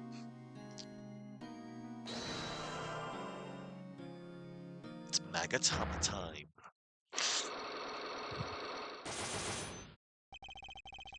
The trick up his sleeve. I'm flying by the seat of my pants on this one. There must be a path leading from the evidence to the truth. And that's what I'm going to find. To ask someone to take a life, even one not long for this world. That's asking someone to commit murder. Yes, our mentor is fond of dramatic moves and dramatic finales. And he got his wish. His life was taken. What weakness could be so powerful as to coerce someone into committing murder? My guess is it was a matter of life or death. Care to explain? Your troupe lived in a world of showmanship. The flashier, the better. And flashy so often means danger, doesn't it? Let us make this as painless as possible. If you have proof of this danger, then show it. Why, this dangerous looking stage pistol. Take that! Why, that's one of ours. Specially designed for your show, I gather. A single bullet. One shot. What are you suggesting? We are magicians, Mr. Wright, not murderers. I'm not crying murder, Mr. Valiant. I'm crying something for more tragic. An accident. Zack and Valent, quick draw, shoot 'em. How long has it been since those shots were last heard? Was the shoot 'em canceled because someone might get hurt? Of course. What other reason could there be? Well, it could have been canceled because someone had already been hurt. Fascinating, my Faustian forging friend. But tell me, what can you prove with a single pistol? Well, tell me what would have happened if there had been an accident.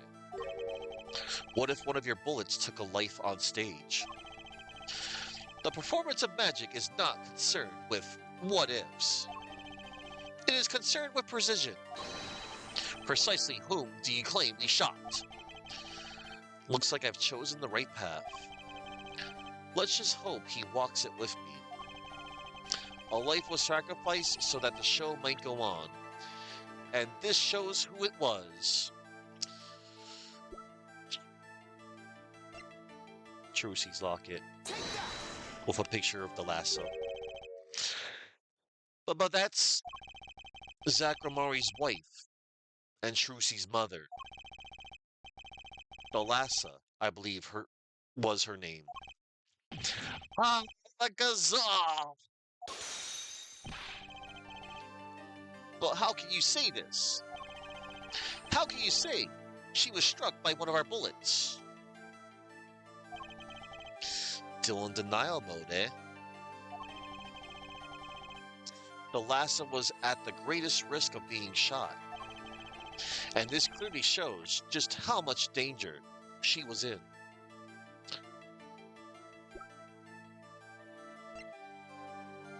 The commemorative stamp. Take that! Troupe Gamami's performances were very, very popular. So popular, they even made a commemorative stamp at the height of your fame. We were not merely the latest craze. We were an age. A golden age. It's all here on this stamp. There's Thalassa. Yes. Trucy's mother is missing, I hear. What happened to her? I I don't know. Yeah, okay. A part of this memory is still locked up. There is one thing you're failing to address. What's that? As you say, our troop was a world unto itself. If our leader, Magnify, was so inclined, he could hide anything he wished with ease.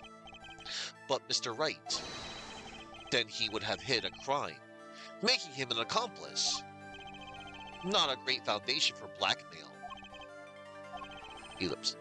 Valance got a point. If one of the troop members died in an accident and Magnify covered it up, his innocence would come into question. Found the right address, Mr. Right?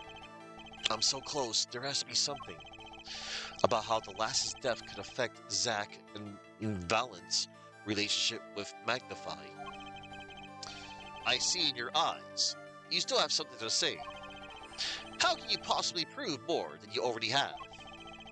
I'll prove why the lass's accident tied your hands so completely with a person. It's going to take a little knowledge of the players to crack this one. The accidental death of Zack's wife tied both your hands. And this information proves why Magnify held so much power over you. Why, it's the person that we just brought up just now, the Lass of Gramari. Take that! It wasn't a question of who shot the Lassa. The Lassa herself was the problem. What do you mean? She was Zack Gramari's wife, Trucy's mother, and Magnify Gramari's only daughter. There was a terrible accident, and the two of you killed your mentor's only daughter. If that wasn't a key to Magnify's power over you, I don't know what was. It was an accident! Oh. Damn.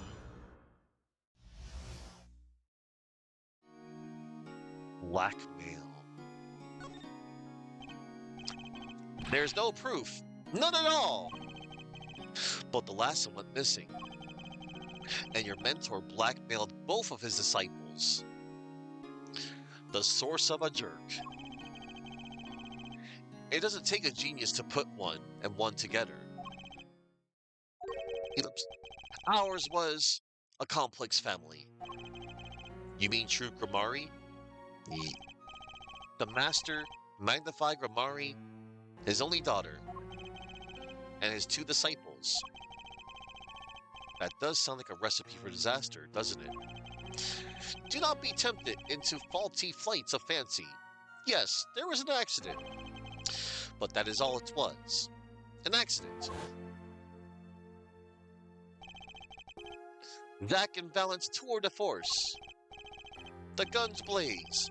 The bullets fly. Straight toward that beautiful body on stage.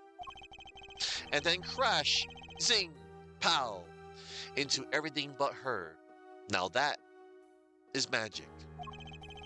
It happened one day when we were practicing.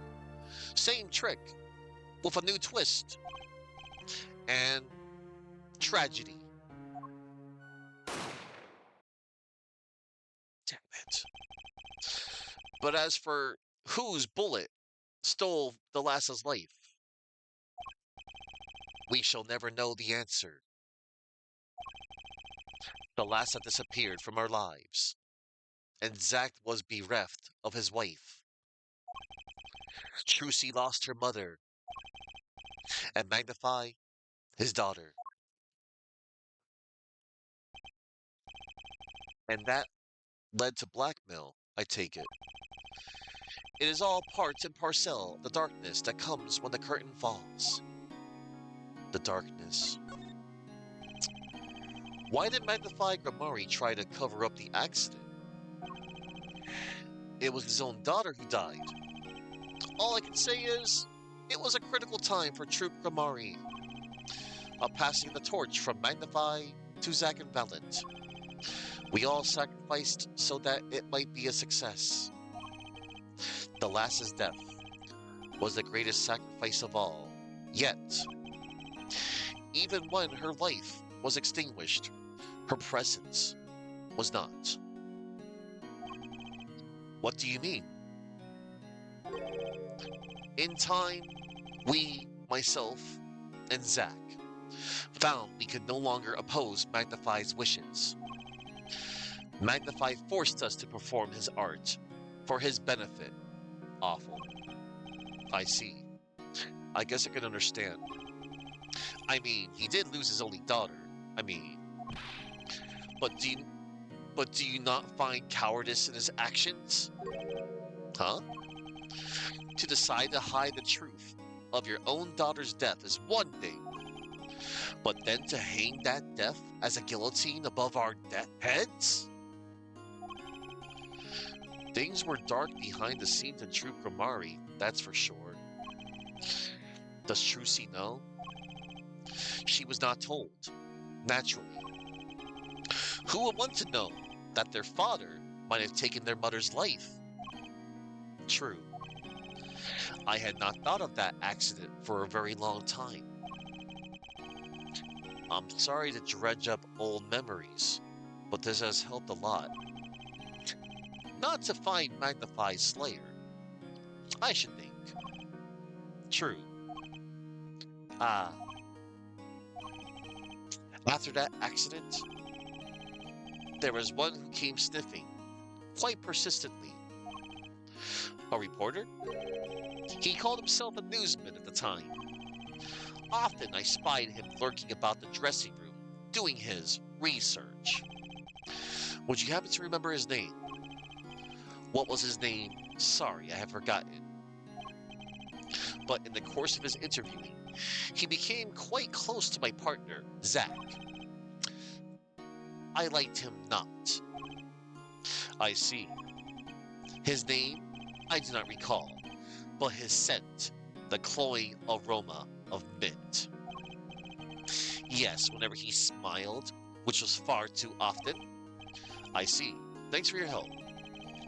It does no good to interfere with the past, Mr. Wright.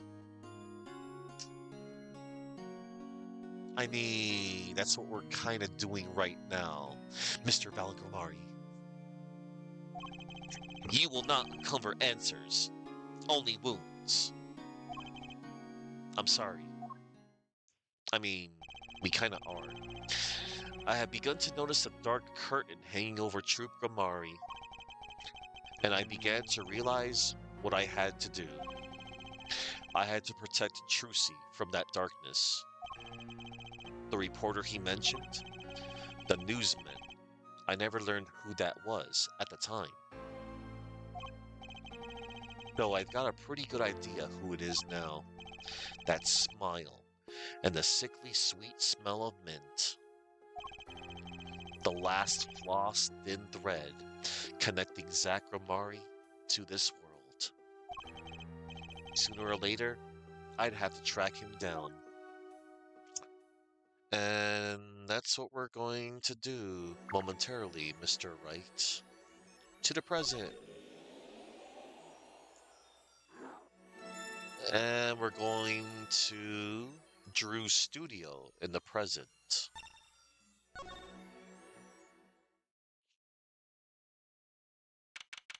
Present day Drew's studio.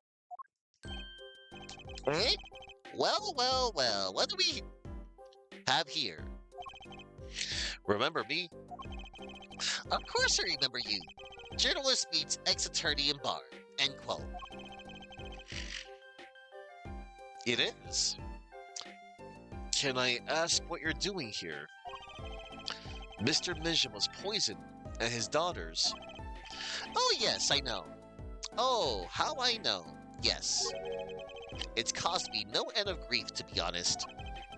Journalist wishes he tracked down case just a little quicker. End quote. Were you on the trail of this case the whole time? Zack Gramari was a good friend. Zack said something to that effect back at the Borscht Bowl Club. What a character. What a man. If a little, no, a lot. Oh, extremely rough around the edges. Do you think I could ask you a few questions?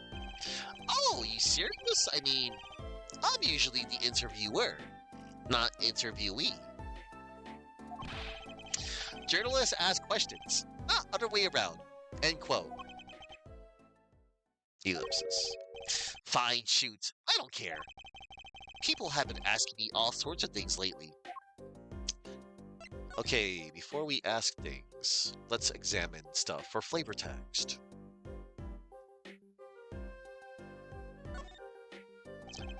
The door outside. Vera might come walking in at any moment, if she wasn't in intensive care. Will she ever come through that door again, I wonder?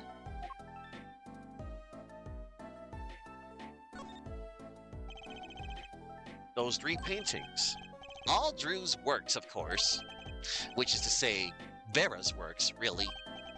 Or, to be more precise, Vera's forgeries of someone else's works. Of course, you would demand utter and total precision.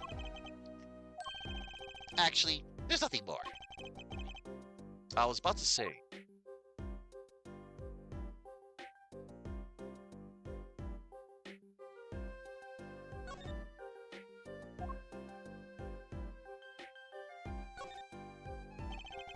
This is where Mr. Misham fell? Never thought our 7-year reunion would be quite like this. Wait, you knew Mr. Misham? I met him once, in court.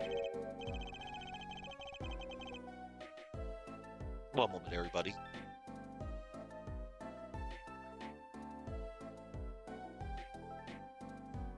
Just opening a spare tab.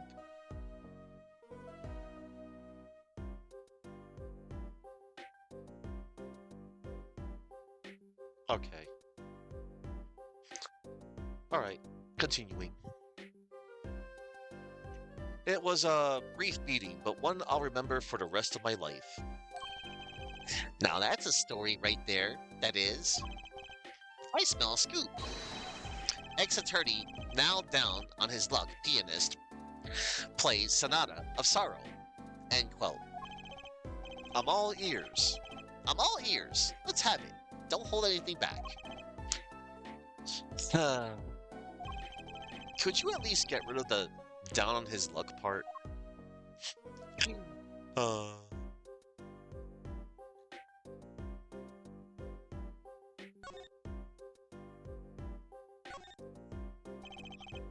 drafting table, probably for making detailed designs for forgeries. You know what I think about that? Tell you.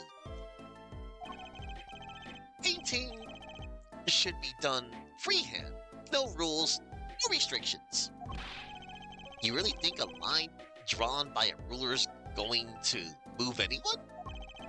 I smell a letter to the editor. Could you write an article for ruler? End quote. Unless you wanted a ruler to write the address on your blackmail letter. All straight. That's what I think. You could quote me on it, too. You could drop this guy on a deserted island and he wouldn't get bored. That's an odd assortment of equipment to find in the painter's studio. Of course, it makes more sense when you know they were making forgeries. I guess that's why they never took visitors here. Wouldn't really want people seeing all this. Yes, in fact, I was the first human being ever to set foot inside the studio. Other than Mr. Bishop, of course.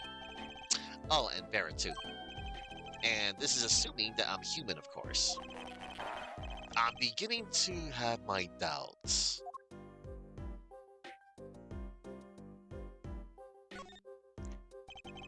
Look at all the jars of paints and pigments. Why are there so many jars the same color? My guess is that they're sorted by age. Age? When you're making a forgery, it's important to match the age of the original, see? Paint compositions changed a lot over the years. Oh, right. Did you learn that in journalism school? Journalist relies on writing skill and imagination. End quote. As long as you don't do news stories by imagination. Either that, or they just brought a lot of the same color by mistake. I find myself not caring anymore. Let's take a closer look at that desk. Objection! I just have to do that when I see this pose. I can't believe it's been 7 years. I have to stop torturing myself these things. I know, I'll just pretend it's saying something else. The post office? Why, it's right over there. Good day, sir. A picture of a young Mr. Mijim and a very young Vera. They're smiling. They look happy. Of course, now Mr. Mijim's passed away, and Vera's on death's doorstep at the hospital. Guess I'll just do what I can, and hope it's enough.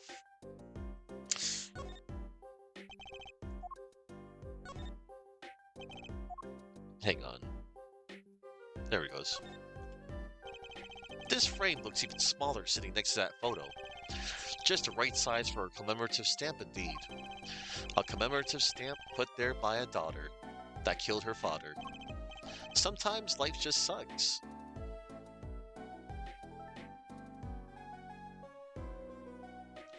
I'm gonna screen cap this.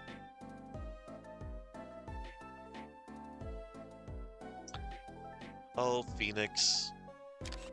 Couldn't have said it better than anybody. I mean, anybody could just say that.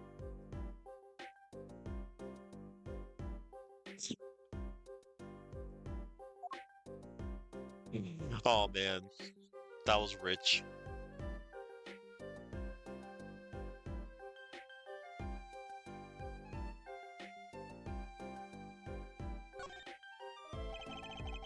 This envelope's from the client who requested that forgery. Just think, if that had gotten lost in the mail, I'd still be wearing my attorney's badge. Alright.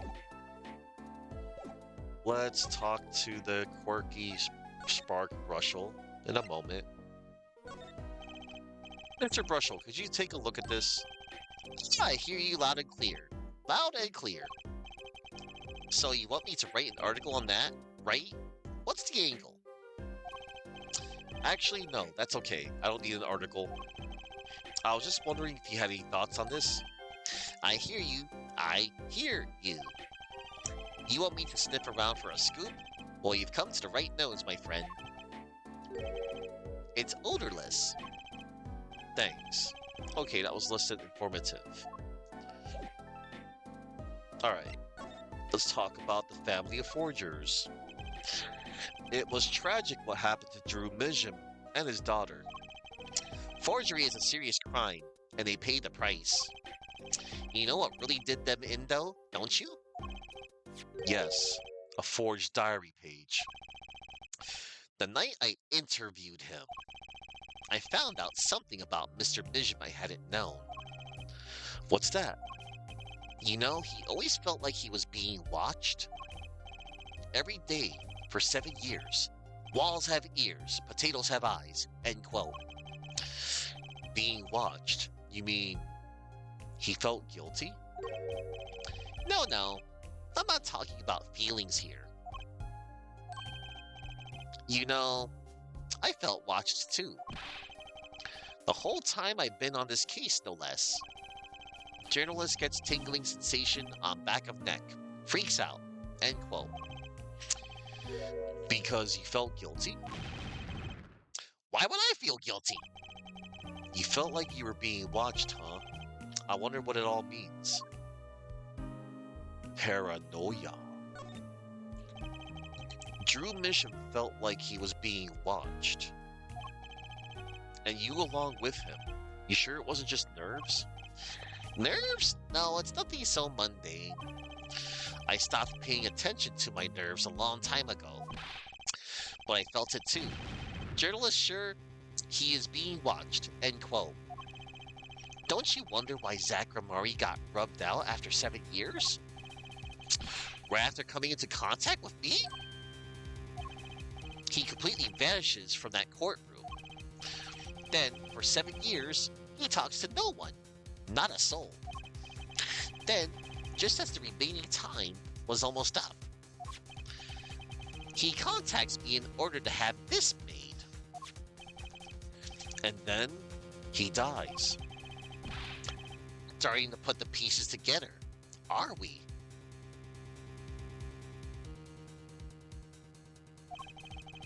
And you were being watched this whole time? Maybe not just me. Maybe you were too. Me? Zach Ramari.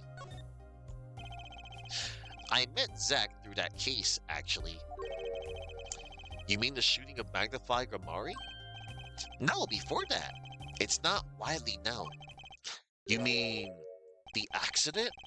During the quick draw shoot in practice? My. You're well informed. You should have seen me back then. I dug up quite the scoop. I wanted it all. Money, fame, women, a little puppy. Just for me. I was younger then, and my days and nights smelled of fresher mint than they do now.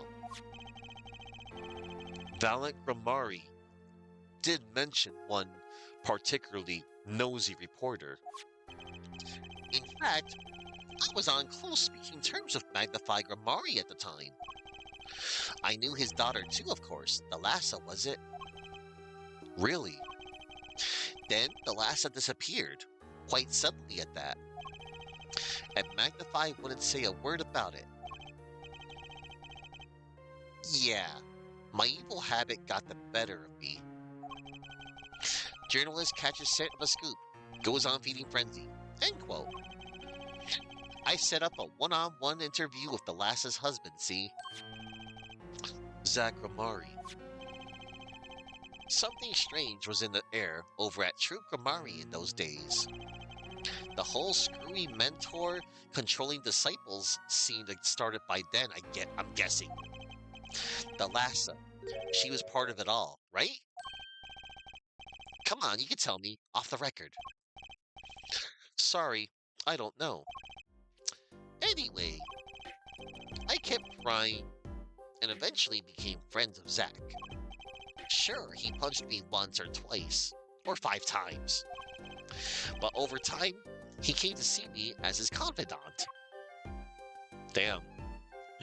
Valent Gramari. He's been waiting this whole time. 7 years, eh? Waiting? For his big comeback, of course. A big revival of the Magnified Miracle. Of course it was all a dream. Because of this, the performance rights.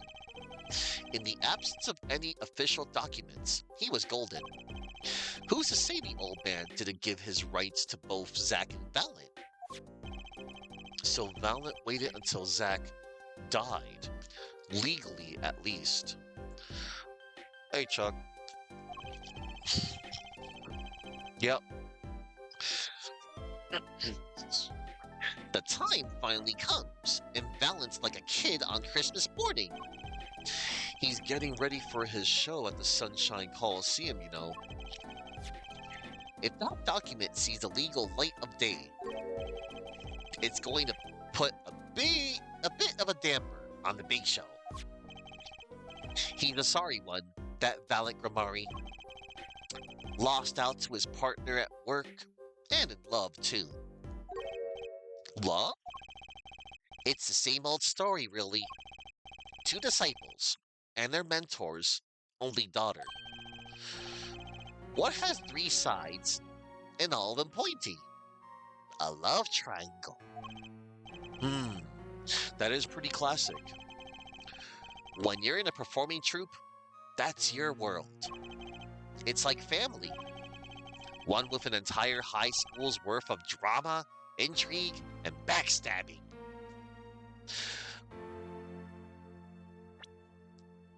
Oh, but we have an actual clown right here, Chuck, who got shot in the head.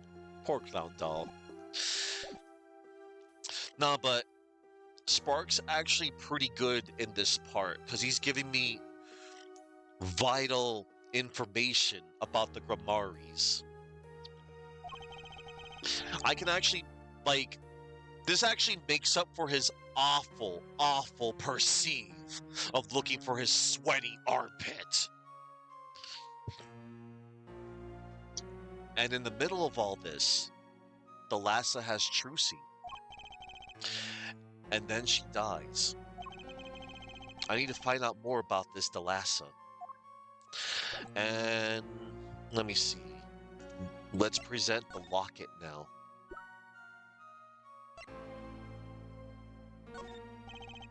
Mr. Brushel, do you know this person? Do I know that person? Of course! I was friends with Zack after all. He hit me a few times. 5 times, actually. But still, I never forget his wife. Thalassa Grammari. Magnify Grammari's only daughter. Do you think you could tell me more about her? Well, why the heck not? Sure. Tell me about Thalassa.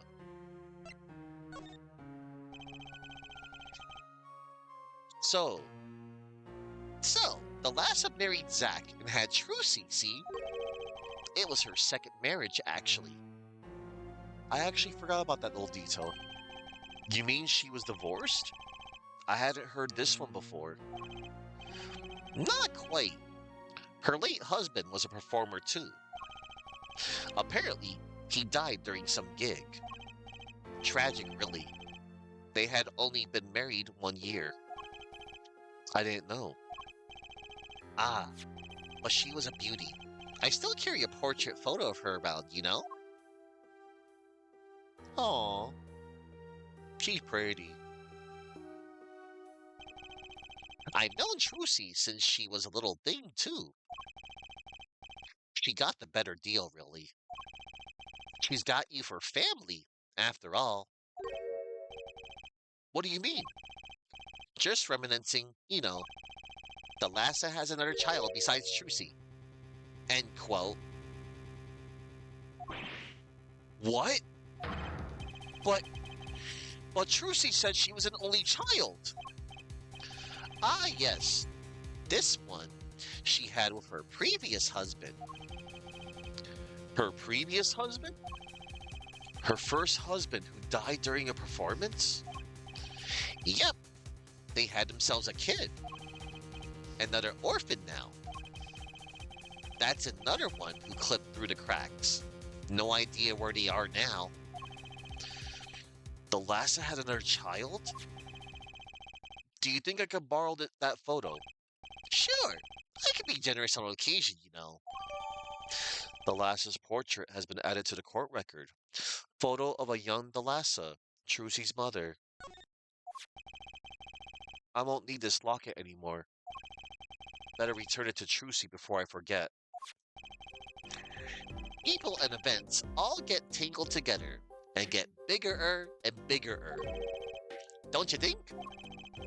I was too busy wondering about bigger to listen to what you were saying.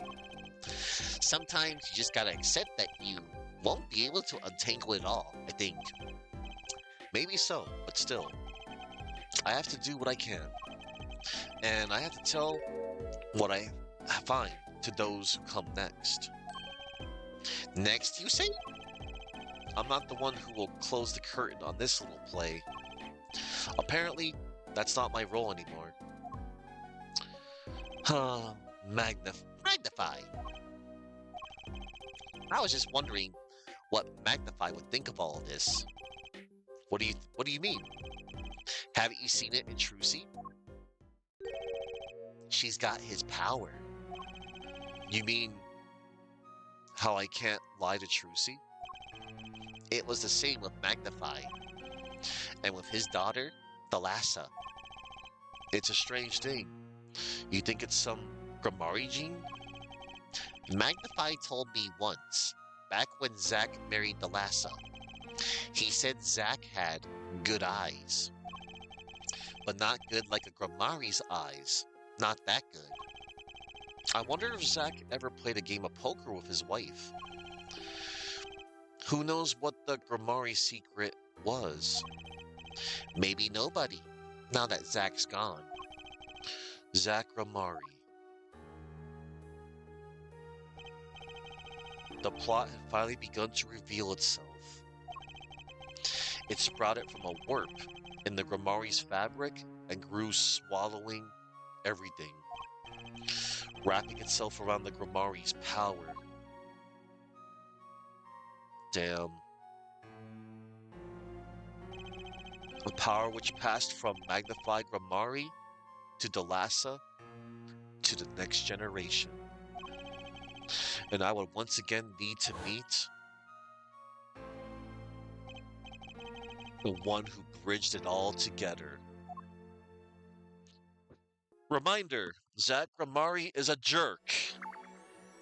And I cannot wait to show you that funny comic when this is all done. Okay, we're gonna go back to the Borscht Bowl Club and break those psych locks. Hello, Zach.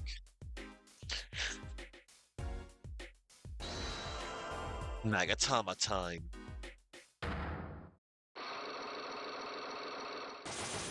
Cyclops time. The Grimari secret. I have to know more about this power of Trucy's. It's like she could see right into people's minds. The first time I saw her do it, it blew mine. And after you were done having your mind blown, you took her to play cards with you.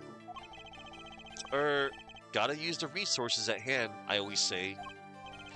Yet I myself have no such power. But Trucy does. Why's that? Ellipsis. Maybe Trucy got her power from her mother. Dalassa Grimari? I will not speak of that. Dalassa is officially missing, correct? And I think I know why you don't want to talk about her. So you can actually present two pieces of evidence here. You can actually show the stage pistol or the commemorative stamp. Take that! The three of you were a team once. Not that the entire country doesn't already know this. At your peak, you were the biggest stars around.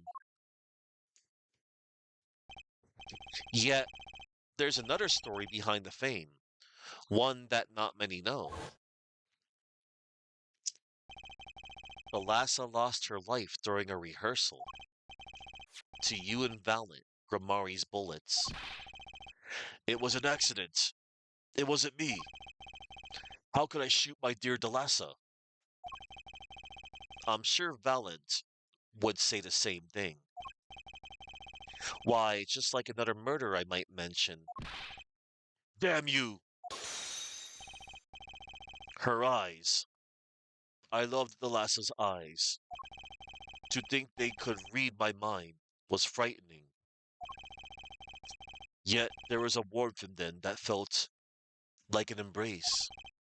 She is dead, and Magnified Grimari has joined her. So the only one with her power left now is Trucy? Ellipsis. Mr. Zack? I do not know. I don't need any power to see through that one, buddy. So there's someone else. Someone other than Trucy. Someone who inherited the Lass's power. Ha ha! How would I know? My chances are slim. It would make a it would take a miracle to learn the truth. Or maybe one has already occurred. There is someone else with the power, and I know who. Why, the star of the game, who's been, at the catering table. Apollo Justice. Take that! This boy? His name is, I forget, something weird.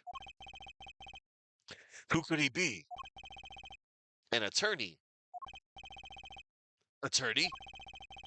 I noticed him when I went to visit a friend's law offices. Ellipse. So what are we to make of this, oh great ex-attorney? Ellipse. You can show me pictures of strange boys all you like. Phrasing! Phrasing! But you could at least say something like, I'm this boy. I can use a laugh. Perhaps you wouldn't laugh if you knew the facts. This might not be 100% proof, but it's close. There's a link between this boy and the Lhasa, actually. It's more of a ring. A ring? Perhaps this will refresh your memory. I just so happen to have evidence showing this missing link.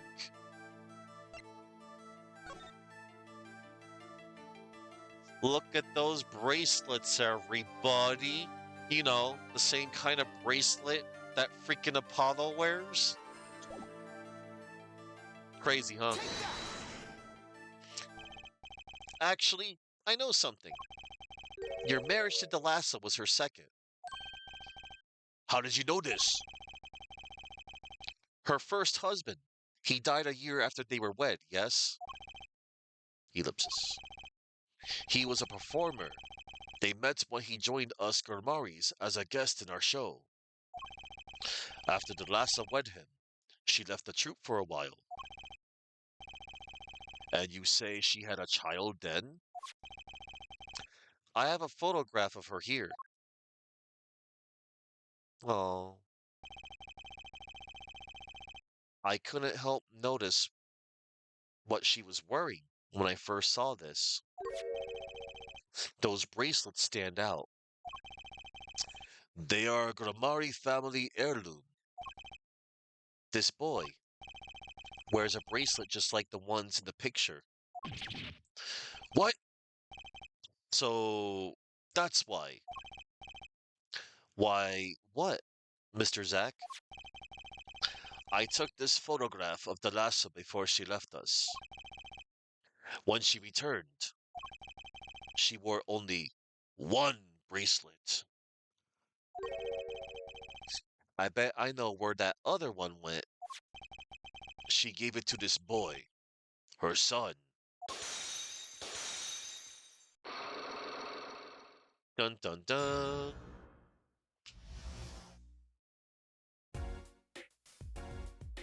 And also that kind of almost makes that almost kind of makes Apollo and Trucy brother and sister, but from like, you know, different parents.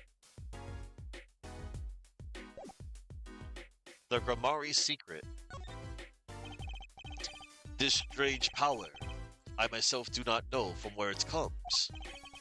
Yet the fact is that it is passed down the Gramari line. It runs in their veins. What is it? I asked her, the Lhasa once.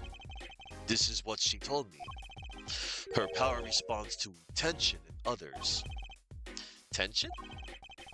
If she were to face a person and they became tense even slightly, then she would know, no matter how hard they tried to hide it from her. So she could see it. Not quite. This is the strangest part of it all. She wouldn't realize that she was subconsciously detecting this tension without the use of a particular object, or in her case, objects. Objects? Wait, were they something she wore? Yes, her bracelets. I admit the first time I saw one of those, I felt there was more to it than just fashion. But what kind of power could a bracelet have? I have made a decision. I will tell you all I know. Consider it a gift. Trucy and Apollo. Well, I hardly need you to tell me at this point, but those two are brother and sister, yes. And the brother, too, has this power of theirs. So Trucy has an older brother. I wonder what will come of that. Mr. Wright, tonight after our game is done, I will return to a life of hiding. Ellipse, I will not see her live her life without knowing. I understand. I'll tell the two of them when the time is right. I am in your debt once again. No kidding. What I want to know is how all this got to be so messed up. The bracelets. Those bracelets are made of a special alloy. It is said to expand and shrink very slightly in response to body warmth. So they're temperature sensitive or something? Yes, this is how they can shrink to the exact size of their wearer's wrist. And this has something to do with the power? What have I told you? The Grammari power reacts to tension in others. When a Grammari senses tension, they too become tense. And this tension translates into minute contractions of the muscles. So minute, they cannot sense it on their own. Their muscles? Oh, so that's what the bracelets are for. With a bracelet on, one can sense these contractions. Because a bracelet is always a perfect fit. So when the person they're watching gets tense, the bracelet feels tighter on their wrist. Precisely. But that alone doesn't really count as mind reading. I believe I understand how the process works from there. It's a simple question of eyesight. Eyesight? I guess that sounds simple enough. Eyesight. Have you ever heard of kinetic vision? Something about the ability to see moving objects of full clarity, right? I've heard of it before. They say athletes can see a moving ball like it was stopped, if they focused. Oh, but it's not confined to sports alone. It all relies on the ability to focus. When we focus, we can see many things. The faintest twitch of the face, and the meaning that lies behind it. Therein lies one of the secrets of magic. One must know the mind of a crowd before one may distract it. So basically, what you're saying is, the Gramaris can see really well? For them, seeing is more than believing, it is knowing. Their power relies on eyesight combined with exceptional focus. Things are starting to come into focus for me too. Of course, it is difficult to maintain such levels of focus for any length of time. But what if someone could tell you when to focus? Or something. Precisely. But wait, Trucy doesn't have any bracelets. You are talking about poker, yes? The timing of when to focus is so elementary. She probably does it without thinking. I doubt Trucy herself has realized this. That is all I know of things Grammari. Thank you, Mr. Zack. If this boy's bracelets is the real thing, then he will use it before long, thereby awakening his power. I'll keep that in mind. Well, shall we play a game? Ah, I've said so much. Let me say one more thing. I will tell you of that night. That night. The night my mentor, Magnify Grammari, passed from this world to the next. There were 2 pistols and 2 letters sent. This was Magnify's test. A test? In his last years, Magnify Grammari worked us to the bone. No, to the pain. But that night, I could not shoot him. So I shot the clown's forehead instead. Oh. This, it seems, was the correct answer.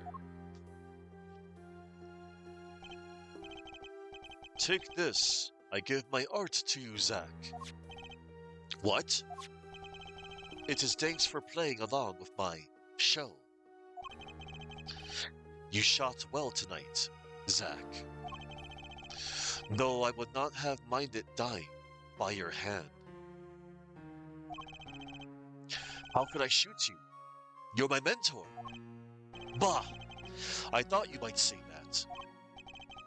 If I went home without shooting anything, what would you have done then? Then, of course, I would have given Valent his chance. And if I had shot you in the forehead instead, then it would be over. If you or Valiant were to shoot me in the head, then I to the darkness would go, and my art with me. A fitting end, don't you think? Ah, yet this ending too gives me no cause for regret. I thank you, Zack, and I am sorry. I have done much that was wrong in my day. Yeah. It seems to me that Magnify wanted you to be his successor all along. That's why the time he gave you was earlier than Valent's. Perhaps, but it is not something we will ever know for sure now. I wonder, what is Valent up to these days? Waiting for you to die. If 7 years pass like this, the performance rights go to him. Ah, and now here I am, and his dream is ended. It's worse than that, actually. Public opinion's a fickle thing, you know? What? You don't mean to tell me they've put the blame for our mentor's death on him? The trial ended when you vanished, Mr. Zack. There were even rumors that Valiant had helped you pull it off. But that's madness. Well, it seems that before I can once again disappear from this world, I have one more act to perform. Isn't it odd that sorting out my life should prove so complicated? Even though I'm dead? Yeah. That night, Zakramari was killed. He died as Shoddy Smith, a mysterious traveler with a secret past. But he left one thing behind before he parted. This.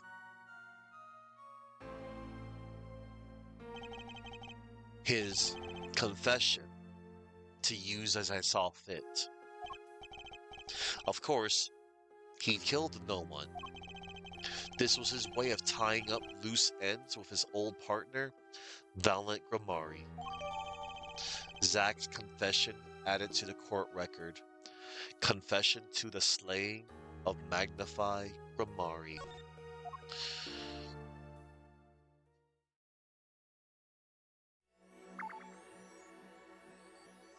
Alright, let's go to the Sunshine Coliseum, shall we? Let's check up on old Valiant. Present day Sunshine Coliseum. Well, this is a blast from the distant past. Long time no see, Mr. Valiant. 7 years has it been? Frankly, I didn't think I'd ever see you again. Actually, I came because there's something I want to ask you. I've spoken to the press. I have nothing more to say. I've spoken to a lot of people myself and come to some conclusions. But then I realized I needed to hear it from you. Alright, let's look at stuff first. I don't think I've ever seen a hot air balloon so close.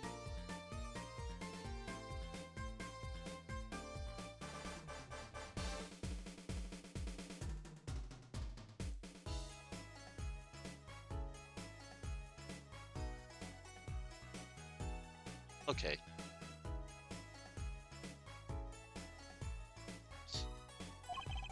It's a favorite of mine. I've often thought of how to use it in one of my shows. Oh, excuse me. I clicked on the wrong button. Okay. Perhaps for the climax of Valent's quick draw shoot 'em returns. I stand on stage. I shoot. And the hot air balloon is pierced. It explodes. Oh no. Don't do that. What do you think? Thrilling, yes?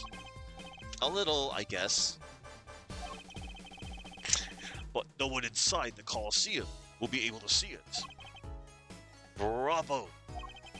It took me 4 days of planning to realize that.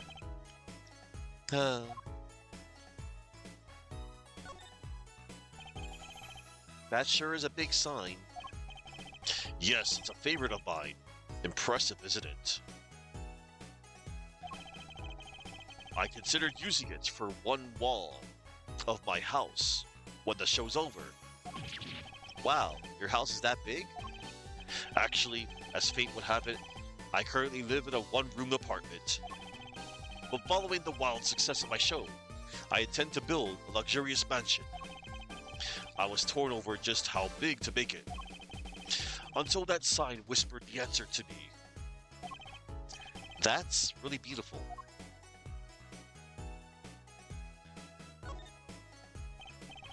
Sunshine Coliseum, was it? I'm not sure it actually qualifies as a Coliseum, but it's a great forum. Yes, it is a favorite of mine. I have always been fond of Sunshine. Speaking of which, have you heard what happened here recently? Oh yeah, something about something going on during some concert? Exactamundo. I see no reason to hide the fact that I too was involved in that case. Well, that's something. Did you help solve it? Ha! What do you take me for? No, I merely served to deepen the mystery. That's obstruction of justice. I'm a magician. It's my sworn duty to create mystery whenever possible. Oh. Yeah, about that, Valiant. A man in a costume is handing out balloons to the kids. It's nice to know kids still like balloons, somehow. They're a favorite of mine. Balloon sellers, that is. I would have them join me on the big stage. They could hand out balloons to the children in the audience. Wouldn't all those balloons get in the way of seeing your show? Bravo! The possibility had not even occurred to me. Phoenix Wright, entertainment consultant. Man. Oh, man. Alright.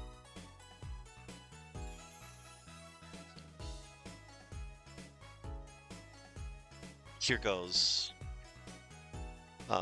Anything else to check? Nah. Let's get some flavor text. Could you take a look at this, Mr. Valiant? Your forgiveness, I beg. Valiant has eyes for naught but the preparations for his show. The Coliseum, the hot air balloon, the sign. Oh, and the balloon seller. Ah, right. Sorry. What does that balloon guy have to do with his show? Alright, let's talk about Magnify Gramari. I have walked a difficult road these past 7 years. Because he couldn't perform Magnify's repertoire? Do not be deceived. Valiant's skill is the real deal. I do not require my mentor's hand-me-downs. No, it was my partner who slowed me on my way. Zach Ramari. His rather well-performed disappearing act 7 years ago was the end. Or so I thought. Zach Ramari murdered our mentor and fled to escape punishment for his crime. You said something to that effect 7 years ago, didn't you? I remember it as if it were only yesterday. Yet that was not the way of it in the end.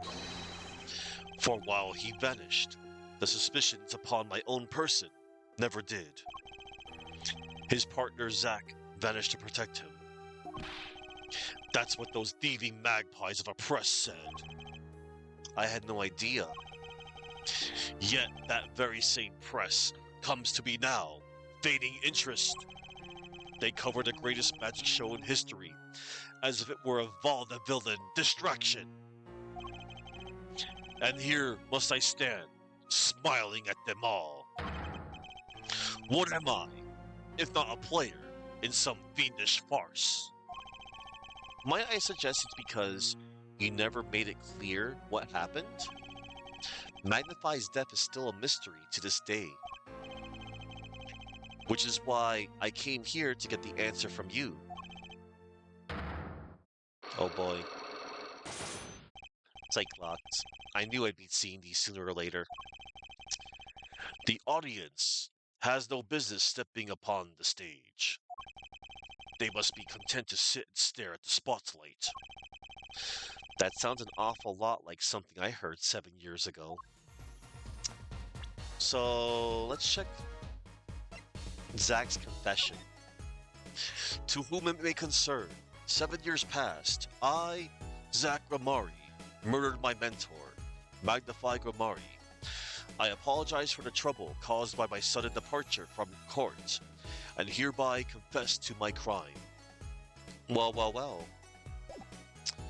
But we got some psych locks to break. Or as Miles Edgeworth calls them, a better name, psycholocks.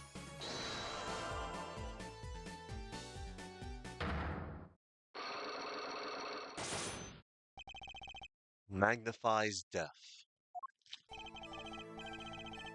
Ask what you will, you'll get nothing from me. I'm as much a part of this affair as you are now. I have to know what happened. For 7 long years, I have endured. Now, finally, the curtain lifts on my new golden age. All the miracles of our troop within my grasp. Sorry to do this, Valiant, but right now, I need answers.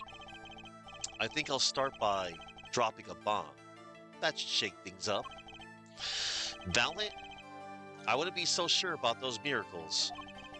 Not as long as I have this. The transferal of rights. Take that! And what might that be? I see it bears the Grimari seal. I should have brought this to your attention sooner, but I didn't imagine you'd be planning your comeback quite so fast. What is this? A document showing the true recipient of the performance rights to Magnify's miracles. What? Zach Gramari? He wrote this? What? He passed everything to his daughter? Trucy Enigmar. Actually, she's officially my daughter these days. Preposterous! Zach is gone. Banished into the void.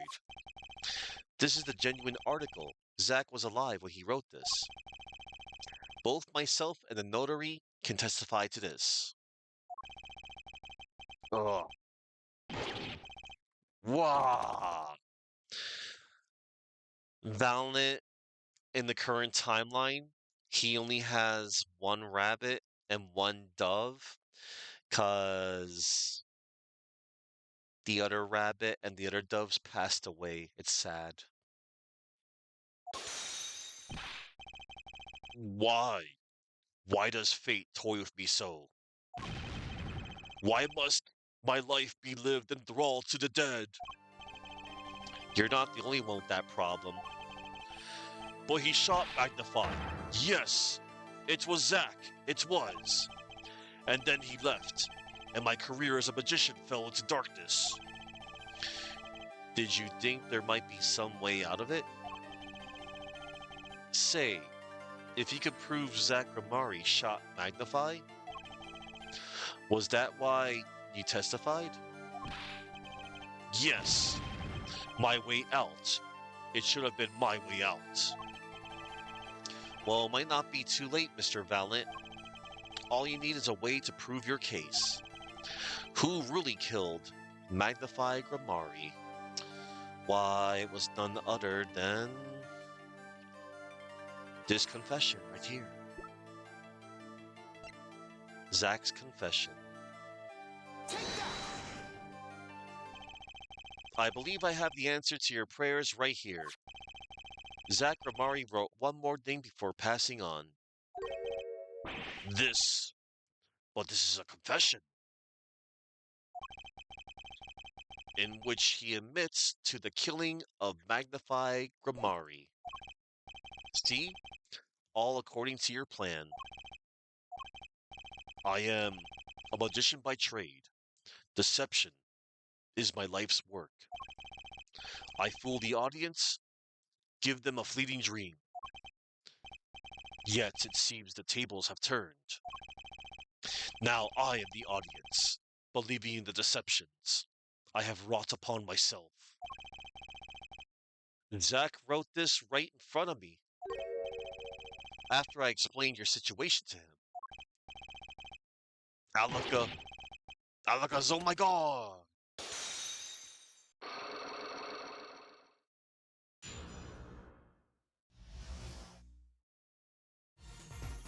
Magnify Grimari.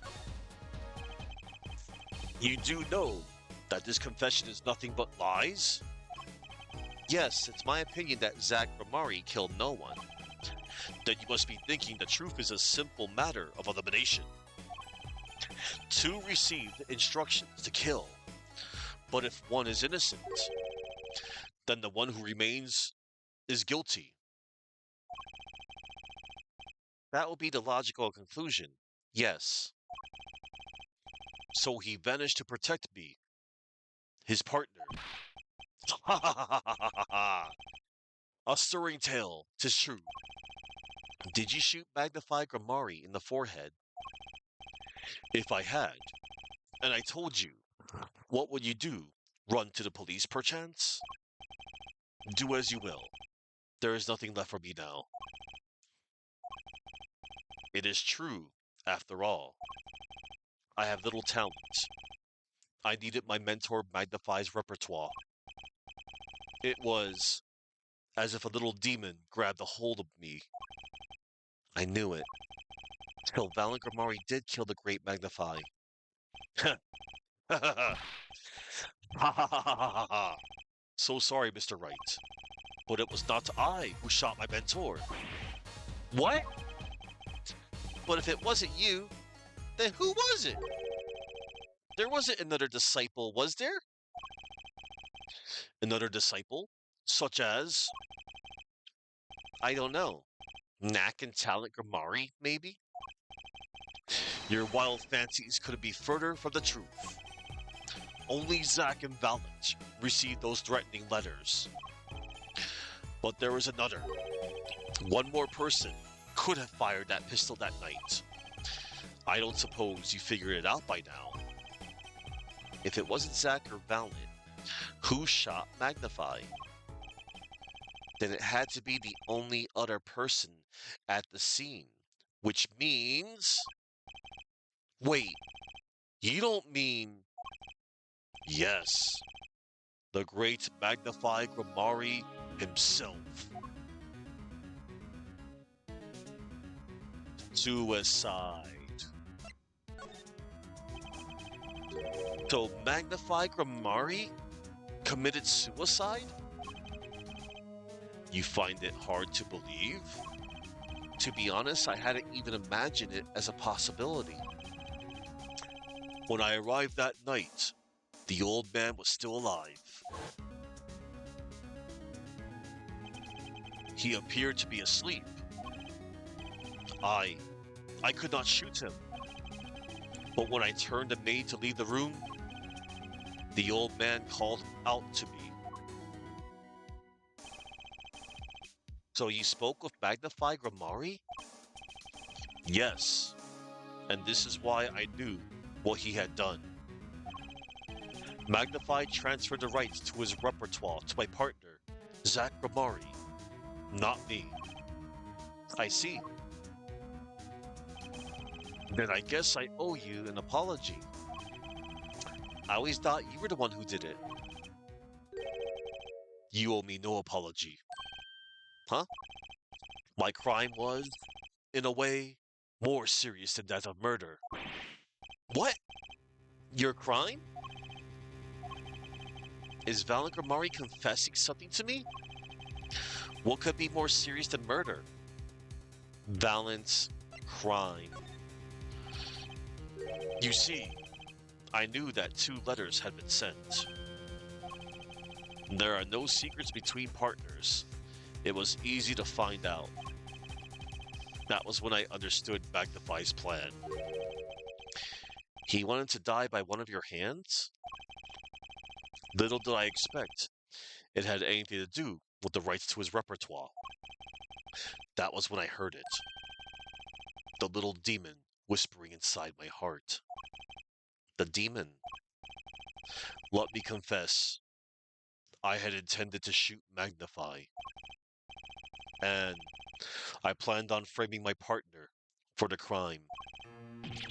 What? That night, I prepared something before going to Magnify's hospital room, which was IV fluid, of course. I'd seen it on an earlier visit. If Zack did not shoot, I would do the deed. Then, I would use the IV liquid to place the murder on his hands. That was my plan. But you didn't shoot him. I could not. The demon in my heart fled when the moment came. But then Magnify called me back. I am sorry.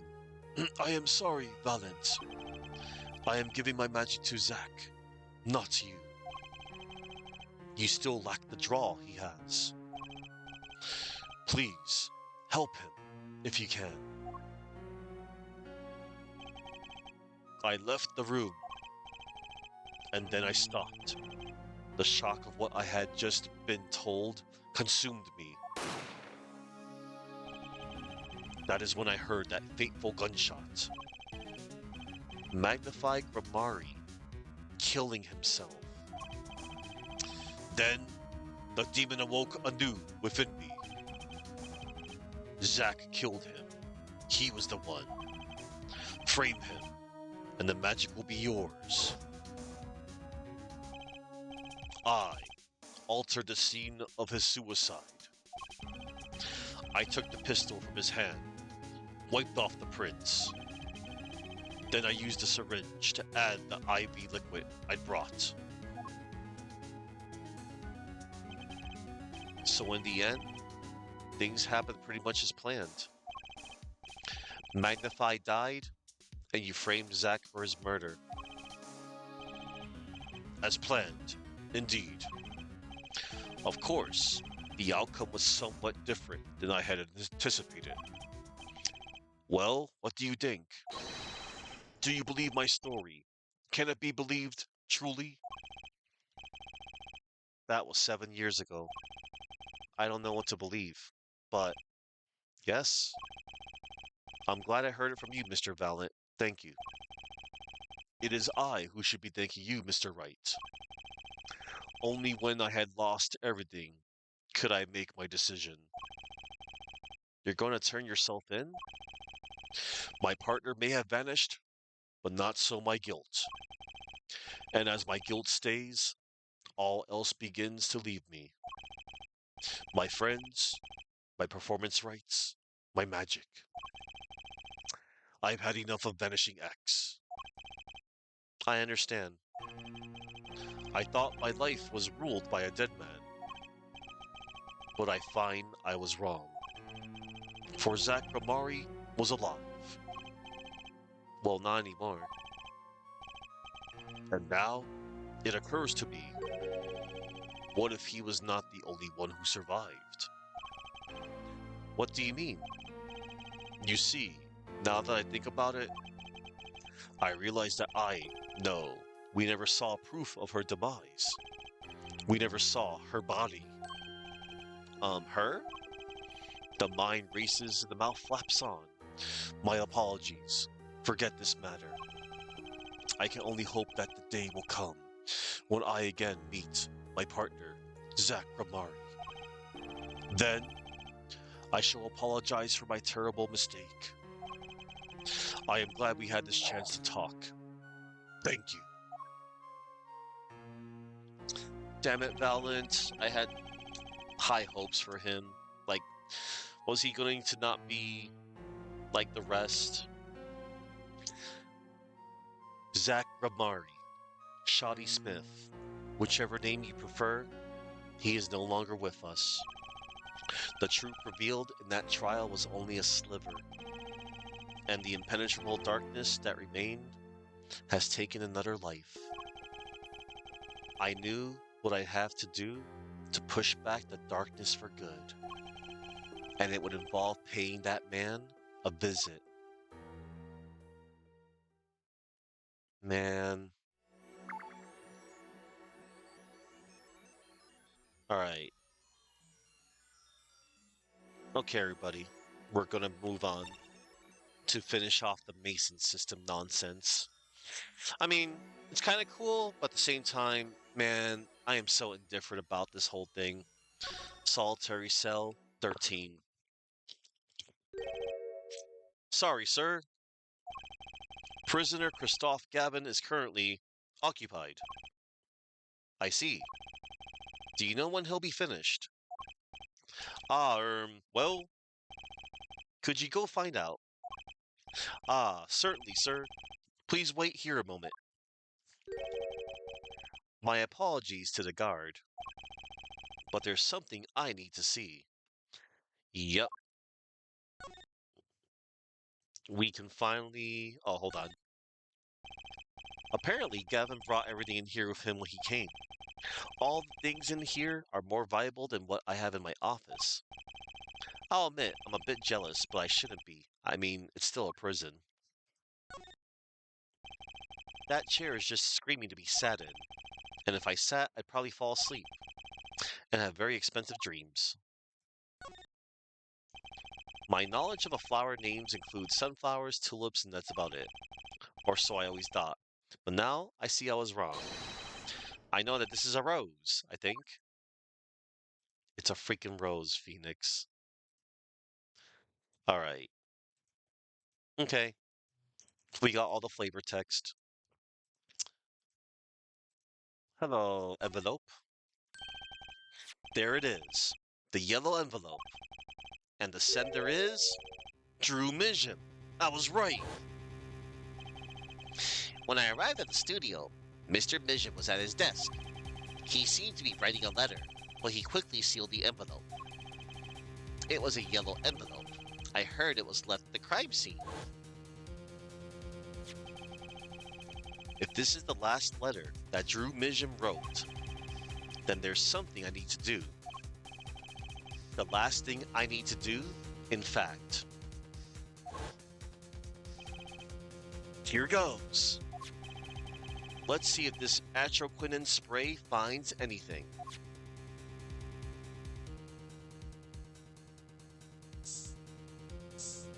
Yep, boom, there it is. So this was Drew Misham's messenger of death. It was his stamp all right, no mistaking it. And his last letter was sent to Christophe Gavin.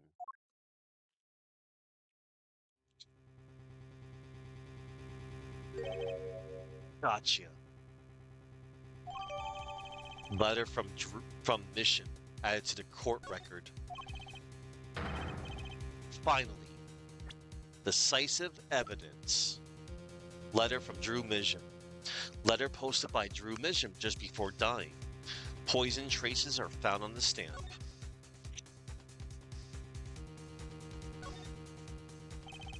There's no mistaking it. This commemorative stamp was the one on the desk at Drew's studio, which makes this the letter he mailed just before he died. Better hold on to this one.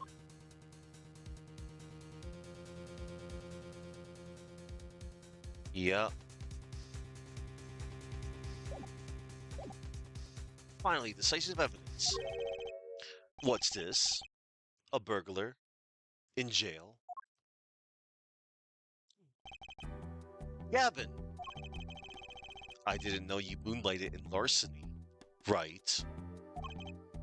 Gavin, there's something I have to ask you.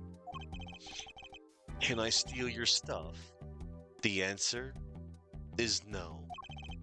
My apologies, but there's not much I care to discuss. Vera Mijim hasn't received her verdict yet. You follow me, Gavin? There are no known survivors of atroquinin poisoning. but it never hurts to hope. Okay, I'll be leaving now then. Right, wait.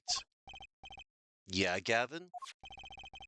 Would you mind leaving that letter? It's private. Oh, sorry. Forgot I had it. Many thanks.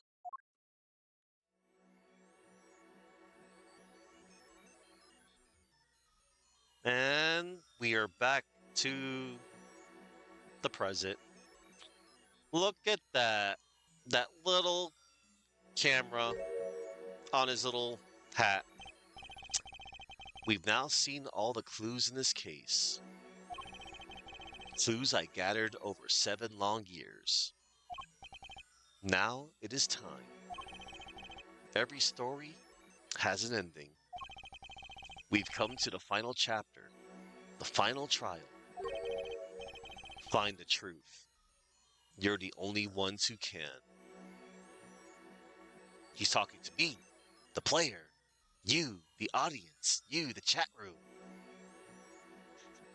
A stream chat. Look, it's scary. Jeez.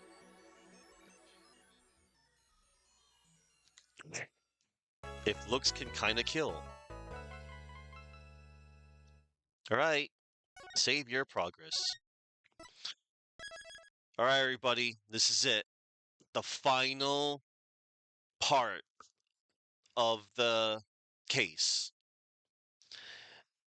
And thank goodness it's only one piece of testimony. My goodness. Just to give you all a heads up. Welcome to court.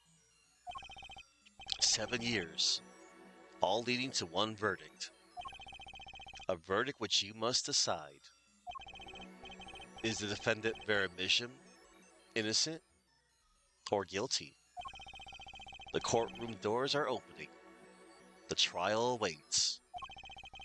Are you ready to begin?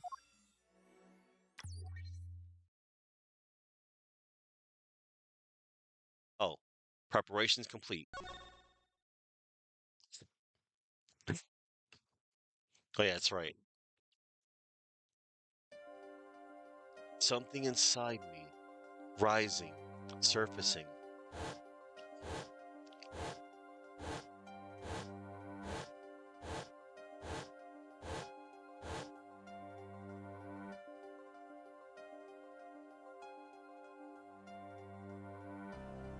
Something important, lost long ago.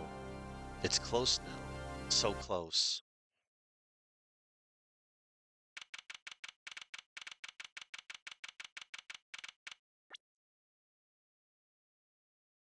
Okay, that was Phoenix narrating. One moment, everybody. I'm just want to make sure I'm just gonna do that little thing again with Blue Sky going live. Okay. Okay. Proceeding.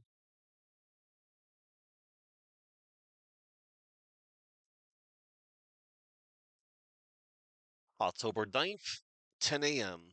District Court, courtroom number 3. And we're back to the present.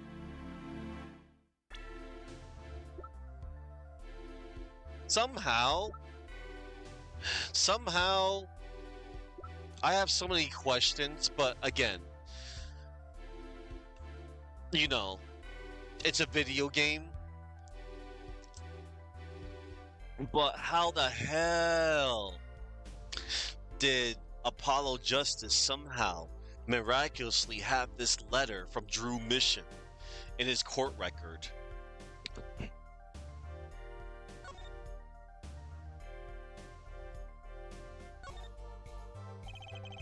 There's an address on here, and a name I've never heard of. At least I think so. It's too blurry to read. This stamp. It's of the Grimoires, yes? Isn't it? Why did Mr. Wright give me this letter right before the trial? What could it mean? Oh, okay. Well, still. I forget. I don't know. Court is now in session for the trial of Vera Mijam.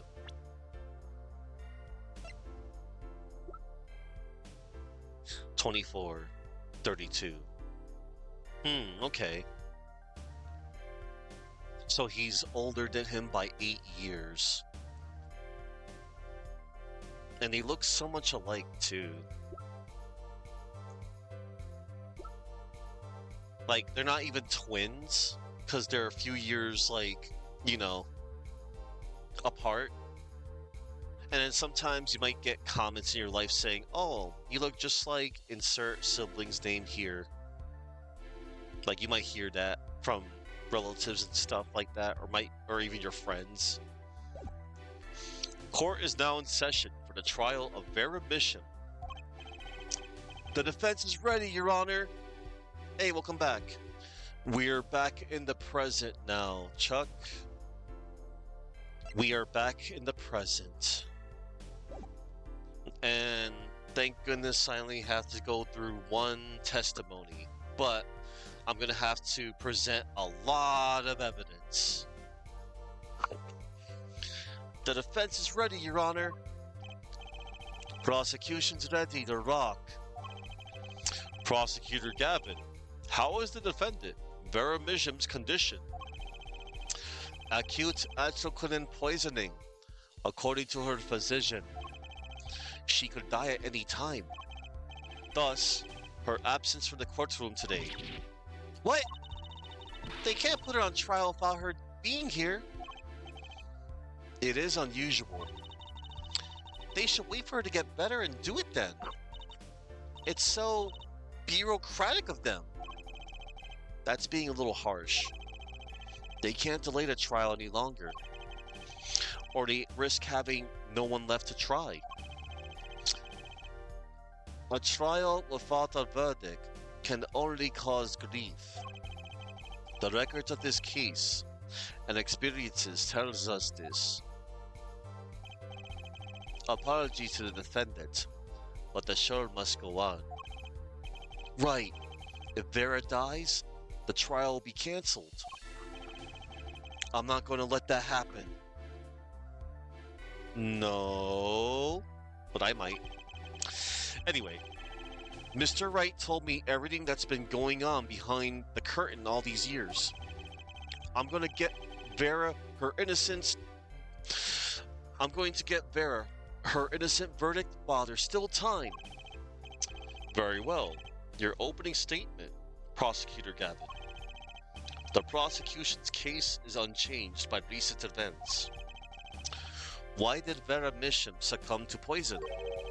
Because she couldn't live with the guilt of what she'd done. Objection! That's messed up.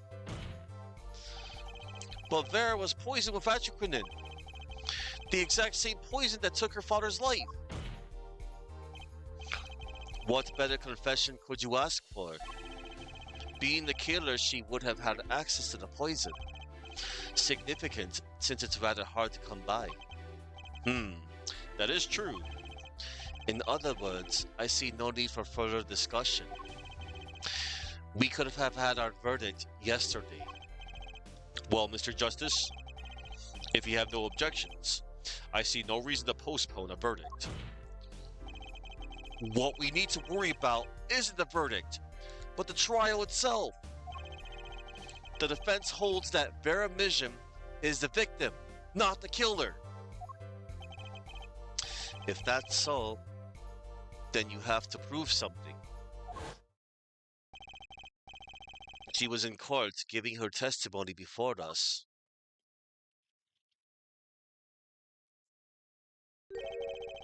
How do you propose her killer poisoned her? Oh, and incidentally, it would be nice if you told us who her mystery killer was. The prosecution's objection is sustained. I ask the defense to prove its claims to this court. Tell us how Veramission was poisoned. I've got two things to prove here. Who did it and how? Which to hit first? Why, first of all, Apollo, we're going to show how it happened. How did the killer poison Veramission? I will focus first on the method used. Any comments before we begin, Prosecutor Gavin? Not a bottle or container of the poison was found on the defendant's body. I see. So the vector of poisoning is unknown. Is the defense prepared to prove how the poison reached Veramission? Yes, Your Honor. Very well. What method was used to poison Veramission? Why, it was none other than the nail polish, Your Honor. What's this? My, what a beautiful bottle. I'd like to give whoever designed that a hand. Is that nail polish? It's colorless. Ah, something the matter? No, nothing. Nothing at all. So the killer put poison in this bottle and made her drink it. As Prosecutor Gavin has told us, this is nail polish. Nail polish? It's like paint for nails. Know any women with red nails? Ah, my wife has red nails. I see. So she's been painting them all this time. Let's recall yesterday's trial. Remember when Vera was testifying to the court? Court is now back in session. Vera seems pretty tense. She's practically chewing her fingernails clean off. Whenever Vera became nervous, she had a habit of biting her nails. Her nails? Ah. Prosecutor Gavin? When the prosecution had Vera examined, did they check her nails? Fourth one today, geez. 4 bots today. Oh well. Bailiff, have them check the defendant's nails at once. Mr. Justice. Yes? Do you know who did this? Do you know who put poison in that nail polish? Yes. That bottle belongs to Veramission? Why do you ask? Know someone else who might have a bottle like this? No, just checking. Mr. Justice, you were about to accuse someone of poisoning that bottle of nail polish. Please dispense with the chatter. You realize the weight of this accusation. Here, let me show you. Understood, Your Honor. No problem. I know what I'm doing this time. Then let us ask, who poisoned Veramission via her nail polish? Thank you, video game, because I don't have to scroll anywhere. It was none other than Christophe Gavin. What's this? Christophe Gavin? Objection! What's your game? Uh-oh. My bro. There's no way he could do a thing like that. You should know that better than anyone else. Indeed. He is behind bars. I know. However, that doesn't mean it was impossible to do what he did. What? Ask yourself, when he put the poison in the bottle. It could have been yesterday. It could have been a month ago. Maybe it was a year ago. Or perhaps it was 7 years ago. But Christophe Gavin had no motive for killing this poor girl. It's simply inconceivable. Prosecutor Gavin doesn't seem to think so. Ellipsis. That face tells me one thing.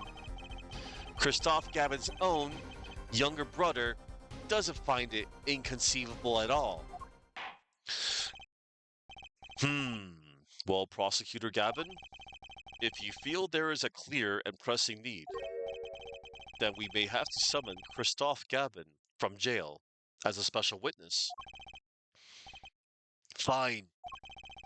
I've known for some time that an impenetrable darkness lurked at the bottom of this. A darkness that has swallowed even myself. Oh boy. Ellipse. Okay. The defense's wish is granted. Let prisoner Christophe Gavin take the stand.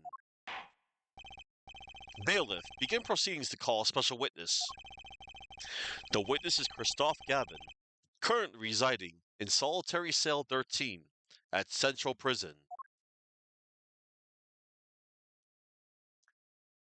Hello.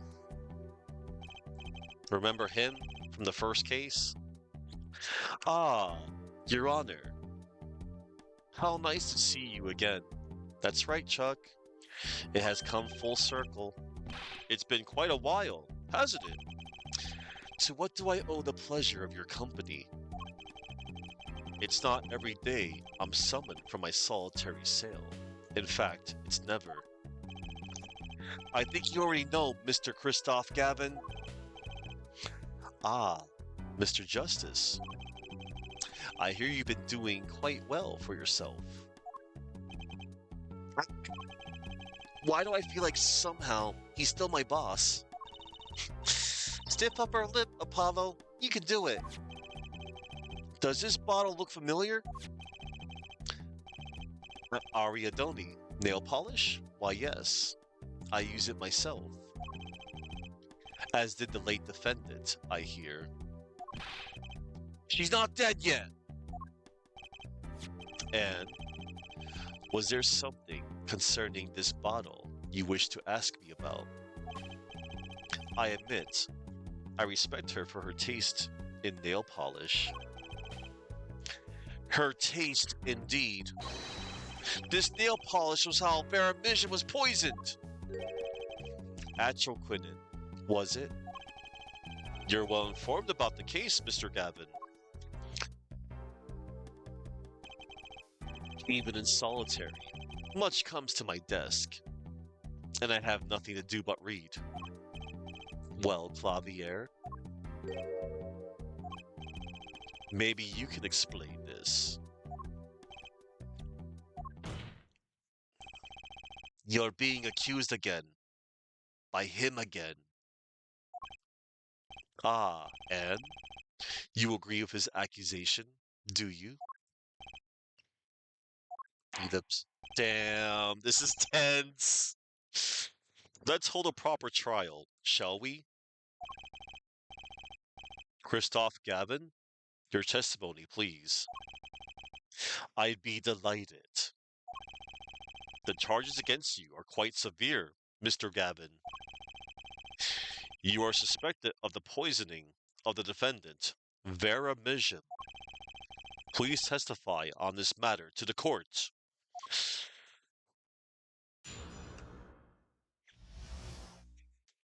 Poisoning Vera. Owning the same nail polish does not a murderer make. I have been in solitary confinement for half a year. How could I poison her?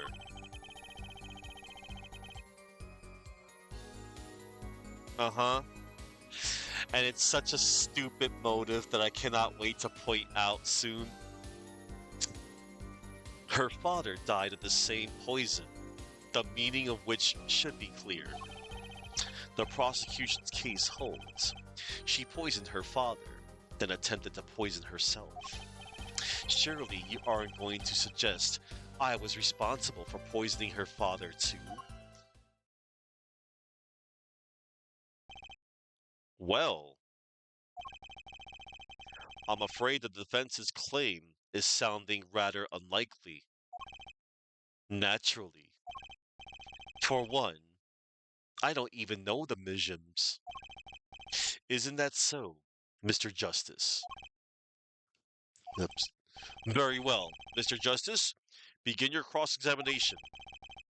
I'm accusing Christophe Gavin, my ex-boss, But I know he poisoned the Mijms. The question is when could he have done it? Not to mention why.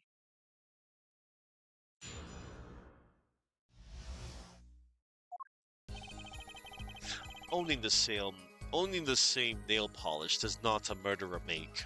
Hold it! Tell me, is this nail polish expensive? Ariadone is a nail polish of the highest order. Not only is it fabulously expensive, but it is made in extremely limited quantities. And you and Vera just happen to both use it?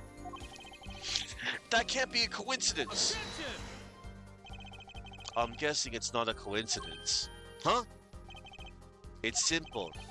Ariadone is the best nail polish one can buy, correct? Then if one wanted the best nail polish, one would buy it. That makes sense. Why, it's a bit like my feelings toward my brand name gavel here. And my silk top hat.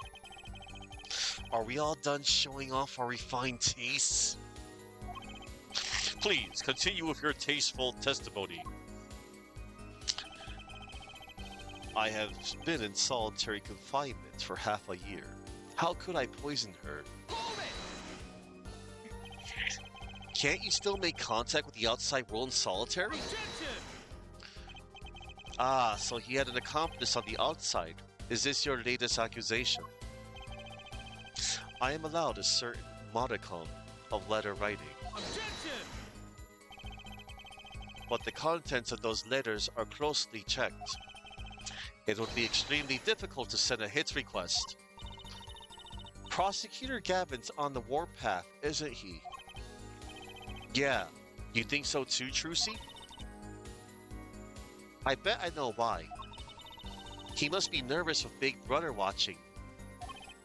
And maybe that's a weakness I can turn to my advantage. Are we cool with that? May I continue? Her father died of the same poison, the meaning of which should be clear. Hold it! The defendant is not dead yet! There are no known cases of someone surviving atroquinin poisoning. You seem to know a lot about atroquinin. I know a lot about a lot of things, which is why I suggest we pick up the pace, or else you'll be a short one defendant, for what she's worth. The witness will refrain from speaking ill of the ill. My apologies. Shall I continue? Evil bastard. The prosecution's case holds. She poisoned her father, then attempted to poison herself. Hold it! Vera had no reason to want to commit suicide. And also, who would commit suicide by doing their nails? Attention! The answer is quite simple. Basically, allow me to explain, beginning with, why did she do it? The answer is quite simple. She couldn't live with her own guilt. Next, why did she use nail polish to poison herself? This too is simple. So she could die doing something that she liked. Something that she liked? Once she saw that the trial wasn't going her way, she knew she would die. And it's not easy to bring poison into a courtroom. Must I explain further? I believe that's clear enough. Crystal clear. Wow, the two brothers together is like a two-man wrecking team. They could use a little more teamwork, though. Alright. Okay, I'm questioning my ex-boss. His testimony seems watertight, but he's lying. I'm sure I'll be able to see something, as long as I focus. And we're about to, right now. Clearly, you aren't going to suggest I was responsible for poisoning her father, too. Hold it!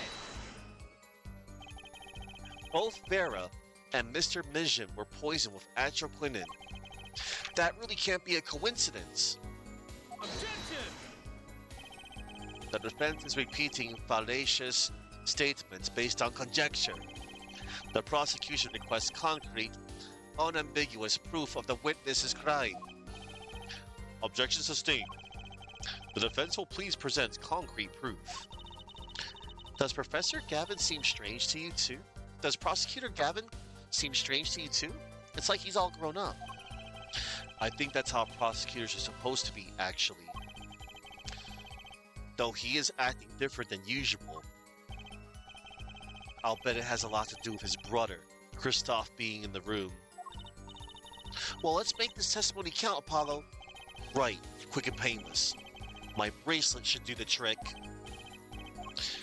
Yup, it's bracelet time.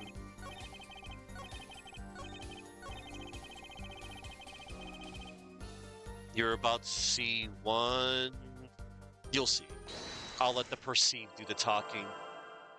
First, let's stare at his really intense stare. Look at that stare. Well, he's not twitching here. He's not twitching. He's not showing a habit. Now, where can his twitch be, everybody? Or his habit? Let's hear it again. I'm going to show it all to you. It's a simple one, thank goodness. Unlike one Spark Russell. Look at that scar. And I'm gonna let it play. Oh my god, what was that? Let's see that again. You saw what I saw?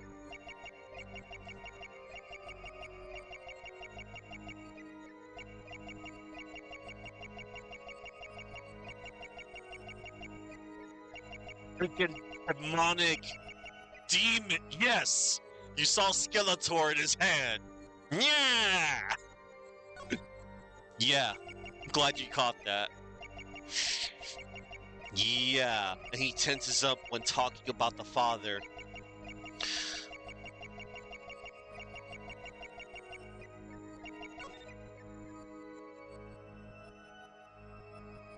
Oh god. It pulses when you have it on the right spot. That works for everybody else's habit and Twitch too.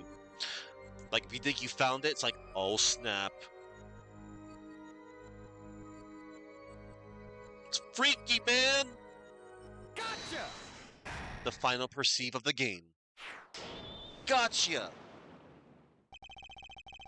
It was you who killed Drew Mijam. A bluff worthy of your new mentor, Mr. Wright. Oh, really? But you see, I saw it. Right when you said, her father, too. Your hand tensed unnaturally, and a little devil appeared to give me the news. Remember when Vera mentioned the devil? The devil. Ellipsis. And let's assume, for the sake of argument, that you saw me being tense. What does that mean? Are all tense witnesses guilty? And tell me, was Drew Mijam fond of nail polish too? Sorry, but there's more than one way to poison a man. You don't need nail polish to get to someone's mouth. Ah. Then I must be very talented indeed. You see, Drew Mijam was killed on October 6, while I was already in my solitary confinement cell at Central Poison. If that's not an alibi, then I don't know what is. But you found a way, all the same. And I found it too. This is how you poisoned Mr. Mijam.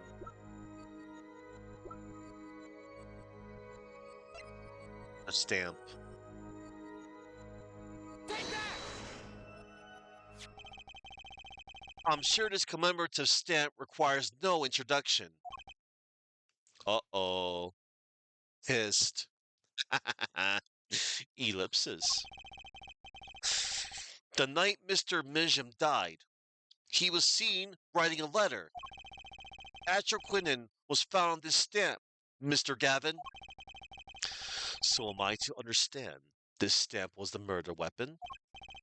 Yes, you are. Oh, and yes, this stamp was found in your prison cell. Hey there. This reminds you of the Rocky Horror Picture Show for some reason? All of a sudden, you want to do the time warp dance? Let's do the time warp again. Hello, gamers uplink. Welcome. Let me update my list. Oh, man. Yeah. This stamp was found in your prison cell.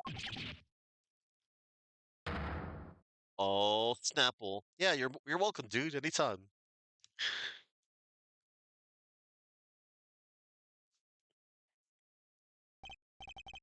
That is all, Your Honor.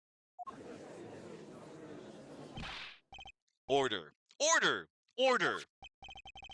Poison on the back of that stamp? After Drew Mijin was killed, someone paid a visit to this witness cell. Phoenix Wright. Daddy? That's when he found that stamp. You made Drew Mijin write you a letter. That's how you killed him. What? My. You've upset my poor brother to the point of uselessness. Allow me to clarify this matter, Justice. All you need to do is recall witness Spark Brushell's testimony. Well, that's the thing, see. After he put his letter in that envelope, Mr. Bishop sat there searching his desk drawer for something. His desk drawer?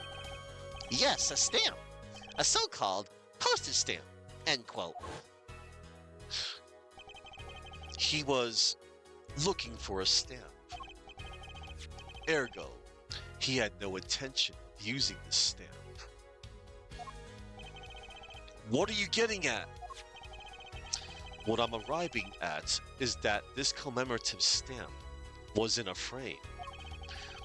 It was mere coincidence that he used it that night. That would seem to be the case. Or perhaps you mean to suggest that I can somehow manipulate coincidence? He does have a point. How would this witness know if the victim is going to use that stamp? Without that, he couldn't have planned the murder. What? Really, Clavier? You should be seeing through these weak-spined bluffs by now.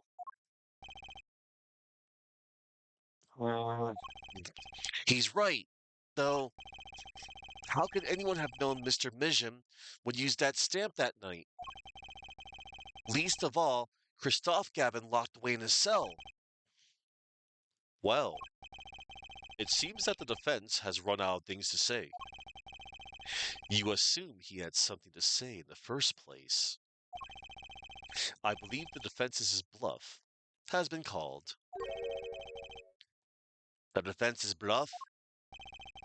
I'm not sure I agree with you there, Christophe. Javier. Honestly, I wanted to believe you. But the defense wasn't trying to get away with a bluff.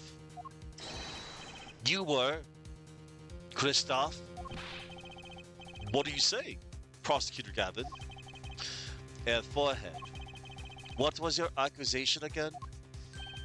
Huh? Oh, it was that. This poison stamp killed Drew Mijim, Ja? To which my brother responded thusly. There was no way to know when Mijim would use the stamp. Yes, that's right. Which is why it couldn't have been planned. Tell me, it needs to be planned. Why? Huh? Why couldn't it have been a coincidence? The defense's case is simply that Drew Misham died by that stamp. That's all. Coincidence? Christoph, you tried to slip out from under his accusation by changing the subject. If that's not bluffing, what is it? What are you up to, Clavier? I could ask you the same question, Christoph. I silenced the defense with the fewest words possible. It's called efficiency. But Mr. Gavin, that's impermissible testimony. Very well. I shall take his claim head on then. Justice. What? You accuse me of Drew Misham's murder, yes? Then, allow me to ask you, what possible reason could I have to kill a painter? Apollo, motive! He's talking about a motive! Indeed. It's hard to see how an attorney could come to want to kill a painter. Now here's something. Why didn't he bring up the motive from the very beginning? Unless he was afraid it was a battle he might lose. So, what does it mean? It means there might be a weak spot. Maybe I have some evidence to prove a motive. A motive for murder. This is a vital, if not the most vital element in this case. Please consider this when making your statement. I'd say it's about this vital. That's pretty vital. Well, Mr. Justice, a double penalty. I'm going through with this no matter what. Understood, Your Honor. I like to present evidence. Ellipsis. Then let's see what you have for us. What reason did Christoph Gavin have for wanting to murder Drew Misham? You can actually present two pieces here. The first is the red envelope, and the second is the notebook page. We're gonna go with the red envelope. Take that! Christoph Gavin's motive becomes clear when we consider why the stamp came to Drew Misham's studio in the first place. And why was that? Forgery, Your Honor. Go back 7 years.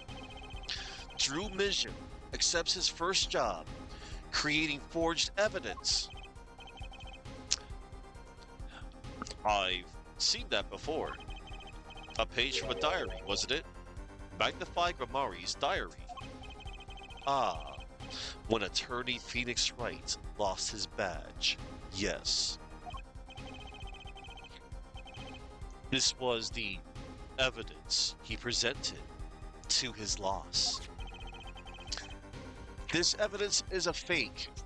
Yes. But did Mr. Wright request a forgery be made? That was never proven. Objection! The defense attorney on that case was Phoenix Wright. Who, other than him, drunk with the prospect of victory, could have done it? And why would they? Just out of curiosity, do you remember this letter? This is the first page.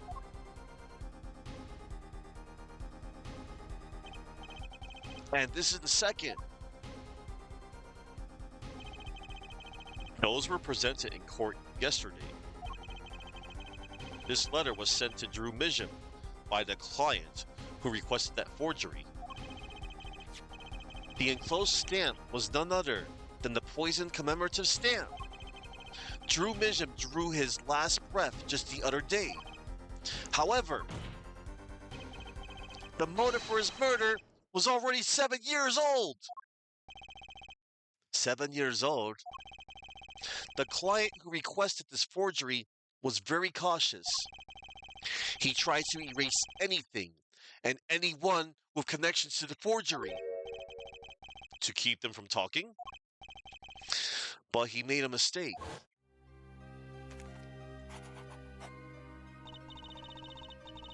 The stamp was a picture of my favorite magicians, so I kept it. Father took me when I was very young. It was a great magic show.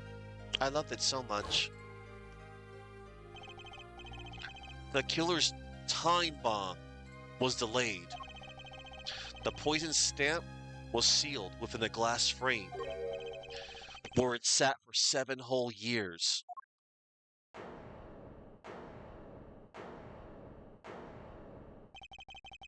And forehead, do you understand what you're telling us? Ellipsis. The one who schemed up the forged diary page was the one who poisoned the stem. And it was Phoenix Wright who presented the forged evidence 7 years ago.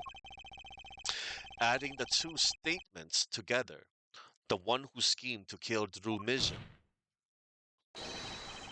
was none other than Phoenix Wright. No. Sorry, but that's not how this is going to go down. Oh? Then how would it go down? I checked through the records on that case when I found this.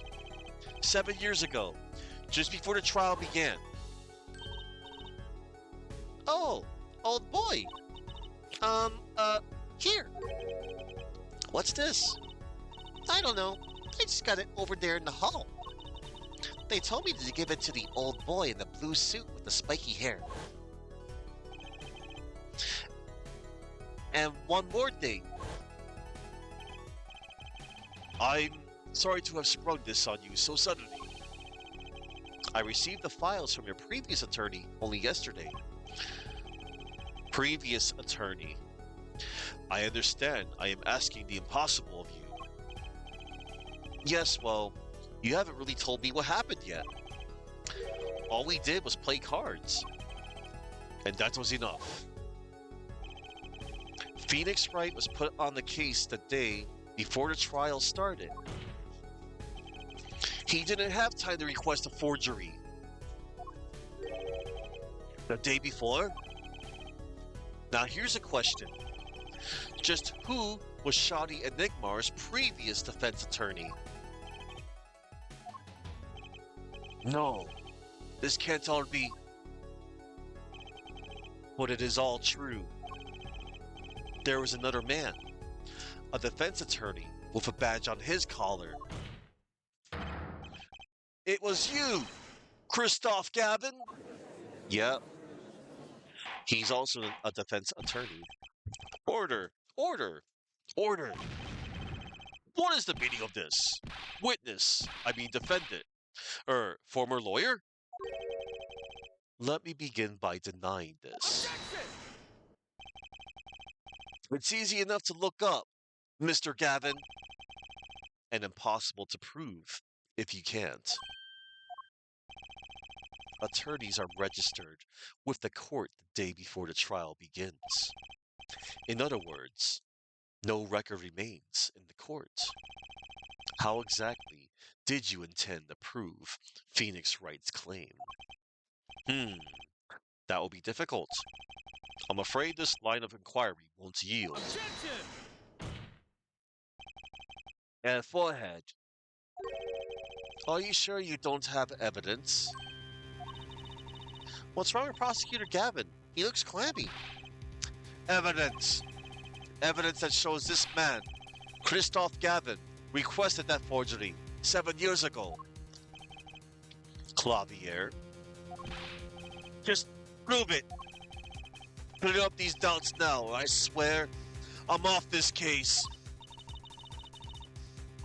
He must have thought of some evidence, Apollo. Prosecutor Gavin looks like he's in physical pain. That darkness. I have to pull that darkness out of him, and proof is the only way I can. What proves Christoph Gavin's link to Drew Mission? Well, Mr. Justice, you claim Christoph Gavin requested a forgery of Drew Mission 7 years ago. Prove it! It can't be proven. Simply ridiculous. Why even discuss it? This evidence does not. Objection! Are you telling the truth upon justice? I am. Then I say we give him the benefit of the doubt. Very well. But if you're wrong about this, be prepared for a penalty. Objection! Your Honor, you do the defense and injustice. Mr. Justice is clearly passionate about his claim. Should the penalty not match his passion? I haven't given a penalty like that in a long time. Well, Mr. Justice? Fine, Your Honor. All I have to prove is any kind of link. Something that ties Christoph Gavin to Drew Mijam. And I have something that clearly does the job. Very well, Mr. Justice. Present your evidence. Oh, it's a big one. Show us the link between our witness and Drew Mijam. Why was... I gotta look for it. Don't worry.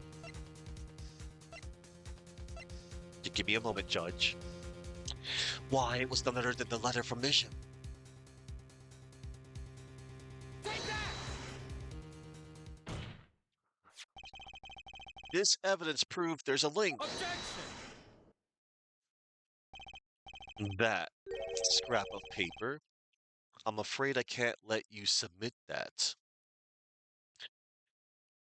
I agree, because how the hell do you have that in your possession? It wasn't in your possession before. It's a video game. Is there some problem? There is. How could you possibly have that?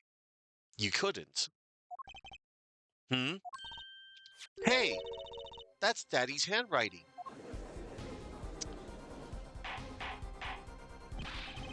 Mr. Wright's handwriting? What is the meaning of this? Ah, I see now. Yes, of course. What do you mean, of course? I just remembered I had a visitor yesterday.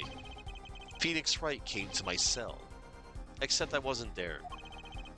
Phoenix Wright? When I returned, I saw he had something of mine in his possession. Of course, I had no intention of letting him get away with reading my private mail. Mail? You mean this letter was in your cell? No. However, it appears Mr. Wright has yet to be cured of his bad forging habit. Well, if it's a forgery, it's not a very good one. The handwriting's terrible. This is Mr. Wright's reproduction of what was written in the real letter. Reproduction? When Mr. Wright visited when Mr. Wright visited Christoph Gavin's cell, he brought with him a small video camera. What? He recorded his entire conversation with you, Mr. Gavin, and the contents of your personal mail. Regardless, this mockery of a piece of evidence will never be accepted by the court. Evidence based on a video a man with no authority whatsoever claims he took. A man who happens to be an ex-attorney suspected of forgery. Prosecutor Gavin? Yes, Ultima. Christoph Gavin indeed.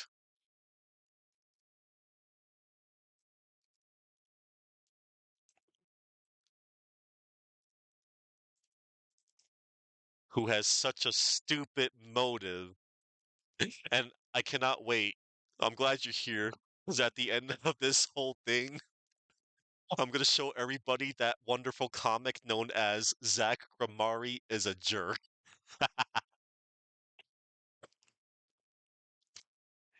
Yes. Prosecutor Gavin? Oh, snap. Prosecutor Gavin? As embarrassing as this is for me to say, I'm afraid my brother is incapable of making rational judgments at the moment. Your Honor, your decision, please.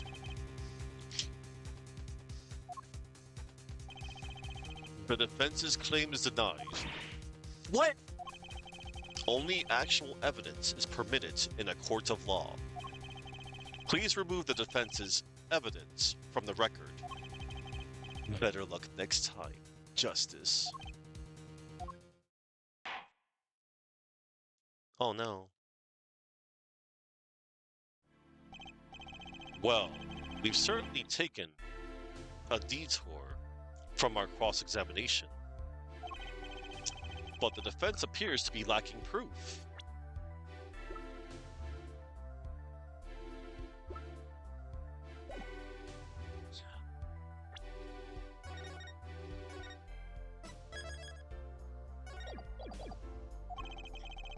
I'm forced to end the cross-examination of Christophe Gavin at this point. Apollo, do something! I'm thinking, but without evidence, I don't have anything I can use on him. Very well. This ends the special witness's cross-examination. Objection!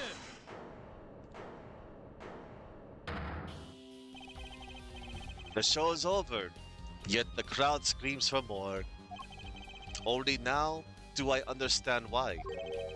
Prosecutor Gavin? Frankly, I'm relieved. This has been bothering me for 7 whole years. And I'm tired of the whole youthful egg scene. Now's our chance. Let's clean out the family closet. Eh, Christophe? Clavier, you're spinning out of control. Calm yourself before you say something you'll regret. Spinning out of whose control? Mine or yours? Take a moment to consider everything you've built.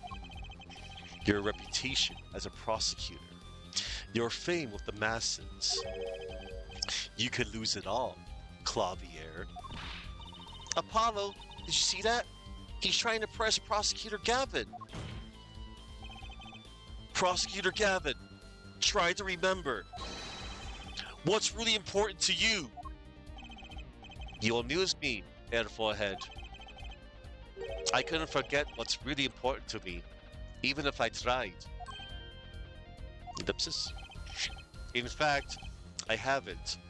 Not even once. 7 years ago.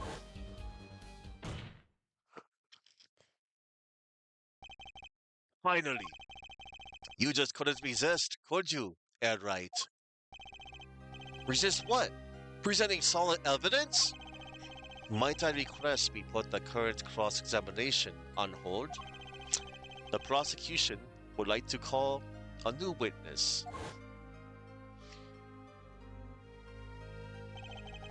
State your name and occupation for the record.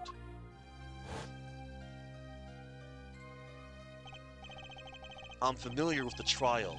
I've watched the video several times. Didn't you find anything unnatural about it? Unnatural? Well, you did seem unusually well prepared. I mean, Mr. Wright had only just presented his evidence. And the next moment you call in Drew Mijam, it was almost as if... what?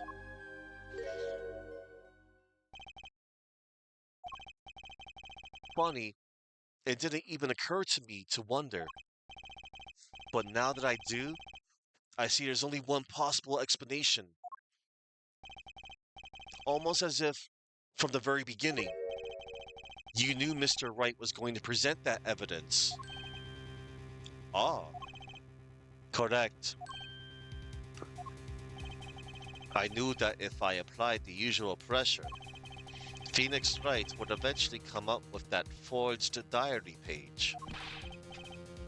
Don't do this, Clavier. I knew because you told me, Christophe. What? It was the night before the trial. Clavier.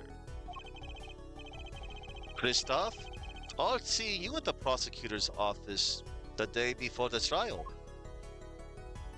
They're meeting. Ah, I won't be appearing in the trial, actually. Huh? Why not? I won't be facing off with you on your first trial, apparently. But in exchange, I brought information. Information? The attorney who will be there, in my place tomorrow, is not to be trusted. Don't even give him the benefit of your respect. Listen, I want you to call in a special witness. Then, I wondered about it at the time. How did Christoph know so much? Prosecutor Gavin. Christoph!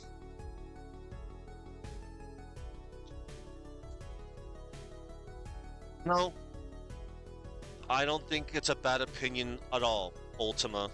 Not at all. We were supposed to face each other in that trial. A fair fight, brother to brother. I deserve that much. You let me borrow the victim's belongings. You showed me all your research on the case. The victim's belongings? Which would have included Magnify's diary, wouldn't it? Mr. Gavin? My, Clavier. You disappoint me. You find trees, yet miss the forest. You're the one missing the forest, Mr. Gavin. You can't sweep this under the rug.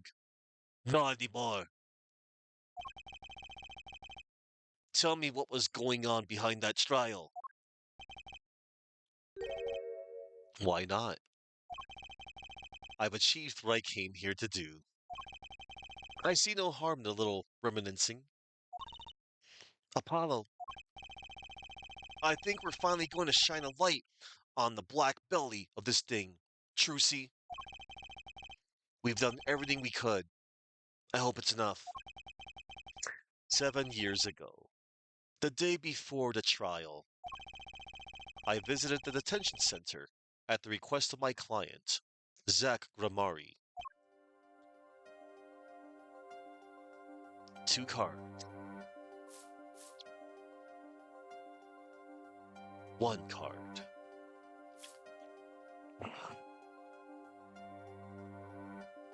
Showdown time. Enough. You lose, Gavin. Thanks for the work. Now go. To be honest, I don't know what his reasons were to this day. As far as I could tell, he dismissed me as his representation because I lost in a game of poker. Yes, I really suck at poker.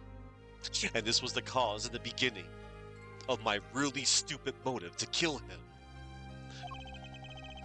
I could come to no other conclusion. Daddy used to say something. If you want to know a man, you have to compete. Zach wasn't watching his points or the cards. He was watching the man behind the cards, Christoph Gavin. He saw how evil he was. I couldn't believe it. Phoenix Wright? A second-rate attorney who relies on luck and bluffs? He dismissed me and went with that pitiful excuse for a man? He deserved to die for that error alone. Hold it. So the one who requested that forgery was... Oh, I'm not admitting to anything. My point is, These two men shamed me, and I could not forgive that. Phoenix Wright and Zach Ramari both deserved what they got. So you asked Mr. Misham to forge that evidence so you could win. But then, when you were dismissed as Zach Ramari's attorney, you used your forged evidence as a trap. You fed me information about the forgery you made. Then you gave your dirty evidence to him. You're free to imagine what you will. My point is that all I had imagined came to pass. Everything went perfectly.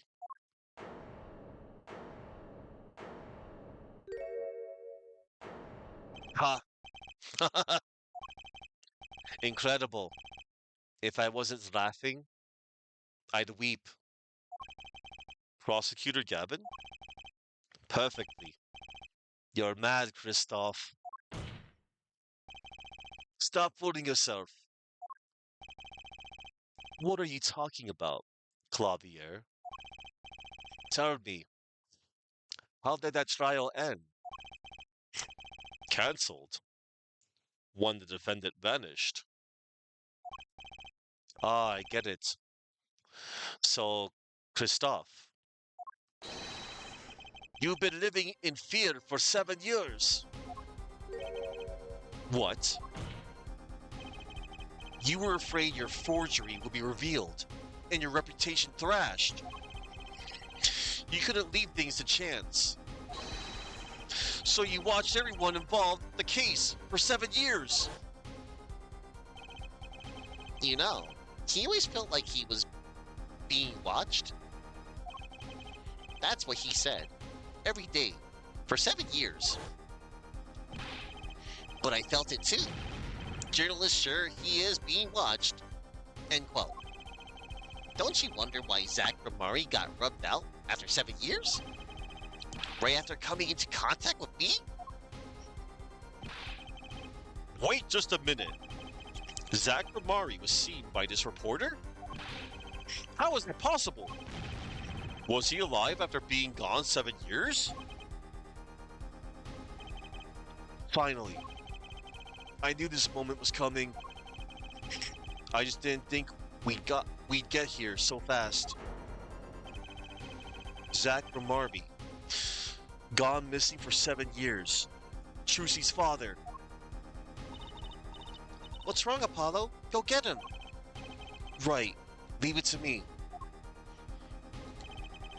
Allow me to refresh the court's memory. 6 months ago, Christoph Gavin was charged with murdering a mysterious traveler. I remember him quite well. Shoddy Smith, was it? Poisoned in a Chinese restaurant. Tragic. The details don't really matter right now.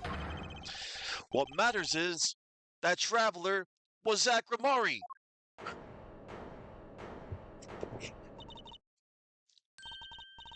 What is it, Apollo? Huh? Keep going. We'll talk about it later.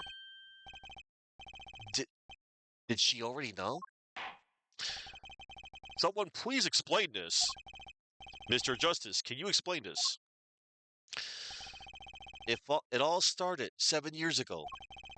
The great magician, Magnify Gramari's death started it. Damn him. Magnify Gramari's death and his student, Zach Gramari, the suspect, who is a jerk.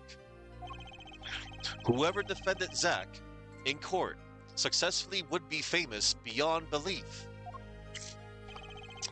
Thinking that Christoph Gavin did the unthinkable. He forged evidence. Drew Misham? Actually, it was his daughter, Vera, who really did the work.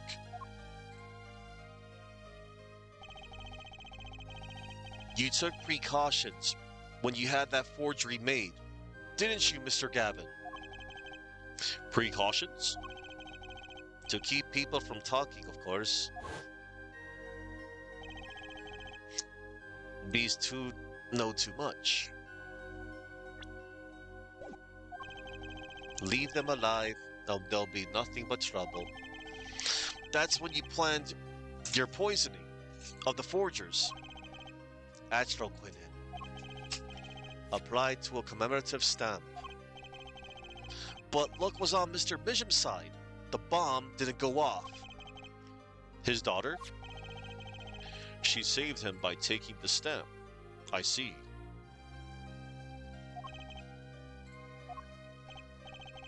But that wasn't the only bomb he set up.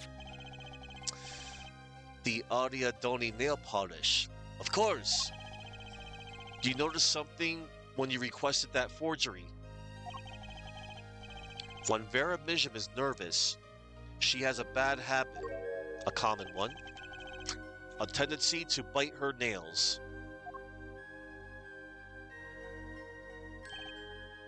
Ah. Hold on. Okay. That nail polish was her good luck charm. She was almost kidnapped once. Since then, she's been, well, you can see for yourself. She refuses to leave the house. That person gave me a good luck charm for when I absolutely had to go outside. It protects me. Yes, apparently, she received something. A gift. She won't tell me what it was. It was from that client, the one who wanted that note made. It was his insurance. Insurance? As long as she lived quietly at home, there was no danger to her. But what if she had to go outside? If she ran into trouble, she'd become nervous. And the nail polish would do the rest. His time bomb sat there for 7 years. And then they went off almost simultaneously.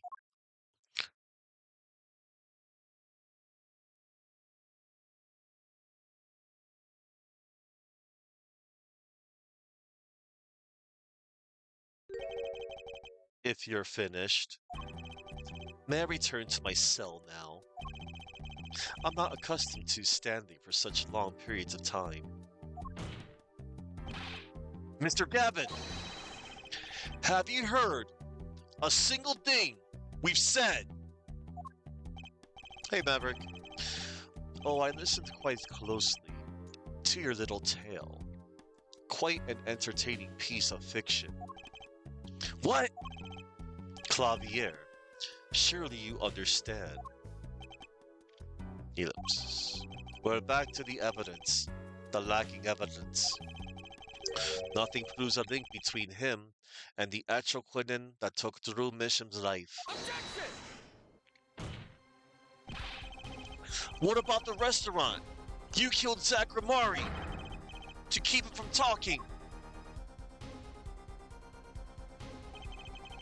I killed no man of that name. Read over the report again, if you like. The victim was a traveler by the name of Shoddy Smith, about whom we know little else. You can't seriously think I knew he was that particular fugitive. Objection! Okay, then why did you kill him? I plead my right to remain silent. Remember, this court did not convene to put me on trial. The defendant's name is Vera Mijam, suspected in the murder of her father. My trial's been finished for 6 months now.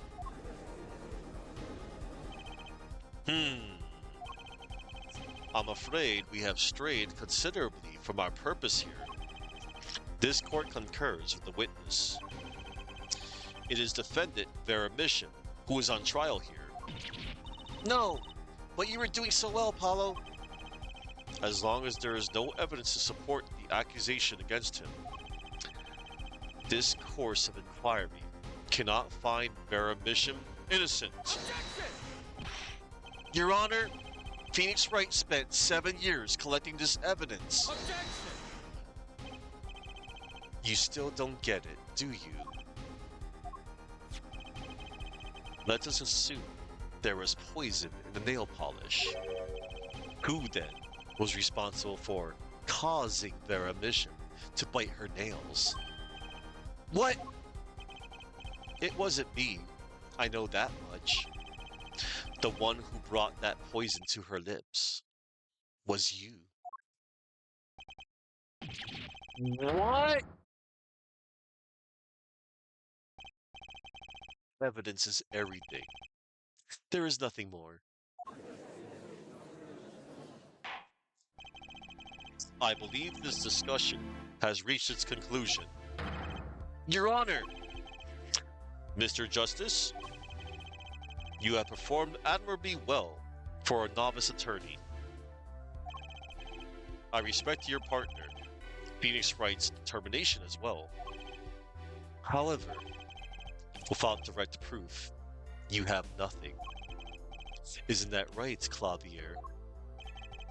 Unfortunately, yes, Christoph, you're right.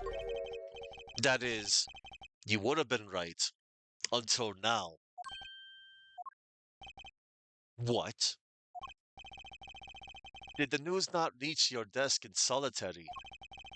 The eyes of the nation are on this courtroom today. This is the trial case for a new judicial system. That's right. I totally forgotten. Shame on you. The jurist system. Jurists, you say? The current judicial system has been deemed to closed off from society. This new system attempts to inject the wisdom of common citizens into the law. Common citizens? Wisdom? Is this some kind of joke? Yes. What could we possibly gain by doing this? I don't know. Entrusting our judicial system to a mindless, emotional mob of irrational mouth breathers? Hey, look, it's either that or AI. Common citizens have something called common sense, do they? Common sense is not restricted by the law. Nonsense! There is only one room for two in this court. Me and the law. Uh-oh. Keep the riffraff out, I say. Yeah, I know. Jury duty is indeed no joke. They're not in the court, actually. They're watching everything by video camera. Look! Apollo's looking at you, Trucy's looking at you, the judge is looking at you, even Clavier is looking at you. He is looking at us. He's looking at me. He's looking at they're all looking at the player. They're all looking at the chat room.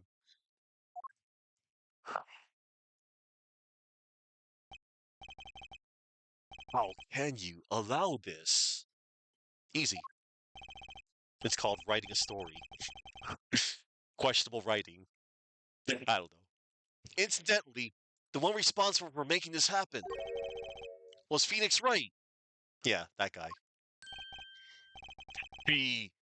Phoenix Wright? Aw, snap. So, everything was leading to this. Of course.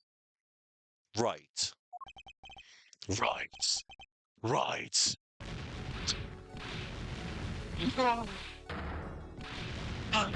Thanks.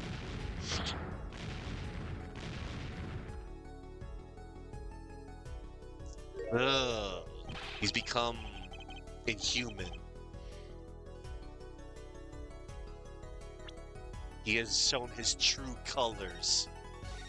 Disgusting human being. He does. I won't accept. I can't accept. This is no court. Law. The law is everything. Law is absolute. You'd let ignorant swine soil your courts? Christoph, it's over. This hits me hard too. This is almost relatable, but I won't speak on that. Raviel, the law is absolute. You can't be serious. What? He doesn't do sovereign citizen on us. Odd. I thought you spent your life looking for loopholes. The law isn't absolute.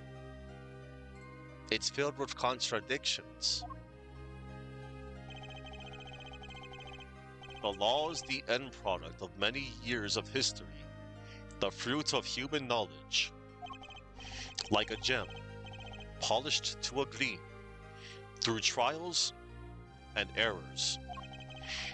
If this, it is this fruit we receive and pass on and face in our time. And it is always changing, growing, nurturing. It is our task as human beings. Except for you, Christoph, you aren't changing. You've stopped. You're not needed anymore.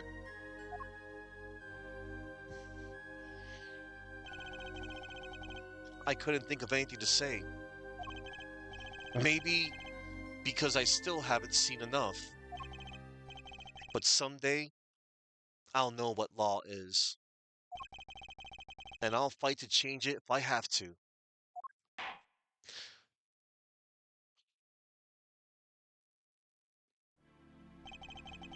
I see no need to further prolong this trial. This began as the trial of Vera Mission, accused of murdering her father. The painter, Drew Mission. However, several other incidents were reviewed, and we seem to have reached a conclusion. Before this court declares a verdict, I await your decision.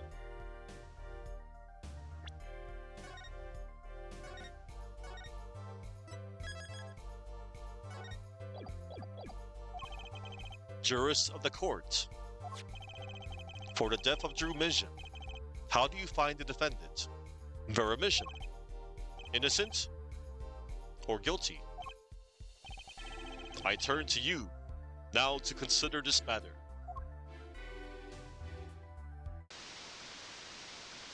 Oh no, it's the fourth wall breaking again, everybody. October 9th, 12:48 p.m.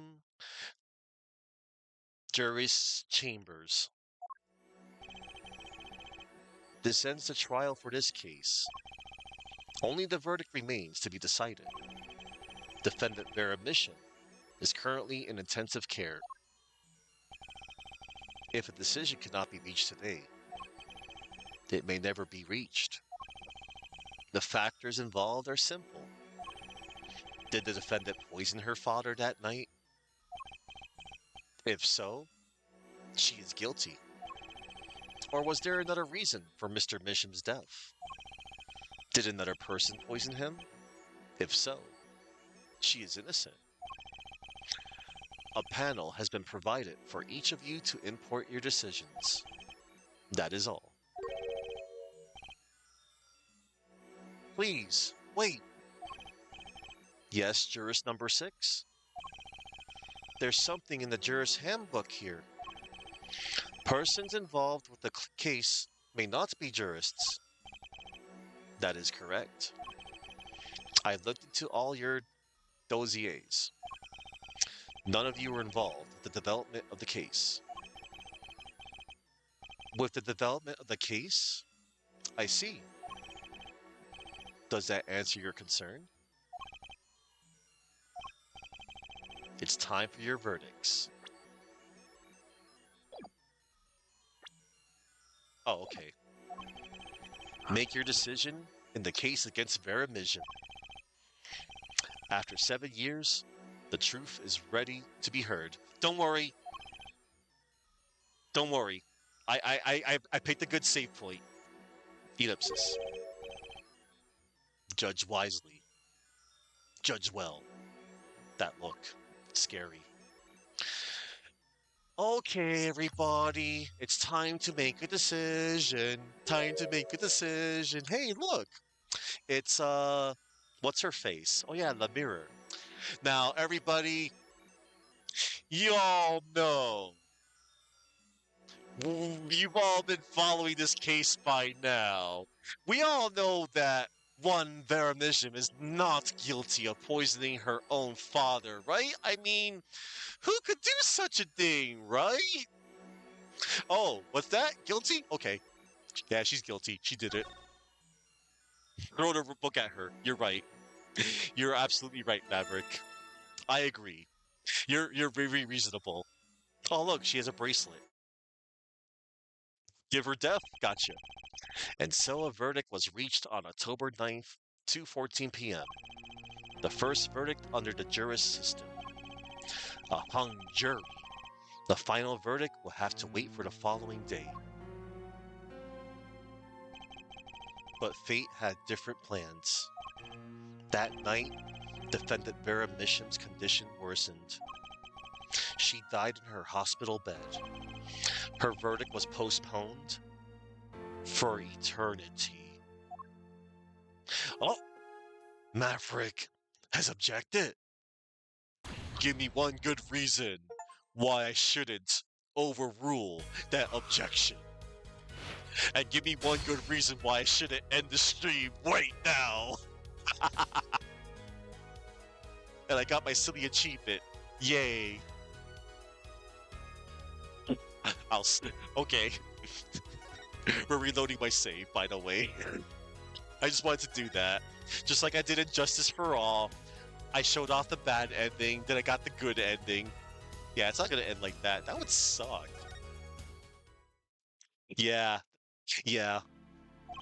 Alright, alright. Okay. So yeah, La Mirror.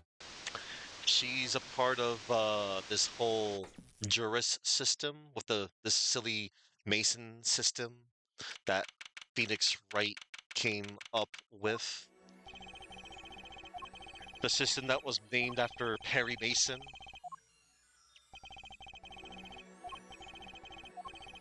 Words, words, words. Yes, yes, I know.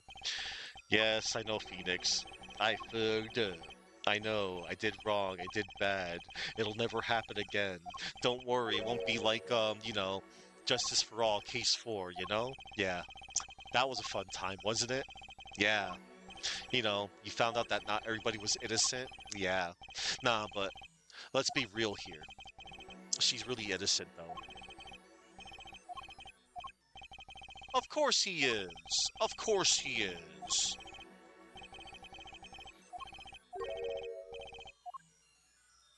Well, alright. We're going with the canonical ending.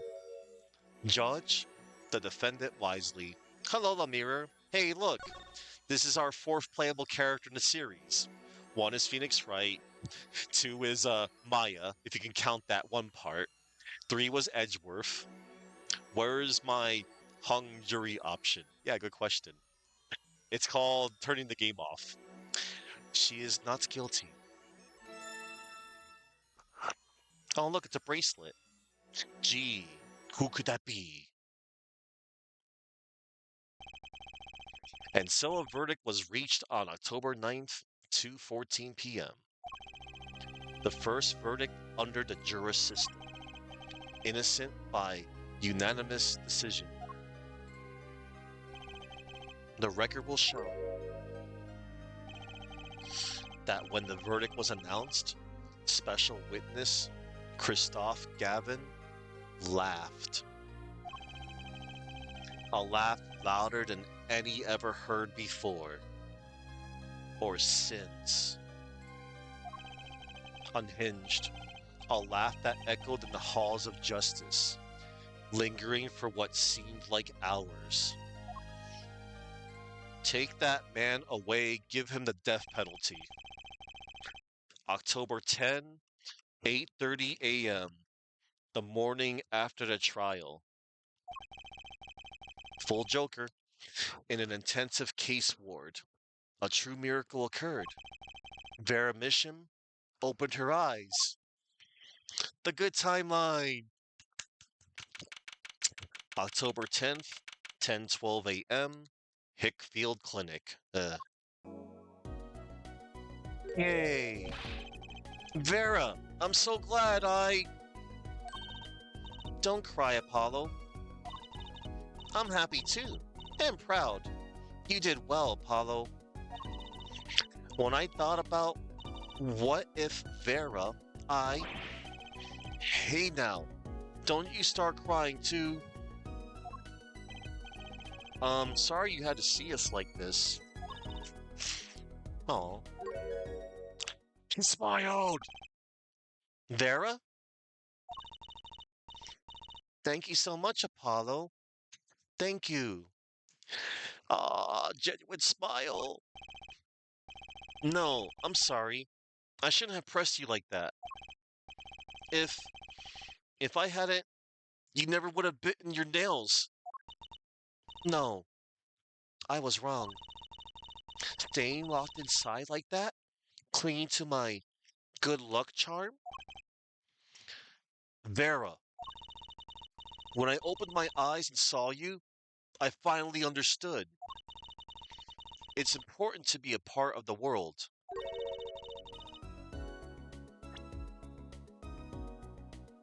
When I opened my eyes and saw you, I finally understood.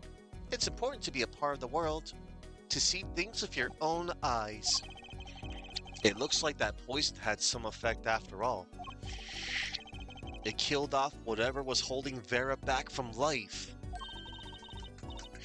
I knew you'd pulled through, Vera.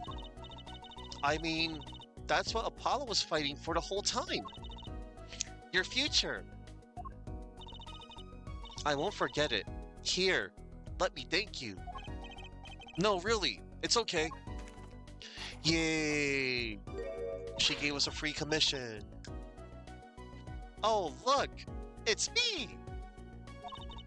I love it. Thanks.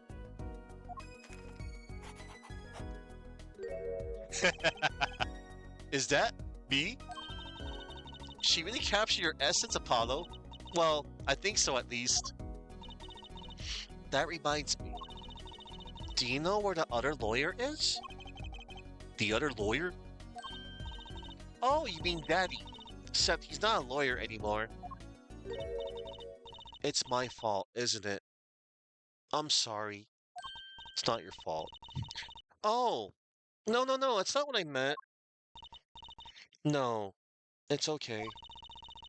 I'm through looking away from the things I've done. I hope I can look him in the eyes again someday and apologize. I'm sure he'd be happy to hear that. He brought all those things for me when he came to visit earlier. Oh, you mean that stack of videos? Mr. Wright finished watching them all? You know, I knew my real daddy was alive. Huh? I was there 7 years ago, remember? I was the one who helped him vanish from the courtroom. You did what? How? I'm not telling. He promised me that day he went away. We may not meet again for some time, Trucy. But know this, I will be watching, and one day I shall return. You're the next Grimardi, after all.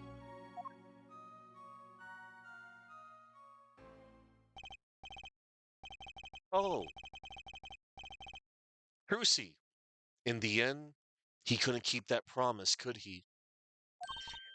It's okay. Phoenix is my daddy now. Even if he can't really play the piano, that he can. Oh, and I got you too. Even if your voice is kind of loud sometimes. Glad I made your list. Hey, come to think of it, where is Daddy? The one who can't play. Do you know, Apollo? I think he said he had to meet someone. I wonder. Maybe it's a new mommy. Uh, Teehee. Oh, Trucy? Yes, Vera? I was wondering, could you show him to me once more? Sir Hat, was it? No. Oh, he's not been knighted yet. Here goes. Do us an impersonation, Mr. Hat. Oh no, it's the thing that's modeled after your jerk of a father. Objection. Ahem. Not loud enough. And I like Miss Magic underwear better anyway. No, you don't. That's magic panties, Apollo. Damn you. So, your memories returned. Mr. Wright, was this all part of your plan too? Oh no. Maverick, are you a fan of Mr. Hat? Damn you. I'm sorry, Maverick, I can't say that. I don't know what you're talking about. When I lost my memory, I was reborn as the mirror.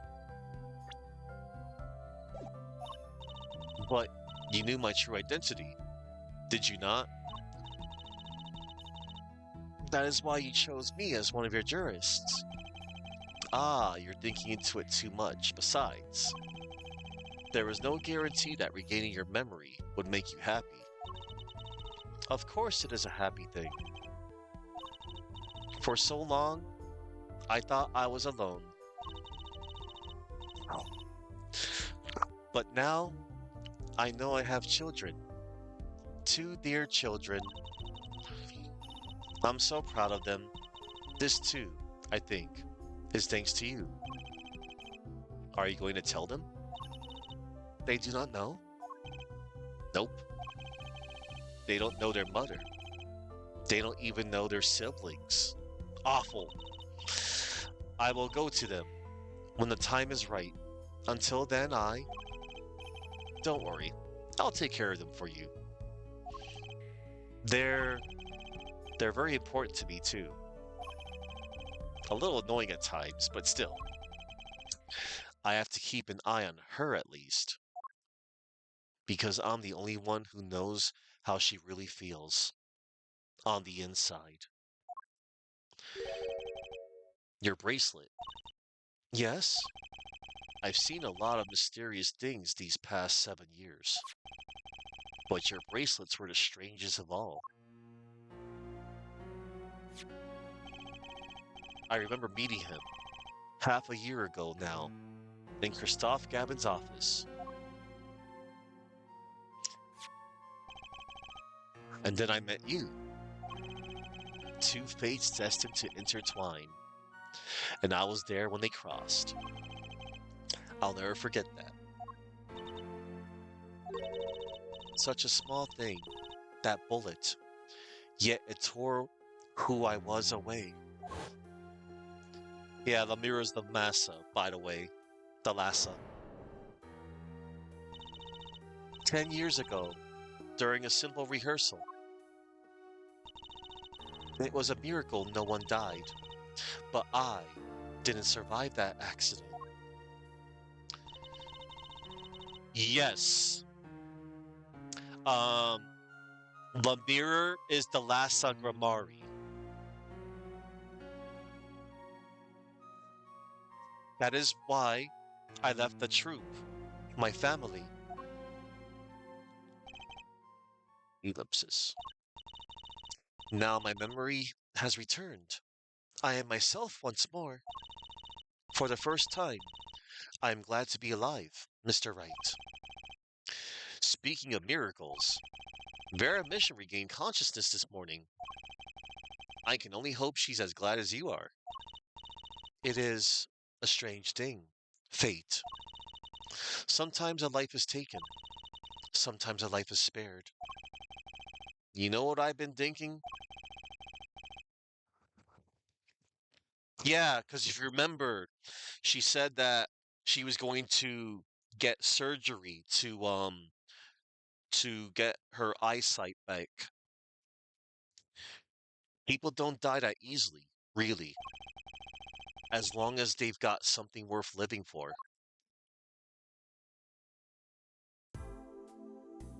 And that's pretty much the end of my story. For now, anyway. I've still got a long way to go, and this power of mine, well, it needs some work. But there's hope now. We'd lost it, but somehow we found it again.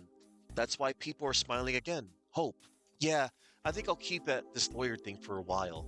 Oops, training time. Gotta go. Cords of steel. Here comes justice! Objection! Oh man, what a game. The game that almost killed the series. I'm glad you're staying with the agency, Apollo. It's like I found my long-lost big little brother. Oh, and don't worry about Troop Gramari. Trucy's on the case. Now that I have this thanks to Daddy. Trucy Gramari? Frankly, I got my doubts, but Hat Gramari. Now that'll pack him in. You think so? Ugh, Mr. Hat. Trucy's fine. It's not every day you get a trial that rocks harder than one of our gigs, Ja. That's why it's over. The Governors are breaking up. The news caused a run on tissues at supermarkets nationwide. You're the real stars now. I look forward to our next jam session. And Clavier's too freaking nice for his own good. He's not that high of a prosecutor on my list. I mean, he helped out Apollo. But, he's no Edgeworth. Well, it's finally over, you know, thinking about it. I've been a piano player longer than I was a lawyer. Now that everything's sorted out, I've got time on my hands, maybe I'll take some lessons, or maybe I'll take the bar exam again. Yeah, do the bar exam and resurrect the series, please. I mean, that does happen. I'm gonna play the 5th game next month.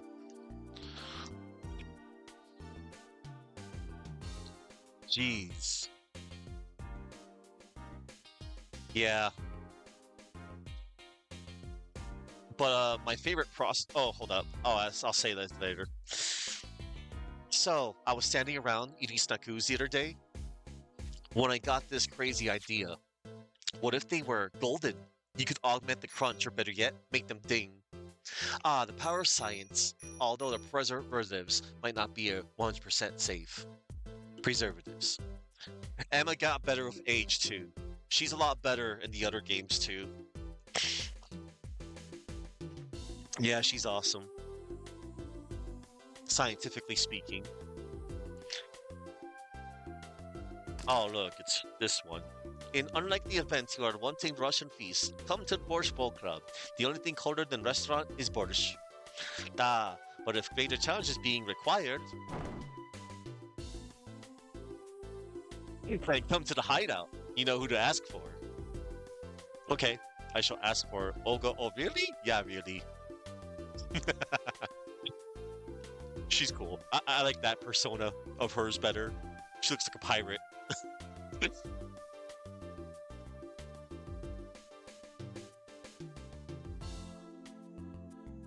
Oh, man. Ah, she's awesome. So, Kentucky Pastries is getting back to its Easter roots. Spread the culture and all. Yo, boss! Culture time! This is how we write root, capiche? But we're still about giving back to the people. Yo, boss! PR time!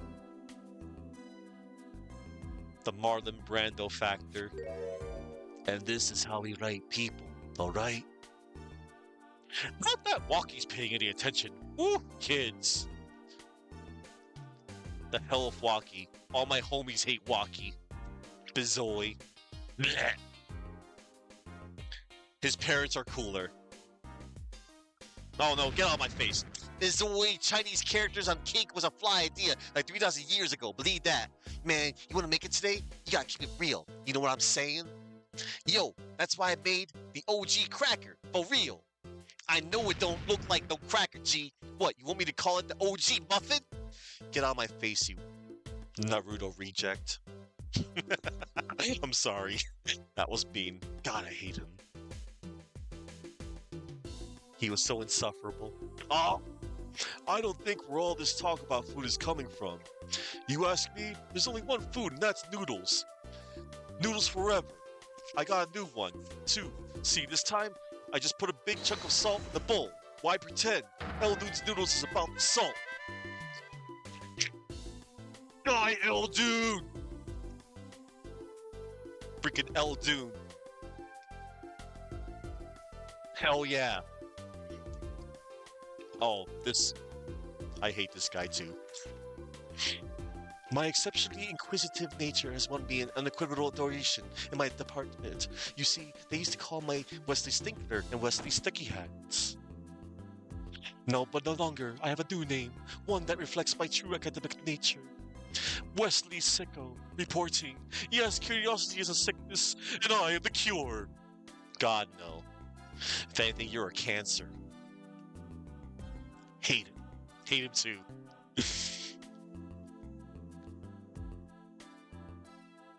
A blight. For good reason, Maverick. It's good to forget that man. If I would call him that. That character, yeah. I don't know how to thank you for all you've done. Bright light has returned to my life, and with it joy. I may have lost years, but I have gained a treasure. 2 treasures, in fact. I will think of them when I write my next song. And by the way, I am also a jerk, and I will never tell that Apollo and Trucy are brother and sister. I'm sorry, I ad-libbed that. It's true. Brusha, brusha, brusha, brusha, brusha, brusha. Brusha here, back in the beat with another interview. Eh? How do I feel about how things turned out? No scoop yet, but journalist confidence in mint condition. Eh? Oh! And he wasn't that bad, except for the sweating armpit. Right, teeth. Hey, look. Executive producer. Oh! I decided to keep painting. Originals only, of course. I suppose I'll have to see a bit of the world outside to find what to paint. But I know there are good people out there now. I've met them. The door is open. The world is waiting. Thank you. Oh. They retranslated to Mission. So back in the DS days, in the original, they actually kept her Japanese name to Makoto. They actually retranslated it to the English. Not bad. Oh, Mr. Hat. Damn you, Mr. Mr. Oh, look. Congratulations. You've unlocked a special bonus in the music and background setting screen. AJAA commemorative Kazuya Nuri. Cool. I get to see that thing. Whoa, they give me the option to start the next game. You're crazy. I need my voice for next month. No.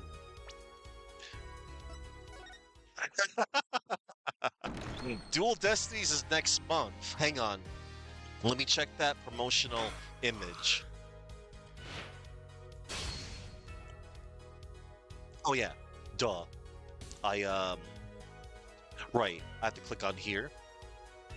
Oh yeah, I have to click on here, yeah. The art library. I think. Well, here it is. There it is. Oh, this is a nice image. You got the evil, sinister Christoph Gavin. Oh, Trucy holding on to her new daddy. And they're obscured by that glimmerous fop, Mr. Hat. Oh, there's Emma, Apollo. Don't worry, Apollo. You're gonna get that much needed spotlight and character development in the next in the next two games. That's what I meant to say. Oh, that's Clavier. He's got his governor's headset. So, let's check out the character designs real quick before I show off the real bonus. Yes, he does. Apollo becomes even more cooler. Like, honestly, like, Apollo, he's not bad. Like, when they first introduced him, it's just, they didn't give him enough of the spotlight. Like, I think they were just thinking of, like, the other characters, of course. I mean, it's hard to do world building, you know? So we got Trucy in different colors. Nice little outfit. And this is concept art of Trucy. Oh, look at that. This is very nice. Mm-hmm. Oh, that's neat. Different hairstyles before her final design. Oh, Mr. Hat. Wait. He originally had glasses? That actually makes him a little bit more classy. And he had like, oh look, a pumpkin head? Is that Jack Skellington? Oh, there's the concept art of that wonderful scene. When you're coming from the... Yeah, I know. He does... I know, Maverick. But it took so long, man. Like, for the other games to finally come out. Understandable. I mean, I know it takes a lot to write a story. And how to come up with all those cases. I always felt it was dormant, though. And also, in my mind, I felt like Ace Attorney Investigations, Miles Edgeworth was damage control.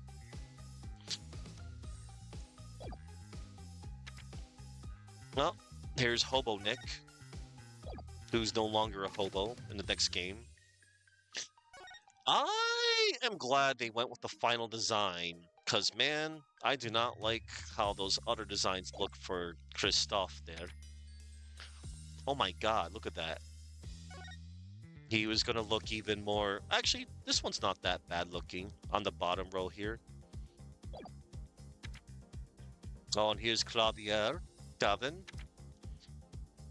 Oh, look at that. He originally wore like a skull cap, which I guess was in that final design. Oh my god. No, you do not want to look like your older brother. You do not. It's good that you got your own identity and you're not evil like your brother. And he was almost going to look like his brother again. Wow. These are cool. Oh, here's Emma, who's become an awesome character. Originally shoddy... Yeah, look at that. Or, excuse me, Zach Ramari, who is a jerk. I'm going to show you all on how much of a jerk he is. Right after we go look through this fine art. Oh, look. Guy Eldon. He was originally going to have, like, a sipping animation, I guess, and those are nice. These are not bad looks right here, but I like the final design. It was smart to... Yeah, it was just to differentiate between Clav and Chris. Uh-huh. And check this out. This is the only official, like, sketch that Palmaractus gets. He doesn't have official arts of him because the hell of that guy. Oh, look, she originally was going to wear a nurse hat. Alita Tiala. And here are two really cool characters and one lame one. Actually, I like that pose right here. Because, like, if I'm not picturing any of his stupid mannerisms and always disrespecting his dad, he's okay, a little. But nah, Plum and Winfred, they're freaking awesome. Oh, and look, rejected Naruto designs. I'm sorry. That was mean. And here's Plum. Oh, look at that. It looks like she had a different view of yeah, typical teenage son. Yeah. Oh, and here's Wesley Sicko. Oh my god. That long hair. I am glad he not kept that. Oh wow, he had utter extravagant designs. And here's the mirror. I like the other colors here on the right, but I'm glad that they kept with the blue design. I mean, blue is my favorite color. Totally not biased, I swear. um. Oh, and look, Mr.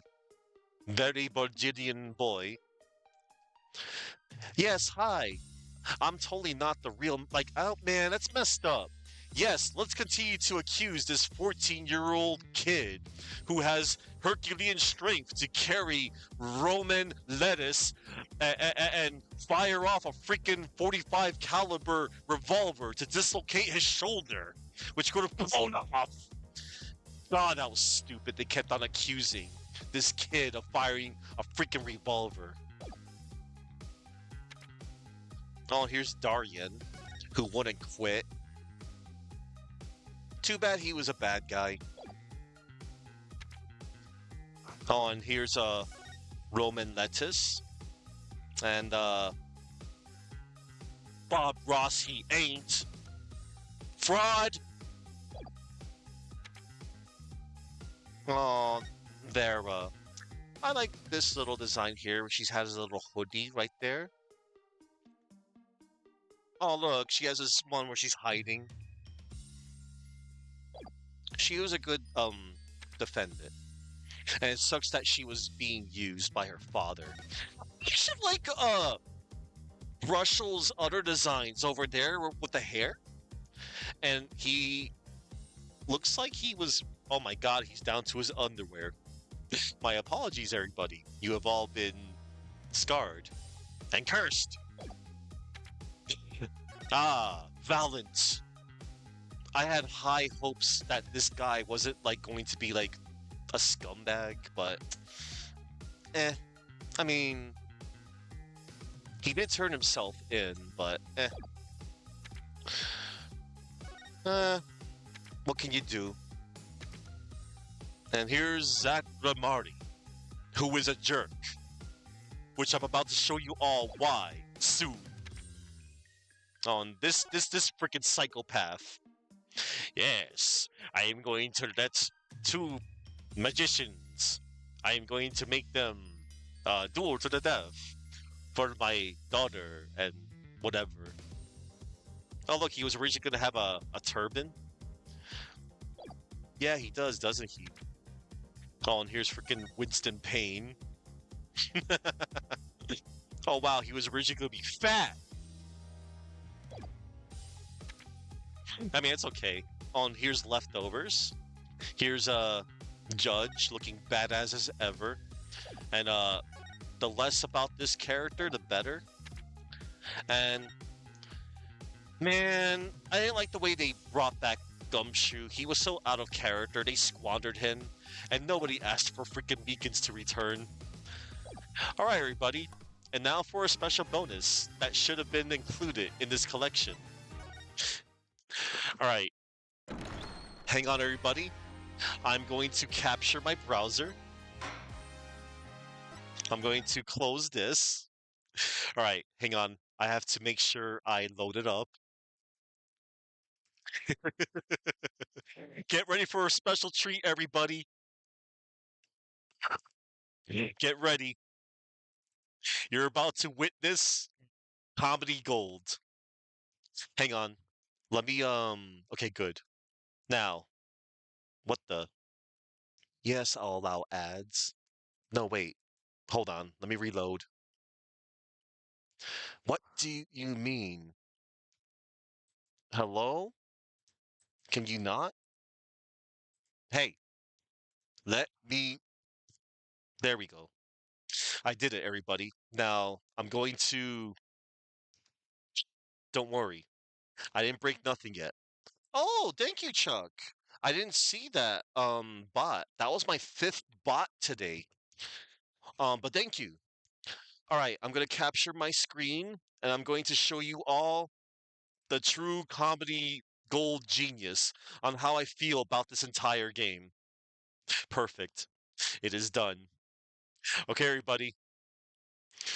Behold, Zach Ramari is a jerk. My name is Zach Ramari, and I am a jerk. Welcome to the troop. I'm Magnify, and I am also a jerk. This is my worthless apprentice, Valid, and my beautiful daughter, Delassa. Gosh, Delassa's so pretty.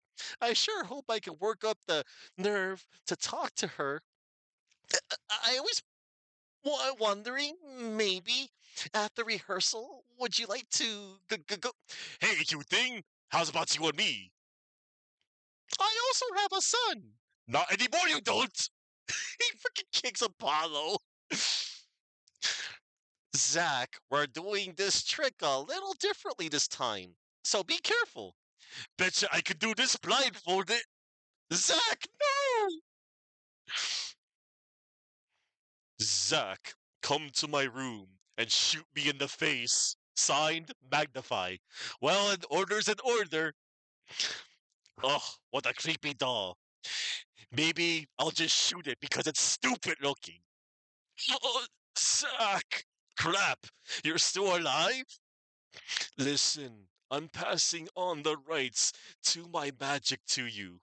It's up to you to carry my legacy, Zach. And he freaking tosses the rights into the trash. Hey, hey, Valiant, you're late. I already passed on the performance rights to Zach. Enjoy the rest of your life as a fry cook. You no talent hack. Also, since you were too much of a pansy to shoot me, I'm going to kill myself and make everyone think you did it. And he shoots himself. He did commit suicide. That actually did happen. Well, darn. Now everyone thinks I killed that old man. I need a new lawyer. You rang? Score! Mr. Enigmar, I'll make sure you get the not guilty verdict you deserve. Yeah, whatever. Listen, you know how to play poker. Man, you suck. Okay, get out of here. Excuse me? You lost. You're fired. Go home. Now here's a guy who knows how to play poker. Hey, kid, wanna be my defense tomorrow? Ah, shucks. What? And thus begins Christoph Gabin's stupid reason for wanting to kill this jerk because he lost in a freaking game of poker. Mr. Enigmar, I'll do my best out there today. Yeah, whatever you say, kid. And here he's reading his book of escape plans. Daddy, can we go out for ice cream after this trial? Ding! And this is my favorite line coming up. Well, sure, I can go out for ice cream, but you aren't coming. He made Trucy cry. This evidence proves my client's innocence. Valiant did it. 9. Mr. Enigmar, this is just terrible. I lost my badge and everything I've worked for the last 3 years, and now you're going to be pronounced guilt. And then, meanwhile, Christoph is laughing in the background. See ya, Mr. Enigmar. Hey, and take care of my kid for me, will ya? And suddenly, Phoenix has to take care of Trucy. And then 7 years later, hey, anybody named the Phoenix right in this dump? And then Phoenix is like, Zach? Ha ha ha ha. What's up? Thought I'd drop by to ruin your career. Again. But first, give that letter to my daughter. What was her name again? Tiffany? Trucy. Whatever. Let's play poker. So then, Phoenix Knight, I'll ruin you if it's the last thing I do. If you ruin me, I won't have any money to take care of your daughter. Good thing I don't care! What's her face? You know the plan? Your bet. Oh no, the card's gone. He ruined our trap. Oh, well, then I guess that just means he attacked poor Olga. Well, that didn't go so well. But hey, it could be worse. I mean, and then out comes Christoph Gavin. Hey, Zach. Not now. I'm in the middle of. I'm in the middle of a game. Oof. Then Zach dies from the grape juice bottle. And here it is, everybody. Hey, Trucy. This is from Zach. Congratulations! You've inherited the rights to Magnify's magic. Yay! P.S. But you'll never know the love of your real father.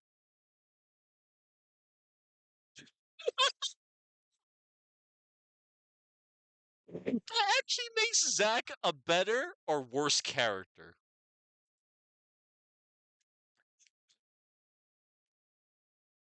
Zach Grimari is a jerk, ladies and gentlemen. And if you want that fine comic, here, have it. It's a gift from me to you.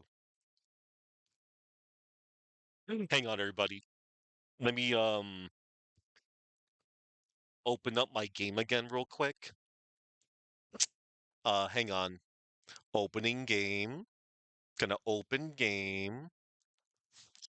And let me capture it again. Infinite screens, infinite screens. Okay, there we go. All right, that's all. I just wanted to capture my game again so I could just have a blank screen. I don't know. I don't know what I'm doing still. But anyway, before I head on out, I want to say a little bit of my trivia section. Okay, so it's trivia time, everybody. Yay! Who doesn't love? I am not starting Dual Destinies. I'm just leaving this background music on. So anyway, so Vera mission. Vera comes from the Latin word for truth, or from the Russian word for faith. Misham comes from my sham, and this could be a reference to her Japanese surname. Makoto Esse. Makoto is a Japanese given name that roughly translates as sincerity. Esse means imitation. It also contains the kanji for painting. Drew is past tense of to draw. It's a reference to his profession, which he doesn't have because he has no artistic talent, because his daughter has the artistic talent. And it's also a play on the word true. His Japanese name is Doboroku Esse. Doboroku is a type of home brewed and therefore illegal sake. His hair may have been designed to resemble a paintbrush, but it also symbolizes his double life as a painter and a forger's middleman. The paint blotches on Drew's clothing bears a close resemblance to the shape of the various regions of Japan. It's also unclear how Drew managed to send his letter to Christoph in his cell, as he appeared unaware of his true identity or location. Consider that a plot hole, I guess. Spark Russell. Spark is a reference to the phrases spark of interest or spark controversy. Alternatively, it may be a reference to sparkling teeth after brushing them. Brushel is a play on brush, most likely meant to be a reference to toothbrush, reflecting the toothpaste reference in his Japanese name, which is Shotaro Hamagaki. Hamagaki is a homophone pun on the identical sounding toothpaste. Originally, his name was meant for Pal Maractus, but it was changed during development. Valiant Grammari. Valiant likely comes from valiant, meaning someone who shows courage or determination. Although not shown as particularly courageous character, Valiant does show great determination to become a great magician in his own right. In chemistry, valence electron are electrons on the outermost shell of an atom that are involved in chemical bonds with other atoms. Valiant is the only member of Troop Grammari to have no legal or blood relation to the others, and who was never intended to inherit Magnify's magic. So he instead orbits around the rest of the troop, but is never really a part of it. Sad. So in the potential love triangle between Zack, the last son, Valiant, it is Valiant who is casted off. Grammari is an archaic word for magic or sorcery. Words like grimoire, a kind of magic book, and glamour, a word which describes magic as well as dazzling fashion, come from the same root. Valiant formed a performing duo with his partner Zack, which was referred to as Zack and Valiant. It's a play on knack and talent, which is even referenced in the game after Phoenix Wright unlocks Valiant's Cyclops during the present section of Turnabout Succession. Baren Arumajiki. Baren, when combined with Zack's Japanese name, Zaku, is a play on the word Zaku Buraren, meaning frankly. Arumajiki is a homophone of Arumajiki. Arumajiki, meaning unworthy. It can also be intended to sound similar to Majiku, which is a Japanese spelling of the English word magic. So his younger self was designed first and was given black hair so that it will be obvious he was graying in his older years. And the Japanese version, his belt buckle is used to have a B on it with the intention that his name will be better. It became a V in the final version.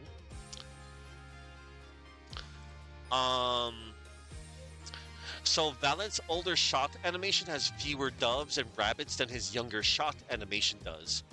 And he also spins his baton a fewer number of times when he is older. And in both of his animations, his staff opens revealing a series of small country flags. The flags from left to right are Denmark, an unknown flag, diagonal red, yellow, and green stripes.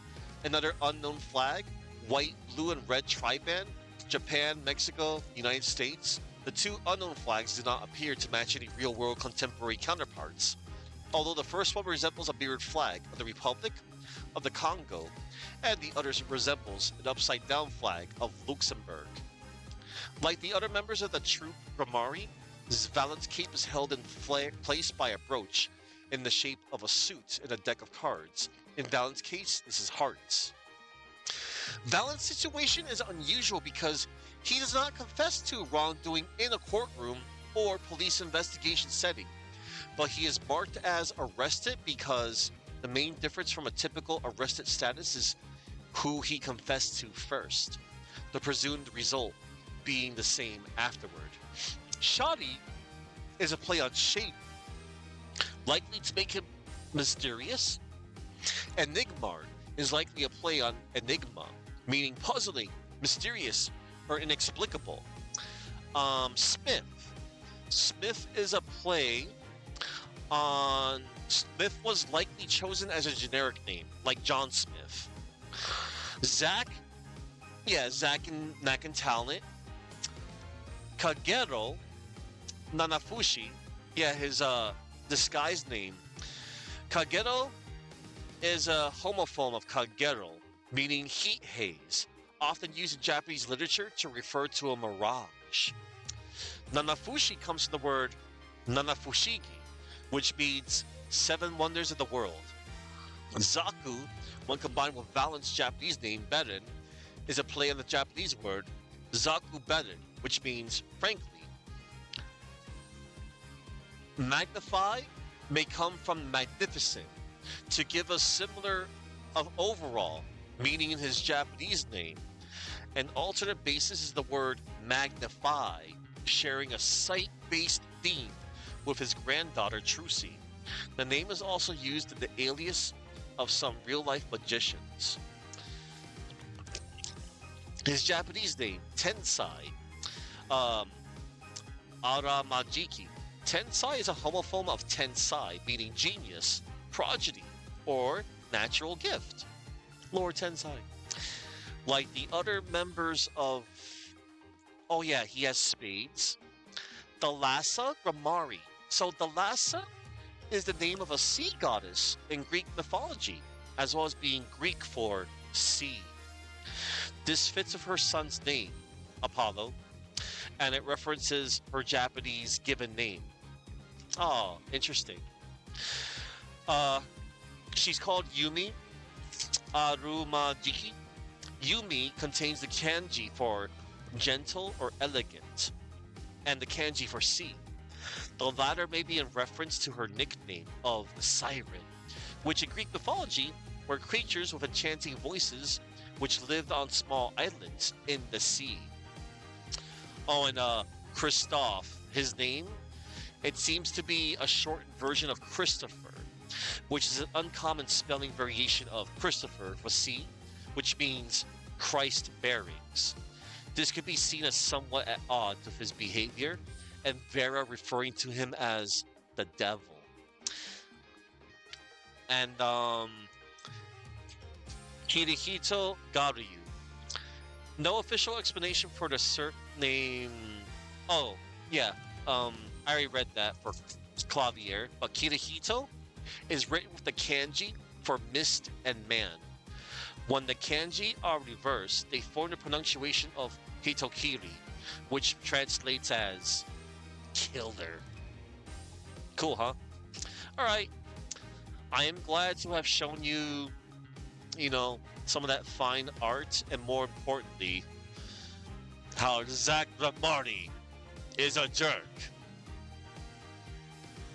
He is a jerk, everybody. And he will go out for ice cream. And you're not coming. Anyway, I am super done. I am super done today. I'm gonna make myself a Red Baron pepperoni pizza. Yeah, it's pizza night for me every Friday. I am so gonna get out of here. And I think there's you know what? I think for the sake of myself, I am going to be taking a day off for myself tomorrow. I was like, nah, I need it. I do need one. I am gonna take a day off for myself tomorrow, cause hey, sometimes you just need a day off, you know? Nothing serious. I just need to. Oh, Maverick, you probably don't know. Maybe you weren't around at the time sometimes. So, Saturday, sometimes it's a coin toss if I stream on a Saturday for a number of reasons. Okay, so now normally, and I use the term normally, especially with me, sometimes, well, it can't really happen, but I would take the time to, if Catman wasn't working on Hoip Day, we would be watching, various cartoons. We're still on Mummies Alive, and we will wait for that H to happen. The Hoip. Now, if Hoip, I mean, if I wasn't doing that, Maverick, sometimes I will take it upon myself to warm up the bench. I don't know. Sometimes I do say in the C3 general, I'm gonna warm up the bench until H happens. So I usually do whatever on a Saturday, and if I see that H go off, I raid into C3's channel with furries in, because Troyes C3 he's always wanting the furries out. But you know what? I'm afraid C3, there's not a damn thing he can do about it. Because in the end, the furries, even though some of you, my crowd, are probably not furries, but that's okay. Um, you come join in anyway. And C3 has no choice but to be thankful that I bring a nice little crowd to, so we could see his wonderful gameplay and hear his wonderful commentary. And C3 completes our weekends, especially our Saturdays, usually, normally. Steamy Sundays, they're also 50-50. But yeah, Maverick, I usually do like Sunday through Friday, and Saturdays are a coin toss with me. But yeah, tomorrow I'm definitely gonna take a nice break for myself, cause man, I need it. Um, because I get to a little bit more of my content. Sunday, I'm gonna go back to Mega Man. Oh, where is he? Uh-oh, I said the magic word. There he is. Oh my gosh, Mega Man, Mega Man, hey, that's right, Mega Man. I'm done with this game. I'm going to I'm going to come back with some form of Mega Man. Everybody look at him. My Mega Man plushie. He's all excited and happy because I'm going to be playing a Mega Man game because it's still March, March of Mega Man. Also, some people are doing different stuff for March sometimes. I saw somebody do Metroidvania March or Metroid March or uh Mecha March like Matt was doing a while ago, Upside Down Matt. Yeah, he was doing that for a little bit. Oh, that was cool. But yeah, tomorrow I'm taking a well-deserved break tomorrow, and we can all hope for the H to happen. But like I said, it's a coin toss. There's probably no B's. It's a 50-50 from me. But yeah, I think I'm gonna take a break tomorrow. I'll be back on Sunday with something else, something shorter. And I don't know when I'll do Dual Destinies. I'm definitely gonna do it next month. Like I said, I'm doing an Ace Attorney game each month, which is gonna lead up to the three games I have not played in the series, which is both the Great Ace Attorney games and the second Miles Edgeworth game. So yeah, I'm super ultra mega done today. All right, everybody. There's a lot of people to go on out to, but I already chose somebody. I just want them to know that, hey, I still exist. I hope to see you all. I hope to see you one day. Don't mind me. I just want a little bit more. Uh, Never mind me.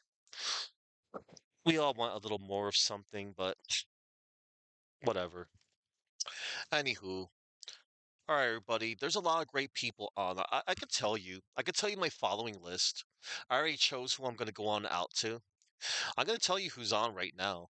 Macaw 45's on right now. Zolfar's on right now. Oh, the good Jarrett is on right now. Oh, Retro Perspective is doing a Gauntlet Dark Legacy. And various furries are on. Yeah. And yeah, a lot of great other streamers. Yeah. All Dymac is on too. But I'm gonna go ahead. I'm gonna open several tabs because I'm everywhere. I'm everywhere, man. Dog Zero everywhere. Yep. All right. Before I head on out, everybody, we're gonna read on out to Pronzo. Pronzo is doing some marbles. Marbles on stream. It's something he does every Friday. Pronzo, the silly wolf on mute. Yeah. Gosh, we like Pronzo. I like Pronzo. Pronzo's great. I like his emotes too. He got a bunch of emotes. Why, hello there, Zordfar. Hi. I'll be I'll be coming on to your channel momentarily. I see that you are continuing Mega Man X3. I Oh man. Yes. I was going to be heading on over to you, in the spare tab momentarily. Yes. But yeah, I'm gonna raid on out to Bronzo. But before I head on out to Bronzo, I'm going to give the wonderful Zulfar a shout out. And I'm gonna open all the tabs, but you'll be one of my main focuses. Anywho, now I have so many people to thank. I gotta add another name to the list. This is awesome. That's cool. So yeah, everybody. Yeah, executive decision. I'm taking a break tomorrow. I need that break. All right. So before I head on out, I'd like to thank the following. I'd like to thank Baster Kappa, Chuckman, Faramir. Thank you for the raid, and thank you for chatting. Maudi six. Thank you. I did it for Chuck Norris. Rest in peace, Chuck Norris. Brian 80s, Gamers Uplink, Ultima Mantoid, Maverick, and Zofar. Thank you, thank you, thank you all. I give you all thanks. All right, everybody. I'm getting on out of here. Hang on. I need a hot jam to go on out to, and I know just the one. Um, where is it? Control F. There it is. Thank you all for watching, and remember to go in peace. And yeah, Mega Man Star Force Collection is next week. That's right, more Mega Man. Um, it'll be some time if I even touch that series, let alone the Battle Network series, but all in due time, who knows?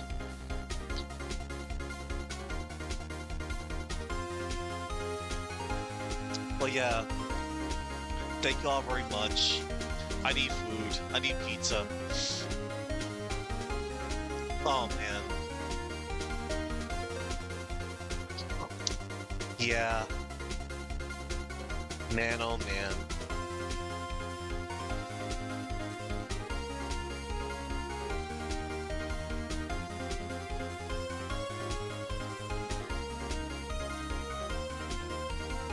Yeah. We'll get more of these hot jams next month for whatever else I'm starting up. This OST is great. All the games have great OSTs. But yeah, next month I'll do Dual Destinies. Oh, and that has my favorite prosecutor not named Edgeworth. Simon Black Equip.